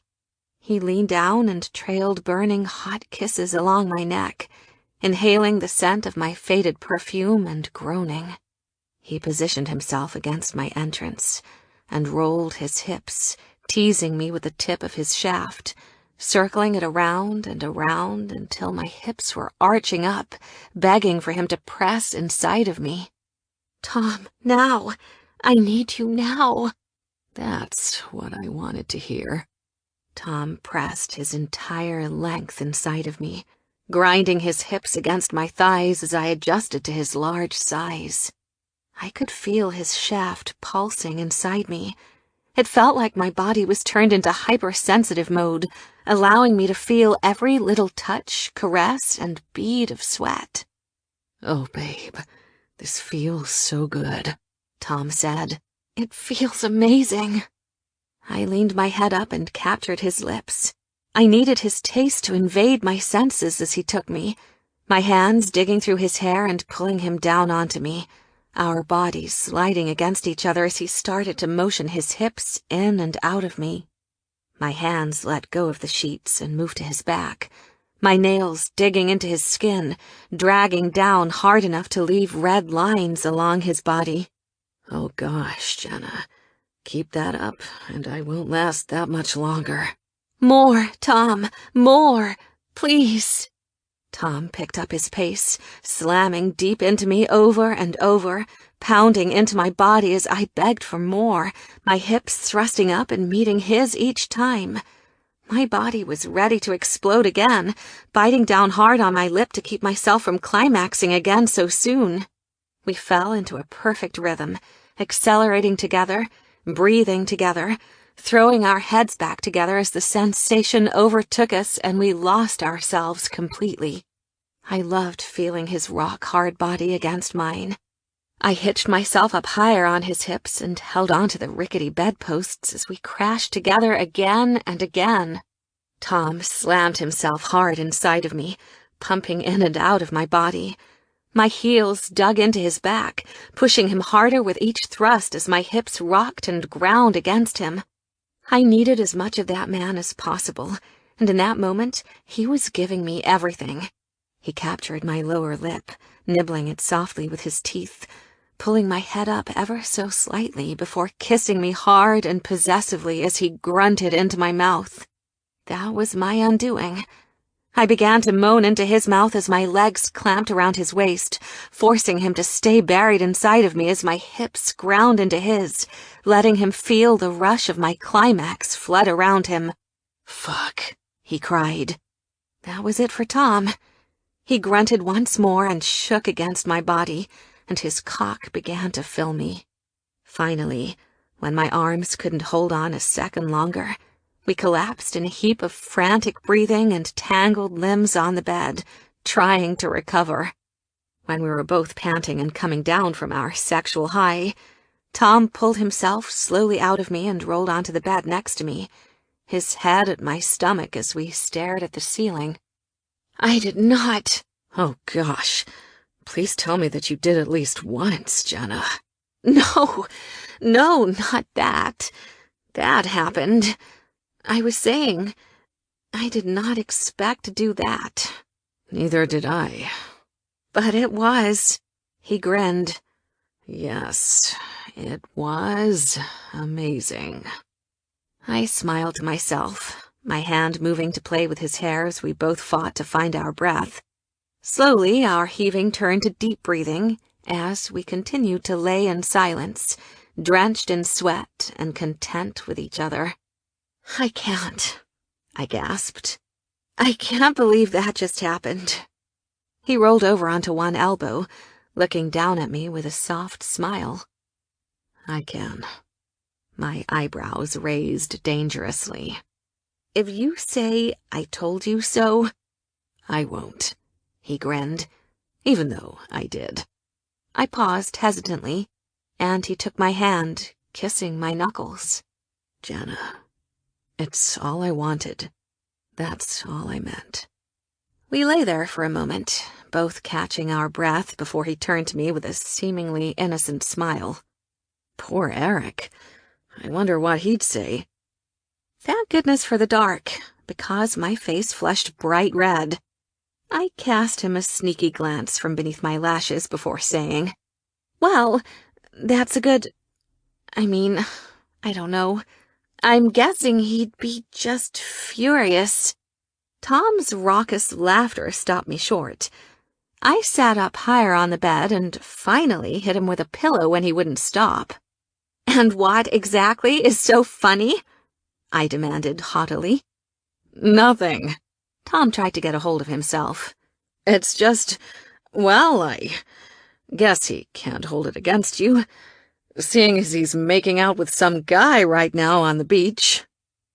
For a split second, I almost denied it. Then I slipped beneath the covers in shame, covering my face with my hands. Of course he was. Fucking Eric. Tom's head joined me a second later in my little blanket cave, grinning like a little kid. "Come on, you can't get mad at him. Even I have to admit he did a rather fantastic job under the circumstances." I chuckled in spite of myself, still covering my face. "How long have you known?" "Well..." He paused guiltily. "I found out that his mother wasn't actually in town visiting. She was still back in Texas. And then, well, he's not exactly the most discreet. I saw him flirting with another guy at the pool. When he started putting sun lotion on him, I really had my suspicions." I pulled back the covers and shook my head woefully at the ceiling. No, he most certainly was not. He'd better enjoy himself tonight. Tomorrow, I was coming for him. "It didn't matter, though," Tom continued suddenly. "To see another man touching you, dancing with you, kissing you, it was torture." "Operation Thundercats is a success," I mumbled under my breath. Tom frowned. "What was that?" "Nothing," I said quickly. "Well, fine. You caught me. What do you want me to say?" I don't want you to say anything. He smiled. I just want us to stay right here, just like this, for the rest of the trip.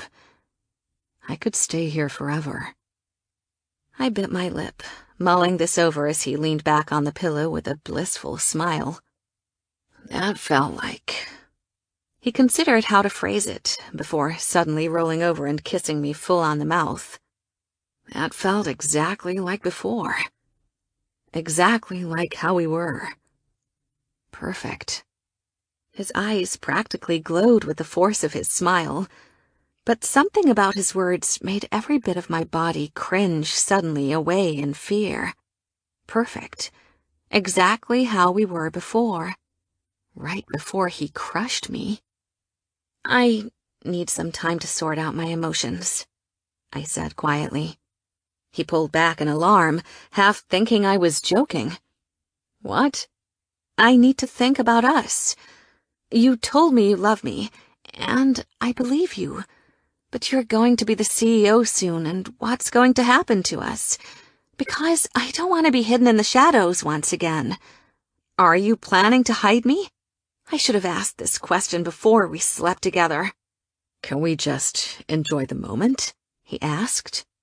I sat up suddenly on the bed and pulled the sheets around me. I can't do this. I can't go down this road again.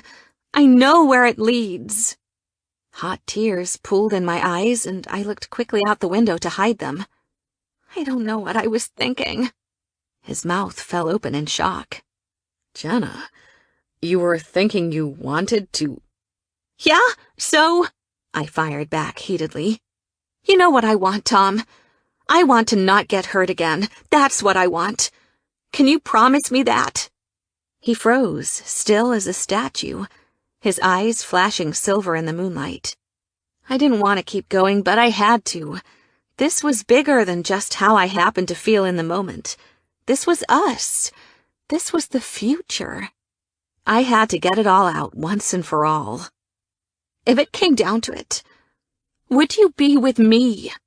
My voice shook, but I forced myself to keep talking. Would you choose me instead of giving me up? His face paled, and his eyes fell to his hands. Jenna, please don't. It's a simple question, Tom. It's not. It's the most complicated... I need to know, I said firmly. If this is what we're getting into, then I need to know. I love you with all my heart. I just poured out my heart to you. Please answer me. I can't. His eyes begged for absolution. I just can't. I was out of the bed in one swift motion. A rush of cold air swept in between us as I dressed as quickly as possible, determined to get out of this room before the tears started to fall. That's all I needed to know. Chapter 22. The next morning couldn't have been more different than the night before. Instead of light banter and fruity drinks, I sat on Rose's couch in a thick robe, gripping a cup of coffee. I hadn't been able to sleep all night. Truth be told, I hadn't even tried. All I knew was that I had to get out of the cottage. After Tom and my conversation, I wanted to get as much space from him as this tiny island would allow. Unfortunately, there was still that pesky little detail of the wedding. Hey, Rose greeted me quietly as she ventured out of her room. You get any sleep? I shook my head with a brisk smile. Want to head to the pool and get some breakfast before we get dressed? Yeah, sure. She spoke carefully, like something about my face was making her afraid of setting me off. I glanced at my reflection on the way out of the cottage and sighed. Sure enough, Sad Girl was back. I wondered what color I'd have to dye my hair to get rid of her this time. We found Eric sitting at a table down by the pool. He looked animated and refreshed, all of his features bright and shining as he texted happily away on his phone. When he saw us coming, He jumped to his feet and gave me a swift kiss on the cheek. Well, good morning, darling. What can I offer you this fine day? We have croissants, espresso, this strange mango kiwi thing. Who are you texting? I asked sweetly. He paused for a split second. Oh, no one you know? My eyes narrowed dangerously. It couldn't have been that volleyball player from the beach, could it? Instead of looking guilty, he leaned forward with obvious excitement. How did you know that? Have you been playing around with those tarot cards I got you? Because, Jenna, Tom saw you last night on the beach. All the color drained from his cheeks, and he stared at me like a kid caught with his hand in the cookie jar. Oh. He ran his hands quickly through his golden hair and avoided looking me in the eyes. Well, maybe there's still a way to salvage this. I mean, we could say I was really drunk. It's fine. I shook my head sadly. In fact, it's probably for the best. He squeezed my hand with concern. What happened last night? Why the face? No face, I lied, trying to keep myself from crying. Last night I just clarified my priorities, that's all. Or rather, I clarified Tom's priorities. He does love me, but he loves his job even more. For one of the first times, Eric's face darkened in actual anger. Jenna, do you want me to go kick his ass? I'm not joking. That son of a bitch really has it coming. No, I definitely don't. I laughed shortly. But that's really sweet. I just want to get through this wedding and go home. You with me? Absolutely, he said, quickly taking my hand. Here, try some of this weird fruit thing. You'll love it. And let's get you some champagne. He snapped his fingers for a waiter before turning back to me suddenly. And let me just put this out there now. I'm sorry if I ever forget Thundercats is over and accidentally kiss you from time to time. I've just gotten really used to the straight guy routine over the last few weeks. It may take some time to let go. I chuckled and shook my head. Gotten used to the straight guy routine? Judging from last night, apparently not. His face lit up excitedly as he glanced reflexively at his phone. Oh my gosh, Jen, you have no idea. It wasn't even really my fault. I was just walking back to my cottage when... I held up my hand. Eric, I love you, but if you tell me about another one of your happy little romances right now, I'm going to strangle you with your napkin. He immediately tossed the napkin into the pool and winked. Understood. Just a little over an hour later, I headed over to the bride's cottage to find my dress and get ready. I had only met Stacy once, and I didn't know any of the other girls, but everyone was absurdly welcoming. In their eyes, I was the girl who'd stepped in like a hero and saved the day when the wicked Caroline came down with appendicitis. That's right, apparently a condemnable offense when you're in a wedding. The dress, a low-cut halter in a beautiful shade of blue, fit me like a glove, and it wasn't long before the whole wedding party was gathered together outside for pictures. I held my breath as Tom walked slowly toward me in the sand. He was wearing a silver tuxedo, just like the rest of them, and against the backdrop of the light tropical sun, he looked like some kind of poster boy for sex fantasies. His face was stiff with tension as he held up his hand in a tentative greeting, but before he could get close enough to speak, a 6'1" Adonis knocked him hard on the shoulder. Oh, sorry, Tom, Eric glared. I didn't see you there. Tom took the hint and backed off. I had to admit, if Eric was looking at me like that, I might have backed off too. Fortunately, at that moment, the photographer arrived and we were manhandled into position. I had to give it to him. Eric tried to shield me from Tom as best he could, hovering threateningly in between us like some vengeful demigod. But as the best man, he was usually positioned front and center, whereas Tom and myself were paired off together as a couple. I followed the photographer's instructions to the letter, smiling when I was told, posing when I was told. When the man told Tom to put his arm around me and act natural, I held back the tears and took his hand robotically, keeping my eyes fixed on the camera as my body turned to stone. For his part, Tom didn't speak to me. He definitely wanted to. He looked like he was on the verge several times, but each time he'd either look at my numbed expression, look at Jamie and Stacy, or look at Eric's constant stream of murderous scowls before stopping himself. In a weird way, I was grateful. I didn't know what I'd do if he tried to dredge the whole thing up again. I didn't know what I'd do if he tried to take me in his arms.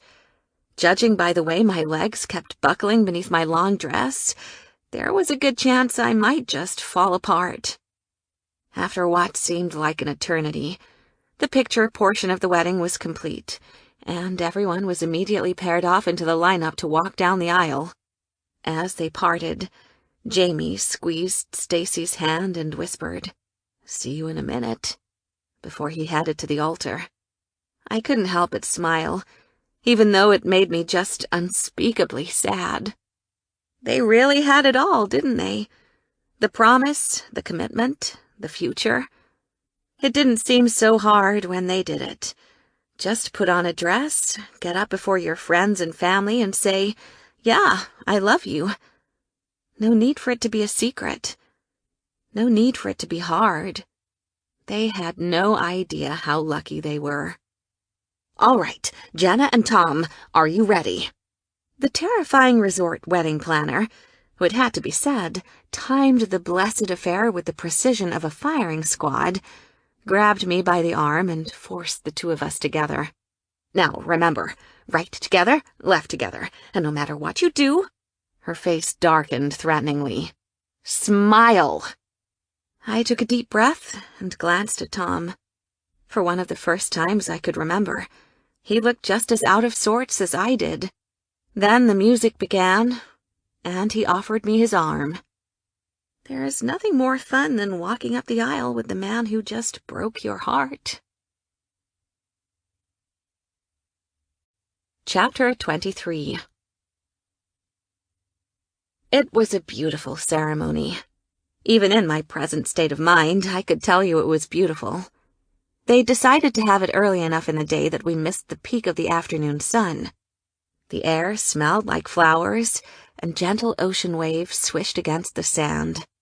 I felt Tom staring at me almost the entire time. In a way, I couldn't blame him. It was hard not to. We'd been angled in the sand to face each other, standing together in all our finery, as a minister holding a cushion with 2 rings droned on and on about true love. It was torture. It was also incredibly sweet once I was finally able to put Tom from my mind and focus instead on Jamie and Stacy. The look on their faces was so intense, so serene, that for however short a time it made me forget about my own problems. This was something to aspire to. This was something that gave me hope. Tom Larchwood may not have chosen me, may not have decided to love me in the same all-consuming way I loved him, but someday, someone would. On that day, I'd be able to look back on this one and smile, because this was only a placeholder, a single moment in time that would springboard me into something better, something brighter. As the minister proclaimed them man and wife, and they kissed to the wild applause of the crowd, I couldn't help but smile. Maybe there was a different future waiting for me after all. And maybe that future wasn't in New York. Chapter 24. "I don't give a shit if it makes you late. I'm not helping you move." As I tripped over a stack of papers, the box of shoes I was carrying slipped from my fingers and burst open on the floor. I threw up my hands in exasperation and glared at Eric, who was sitting petulantly on the couch. "Would you get over yourself already and help me with these boxes?" "No." I flipped my hair back in frustration and sank down amongst the stilettos, piling them haphazardly back into the cardboard. "Rose, you two work it out yourselves," she called from somewhere in the bathroom. "I'm not getting in the middle of it again. The last time I tried, you disinherited me, and Eric started a vengeance campaign to sleep with all my ex-boyfriends." He grinned cockily, stretching back on my bed. "You'd be surprised how many of them were willing to try something new." I threw a slipper at him and leaned back on my heels with a sigh. Since returning from the Bahamas 3 days ago, my world had spun completely upside down. I decided to embrace my idea of a brighter future and a fresh start wholeheartedly. And although my friends had all had time by now to adjust, some of them were blatantly refusing to get on board. The slipper came flying back and stuck me in the eye. I stuffed it into the bag with another stifled sigh. Eric was one of the stubborn ones. It all started when I accepted the job offer to California. I had done it on a whim, without really thinking. I'd been sitting on the plane, Eric drooling on my shoulder as I sorted absent-mindedly through my purse, when all at once I came across the card with the extension number for the California office. I remembered holding it up in surprise. With the excitement of the crazy weekend, I'd quite forgotten all about it. Eric shifted in his sleep, and I stuffed it quickly in my pocket. I didn't want to be caught looking at it and have to explain, but I didn't want to put it down either. Instead, I started thinking about it the whole flight back, turning it over and over in my jacket pocket. When we landed back at JFK, I sent Eric and Rose off for the bags and went to a payphone by the information counter. Yes, this is Jenna Harks." I phrased it as a question, suddenly wondering why the hell I was even calling. "I'm returning a call for Sue Jennings." And just like that, the job was set. The first stepping stone for my clean slate fell into place, and by the time I joined my friends at the baggage check, I was already dreaming of the sunny beaches in California. Telling everyone was a different matter altogether. "You're what?" Rose had shrieked. I decided it would be best to tell her in a public setting where she couldn't make a scene, so she and I were sitting at a favorite sushi restaurant near the office. In hindsight, I didn't know why I thought she wouldn't make a scene. "I start next week," I said quietly. "Rose, you have to understand. You have a life here. You have a future. Me? I just have a job." "Yes," she hissed. "You have your dream job, living in your dream city with your best friend as a roommate. What more do you want?" I looked her steadily in the eyes. I want to be living in a city and working in a building where I'm not running into the love of my life every few minutes. I want to be somewhere where I don't have to worry about going to Starbucks or going to the gym because every place I go is haunted with these terrible, bittersweet memories." Rose sighed. "Jen, I know it's hard, and I can't imagine what you're going through. Again. But listen to me. You can't let him drive you out of the city." "He's not driving me anywhere," I insisted. "I want to go. Rose, I want a fresh start. I need one. I just can't. I can't stay here anymore living in his shadow. I want to make my own shadow. I want to go."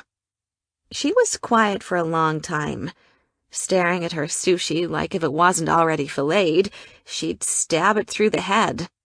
When it could go on no longer, I finally ventured a hesitant voice.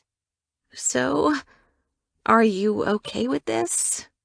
She threw her water in my face. If it was possible, Eric was even less enthusiastic. I decided to get him good and liquored up before breaking the news, so we went back to our favorite bar in Brooklyn. Since getting back from the wedding, Eric had actually been in a remarkably good mood. He was a constant shoulder for me, of course, but as fate would have it, the day we got back, he learned that his ex-boyfriend, Derek, had been mysteriously hired back to the PR department. Eric was thrilled, not questioning it for a moment, and basking in their glorious reunion. I was a bit more skeptical. This had Tom's fingerprints all over it. It was the exact same situation as when he'd met Rose. She'd been a complete bitch to him, but she'd done it all in the spirit of protecting me. Eric was the same way. He might have virtually fucked me on the dance floor, but it was all done with the best of intentions, and not to mention, against all of his natural instincts. Tom respected it, admired it even. I knew he was the one who had hired Derek back. It was a strange thank you in a way, although Eric would never know it. I waited until we were 5 drinks in to break the news. "I took a job offer in California," I said with no preamble. "I'm leaving in a few days." He stared at me for a full 30 seconds before throwing his head back in uproarious laughter.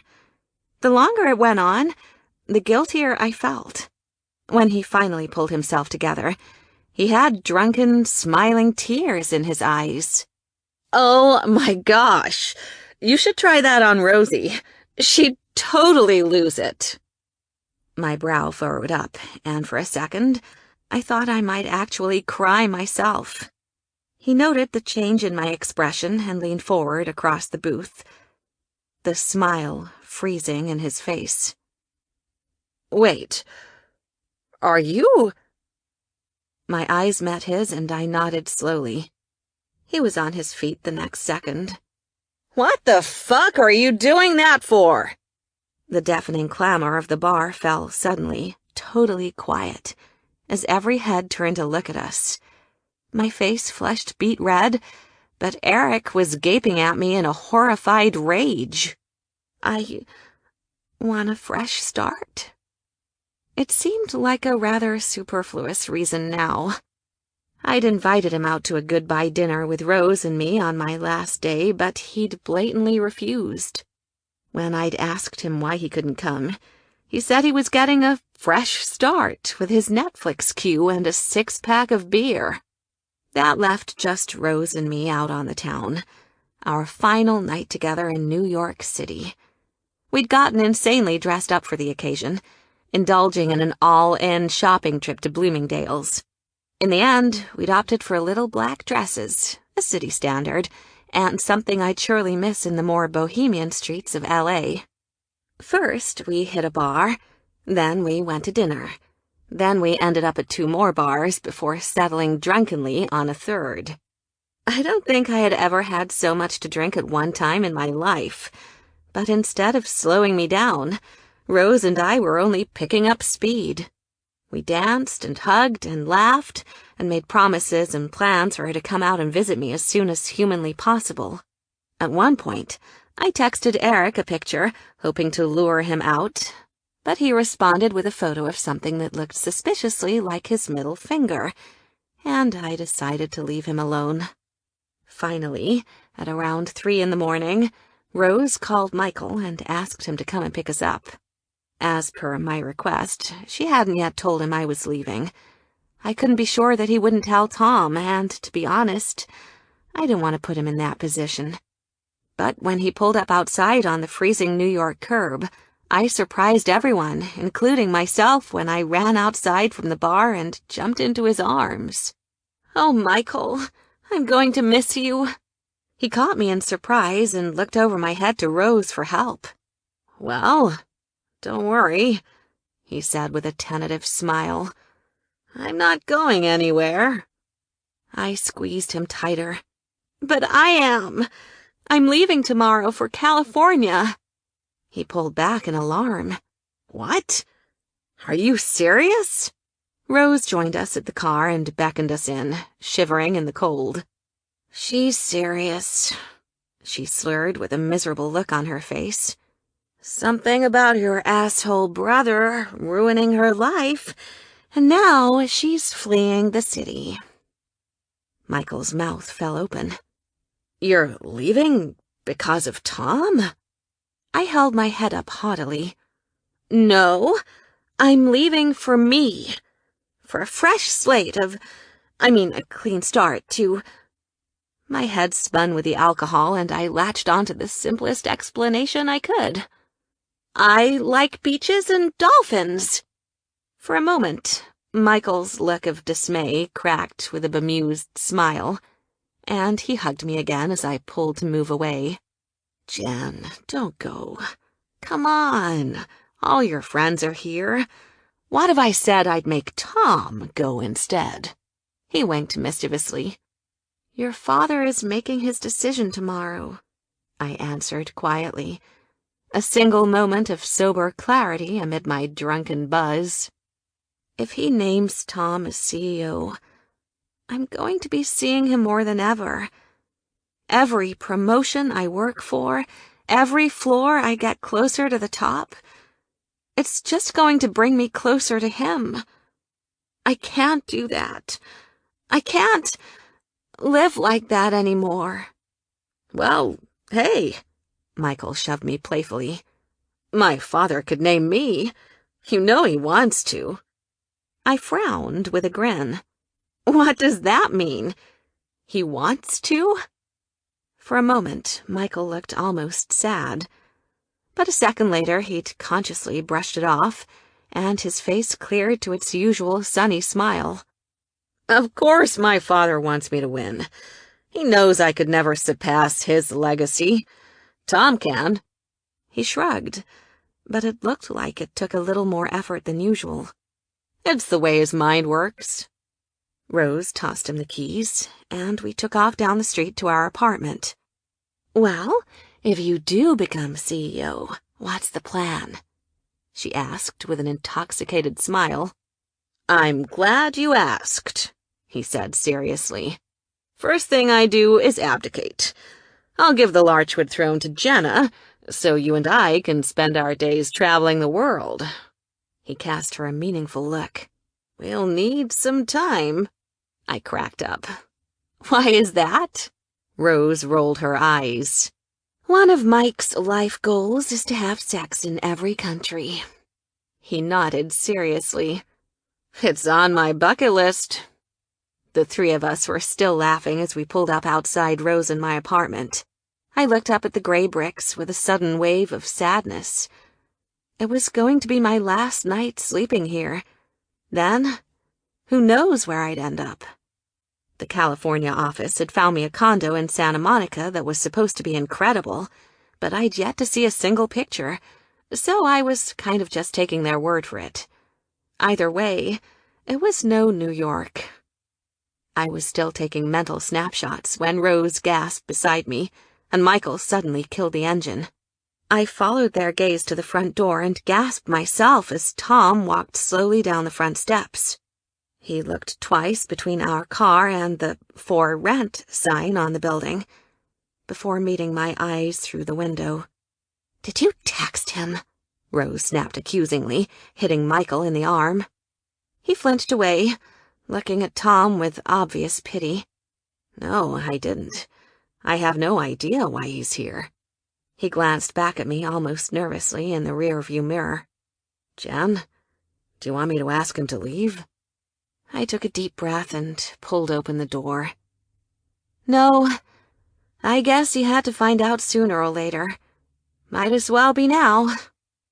I climbed out of the car and began walking gravely to meet him, keeping my head held high as I prepared for the showdown of a lifetime. Then I fell on my ass. Tequila and profound life moments rarely mix. Tom closed his eyes ever so briefly before kneeling down to help me to my feet. I pulled away from his hands and did it myself, clinging onto the edge of Michael's coat to help me. You're drunk, Tom said softly, barely meeting my eyes. I squared my shoulders and tried not to slur. I am. You're also leaving. This time, it was me who could barely meet his eyes. I am. Jenna. The pain in his voice was unmistakable. Please, Don't. Tom, I began, but then I paused. There were so many things to say, a million different things to say, but in the end, they all amounted to the same thing. He'd made his choice. Now I'd made mine. We were both just going to have to live with it. My shoulders fell in a little sigh before I gave him a farewell smile. Good luck with the announcement tomorrow. If it turns out to be you, you'll make a wonderful CEO. His face tightened in pain, but he didn't say anything. He just reached gently for my hand as I walked past him into the apartment. I took it for the briefest moment, and gave it a squeeze before I let go and headed inside. My time here was done. It was time to leave. Which brought me to this morning. Eric had finally deigned to come see me off, but between his general apathy and a great deal of active sabotage, I was almost regretting inviting him. A horn honked from outside, and I glanced in panic out the window. "Eric, can you go see if my car is here?" He glared outside. "No!" "Come on, please." "Fuck off." "I need to know if that's my rental." "See for yourself." I paused, plotting. "There's pizza downstairs." He looked at me shrewdly. "I'll check on it," he finally muttered, getting to his feet and sweeping out the door. "No promises." Rose appeared in the doorway as he left, carrying the last of my boxes, minus the huge one holding my shoes. "I think that's it," she said, wiping her brow. Not only had she and I packed up my half of the apartment, but we'd boxed up hers as well. Since I would no longer be living here, she had decided to move in with Michael. By tomorrow, this place of ours would have a new set of tenants, making their own set of memories and hilarious mistakes. The thought of it brought tears to my eyes, and I nodded briskly, trying to keep it together. "Okay, well..." I glanced around one last time. "I guess we should just..." She grabbed me in a hug before I could say anything else, squeezing the life out of me as she sobbed into my hair. "I'm going to miss you so much," she cried. "You need to call me the second you land and then give me a Skype tour of your new apartment." "I will," I promised, wiping tears from my cheeks as well. "And I'll see you in 2 weeks when you and Michael fly out to visit." She nodded swiftly. "And then, 2 weeks after that, you can visit us here." I sniffed. "It'll be like nothing's really changed." We shared a disbelieving look, but both nodded for the sake of it. No point in getting cold feet and backing out now. This was a new chapter. Sacrifices would have to be made. "Hey, asshole!" a voice called from downstairs. Rose and I broke apart with watery smiles. That would be Eric, I muttered. "Your car's here and there is no pizza." How he was managing to make his voice carry so well up 3 stories, I would never know. "So not only are you abandoning me, but it turns out you're also a lying piece of—" "Okay," I cut him off. "We're coming down." Rose and I picked up the last 2 boxes and stumbled down the stairs, meeting Eric in the car out on the curb. The driver from the rental company had already left, leaving the keys in the ignition. All that was left to do now was say goodbye. I turned first to Rose, giving her another huge hug and wiping my eyes. Then I turned to Eric. He was standing with his arms folded tightly across his chest, his handsome face turned up in an adorable glaring pout that he turned with full force onto me. "Hey there." I tried a coaxing smile, tugging gently on his arms. "You're really not going to give me a hug goodbye?" He shook his head stiffly and stared out over my head. "I hope you crash." I giggled. "You don't. You love me." His lips hardened into a thin line. "Things change. You're dead to me now." "Eric." I put my hands on my hips. "I'm not leaving without a hug." He smirked. "Then, I guess you're not leaving." I pursed my lips. No, I guess I'll just have to take one. With no further ado, I began literally climbing up his body, hitching my legs around his waist as I held onto his neck. For a second, he held it together, freezing like a cold statue beneath me. But when I grabbed onto his hair and tried swinging my legs over his shoulder, his face broke into a huge smile, and he grabbed me tightly, holding me hard against his chest. "I'm going to miss you," he whispered into my hair. "Come back and visit, all right?" "I will." I kissed him on the cheek. "You were the best fake boyfriend a girl could ask for. I'll never forget it." He squeezed me again before lowering me to the curb. "See that you don't," he winked.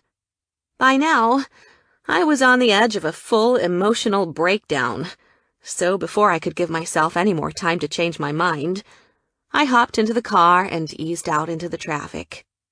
I looked back once, waving to my friends as they grew smaller and smaller in the rearview mirror. A flood of tears poured down my cheeks, but with a determined face, I forced myself to look forward. This would be good. It had to be. This would turn out for the best, even if it felt like my heart was breaking. I cleared my throat and accelerated quickly through a green light. No more tears. The time had come. A new life was waiting. I was ready to go. I was so focused, I didn't even see the truck until it was halfway through my door. Chapter 25. I opened my eyes to see a tangle of tubes, wires, and beeping machinery. It took me a second to realize they were all coming from me. With a soft moan, I lifted myself up higher on the pillows. My eyes fluttered open and shut several times, before at last, a familiar face floated into focus. Tom? He took what looked like his first breath in hours. "Jenna." Soft hands stroked back my hair as he knelt anxiously by the side of the bed. "My gosh, Jenna." There were actual tears in his eyes as he gently squeezed my hand. "You scared the hell out of me." I looked around in astonishment. Am I in the hospital? What happened? His face was as pale as the walls. "You got into a car accident. A truck ran a red light and ended up through your window. You had a major concussion, and they had to stitch up your arm a bit. But the doctors say you're going to be just fine." I blinked as I absorbed this the best I could. Everything was still a little bit fuzzy, and his explanation hadn't answered a fundamental question. What are you doing here? His hand stroked back my hair as he stared into my eyes in astonishment. "Are you kidding? Where else would I be?" My brow furrowed, and I winced as I tried to sit up higher. He took me gently by the waist and propped me up against the pillows, watching every micro-expression with a look of the utmost concern. But I tried to gather my thoughts. The announcement is today. It's the big... "Jenna." He spoke with not an ounce of hesitation. "I couldn't care less." I stared in wide-eyed astonishment as he smiled tenderly and turned around to a little portable tray by the bed. "Would you like some water?" he offered, holding up a cup with a straw. I shook my head, trying to clear it. "No, I'd like you to tell me what's going on. What do you mean, you couldn't care less?" He sighed softly, clearly impatient to be talking about something as trivial as being named Larchwood's CEO when there were ice chips to worry about. "I'd just gotten to the ceremony when Rose called and told me about the accident. I guess it happened right down the street, and she and Eric saw the whole thing. Eric carried you here himself, and neither one has left the waiting room ever since. They've been here all night." I glanced automatically to the door, suddenly wondering how long I'd been here. Anyway, the second I heard the news, I hopped in a cab. My father went after me, told me to get my ass back on the stage so he could hand over the reins. Yeah? I prompted breathlessly. Tom flashed me a quirky smile. But I told him there was a girl in my life that was far more important. My heart froze in my chest. You mean you walked away from being named CEO? He shrugged carelessly, still stroking back my hair with a look of absolute adoration on his face. Jana, all I could think about was you. Getting to you. Being with you. He kissed the back of my hand, watching me intently. It's all I want. But none of this made sense. It was like a dream, one where everything was falling into place, only I couldn't trust it. I didn't understand. He ran his hands through his hair with a sigh. Jana, when we talked on the island, I was a fucking idiot. I'd been working toward this one thing, wanting it for so long, I didn't know how to want anything else. But when I got that phone call, standing up on the stage, about to get everything I'd ever dreamed of, I realized it didn't matter. The only thing that mattered to me was you. Silent tears started running down my face, and he wiped them away gently. I know I'm probably too late, he murmured. You took this job in California already. And after everything I put you through, I can't blame you, it's just... His blue eyes looked up into mine, begging for absolution. If you could just give me another chance. He spoke so softly I could barely hear him.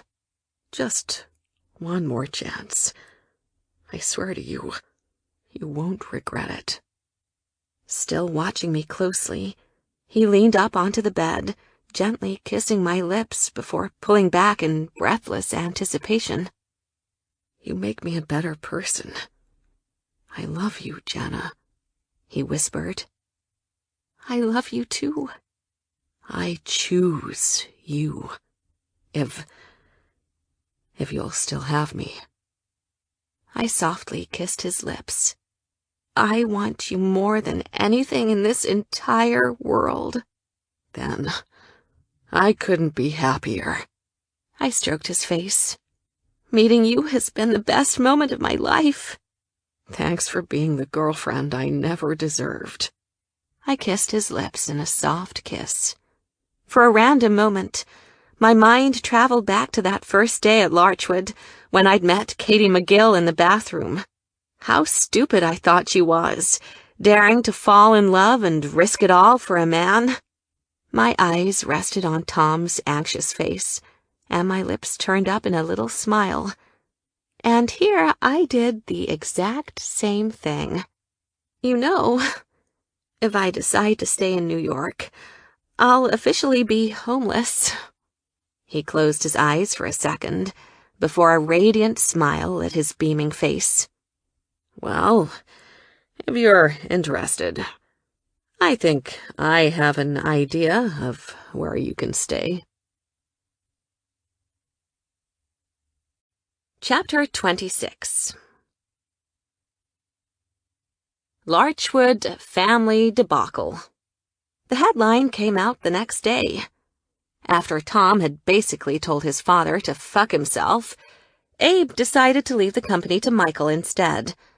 Only Michael, in typical Michael fashion, charmingly refused. "I'd love to take it, Father," he said before gesturing to Rose beside him. "But the thing is, I've been sleeping with this beauty for the last couple of months, and what with our busy schedule of lovemaking and debauchery, I don't think I'll have the time to give the company the attention it deserves." Abe had flown into a rage, making all sorts of threats, but Michael had answered them all with a steady little grin. "I got an eagle tattoo on my back to represent freedom. I don't want to run this company and be tied down like that. That's just not me, and you know it. I live and breathe freedom. Why don't you just forget the rules and give the company to Tom? We all know he'll do the best job. And isn't that what you always taught us, Dad?" He paused with an ironic smile. "To put the company first?" Tom took over as CEO the next day. The story in the Times was very thorough, incorporating Rose's profile on both boys, while including a separate excerpt on the two of us, the Larchwood ladies. I read it all from my room at Tom's. You see, after my stint at the hospital, I'd moved in. I was already packed, and since my former apartment was now occupied, it seemed like a logical step. "Still reading that drivel?" Tom asked as he came in carrying a tray of breakfast. I dropped the paper on the floor with a smile. "It's positively scandalous. I'm considering writing a tell-all." He grinned. "Well, before you do that, I want to see you finish this plate. The doctor said you need to eat more to get back your strength. And I'm going to need you at peak capacity for everything I have planned." "Is that right, Mr. Larchwood?" I giggled. "In that case, I'd better get started." "Oh, Miss Harks." His eyes glowed as he set the tray on the floor and slowly climbed on top of me. "Whatever am I going to do with you?" I winked. "Whatever you want." Epilogue. Both Rose and I came clean about our relationships at work. Yeah, we shocked everyone. Tom decided relationships in the office would be okay as long as they were kept strictly professional. He would personally handle any conflicts of interest, so everything would be fair. So Tom and I turned over a new leaf and kept everything strictly professional at work. It was best we lead by example, so no more sex in the copy room. But that didn't mean he couldn't get me my Starbucks coffee with the swirling heart I adored so much. But seriously, we saved the hugs and kisses for when we got home. Rose and Michael followed in the same footsteps. Mr. Larchwood loved retirement, and he loved me and Rose. We actually became good friends with him. Both his sons and their current girlfriends enjoyed having dinner with him every Sunday at his mansion right outside of New York City. Double dating was fun. The four of us, me and Tom and Rose and Michael, did all kinds of fun stuff in New York City. My life was perfect. I had the perfect job and the perfect boyfriend. Rose and Michael eloped in Paris, shocking us all. Their marriage even stunned the world. Rose was featured in all kinds of magazine articles as the woman who tamed America's favorite playboy. Tom proposed to me in Rome with a 2-carat diamond ring. He wanted to lavish me with the biggest ring money could buy, but I insisted no bigger than 1 carat. He didn't listen, but I was deliriously happy. We planned to get married in New York City in 1 year at St. Patrick's Cathedral. I wanted the fairy tale wedding, so we needed at least that long to plan. They say office romances can't work. Avoid them at all costs. But I'm living proof that they actually can. I was going to marry mine. Tom wrapped his big, strong arms around me, and I snuggled up to him in our bed. The sun was streaming in through the windows and shining on my diamond, making it sparkle. I couldn't get over the gem's sparkling optics. Tom moved his hand and laced his fingers between mine, bringing my hand up to his lips for a soft kiss. "We're going to be late for work," I said. He arched a brow. "Actually, I'm thinking about a sick day." "But you never take a sick day." "How about a personal day?" I laughed. "Are either of those 2 words even in your vocabulary?" He chuckled. "I want my life to be all about my future wife, not just work. I want to spend the entire day with you, No phones, no computers, no work. Just you and me. I kissed him ever so softly. You're going to be the best husband ever. I think we can create the perfect balance. I'll gladly take a personal day, too. I better call my boss and let him know. I think he'll understand. After all, I've been busting my ass at work. I put in 30 hours of overtime last week. He will definitely understand, Tom said. I grinned as he smiled. Oh, I got you an early wedding present, he said. He reached into the top drawer in the bedside table and handed me a file of papers. What's this? Congratulations. You own the Starbucks next to the office. My jaw dropped. Come on now. Don't tease a girl like this. It's all yours. You're the official new owner of a caffeinated mega chain. My heart never pounded so hard. Seriously? Yeah. My face beamed as I grinned from ear to ear. Free coffee? Because you know I'm an espresso junkie. Anything you want, darling. He laughed as I screamed at the top of my lungs. Pinch me, I shouted. Am I dreaming? Nope. I grinned. Tom cupped my face and gazed lovingly into my eyes. I love you, Jana. Tears welled up in my eyes. I love you too. Diving in for a passionate kiss, he pulled the sheets over our heads, and, well, I'll leave the rest up to your imagination. Wink, wink. The end. This has been Seduced by My Billionaire Boss, Part 3, written by Sierra Rose, narrated by Marian Hussey. Copyright 2016 by Sierra Rose. Production copyright 2016 by Sierra Rose.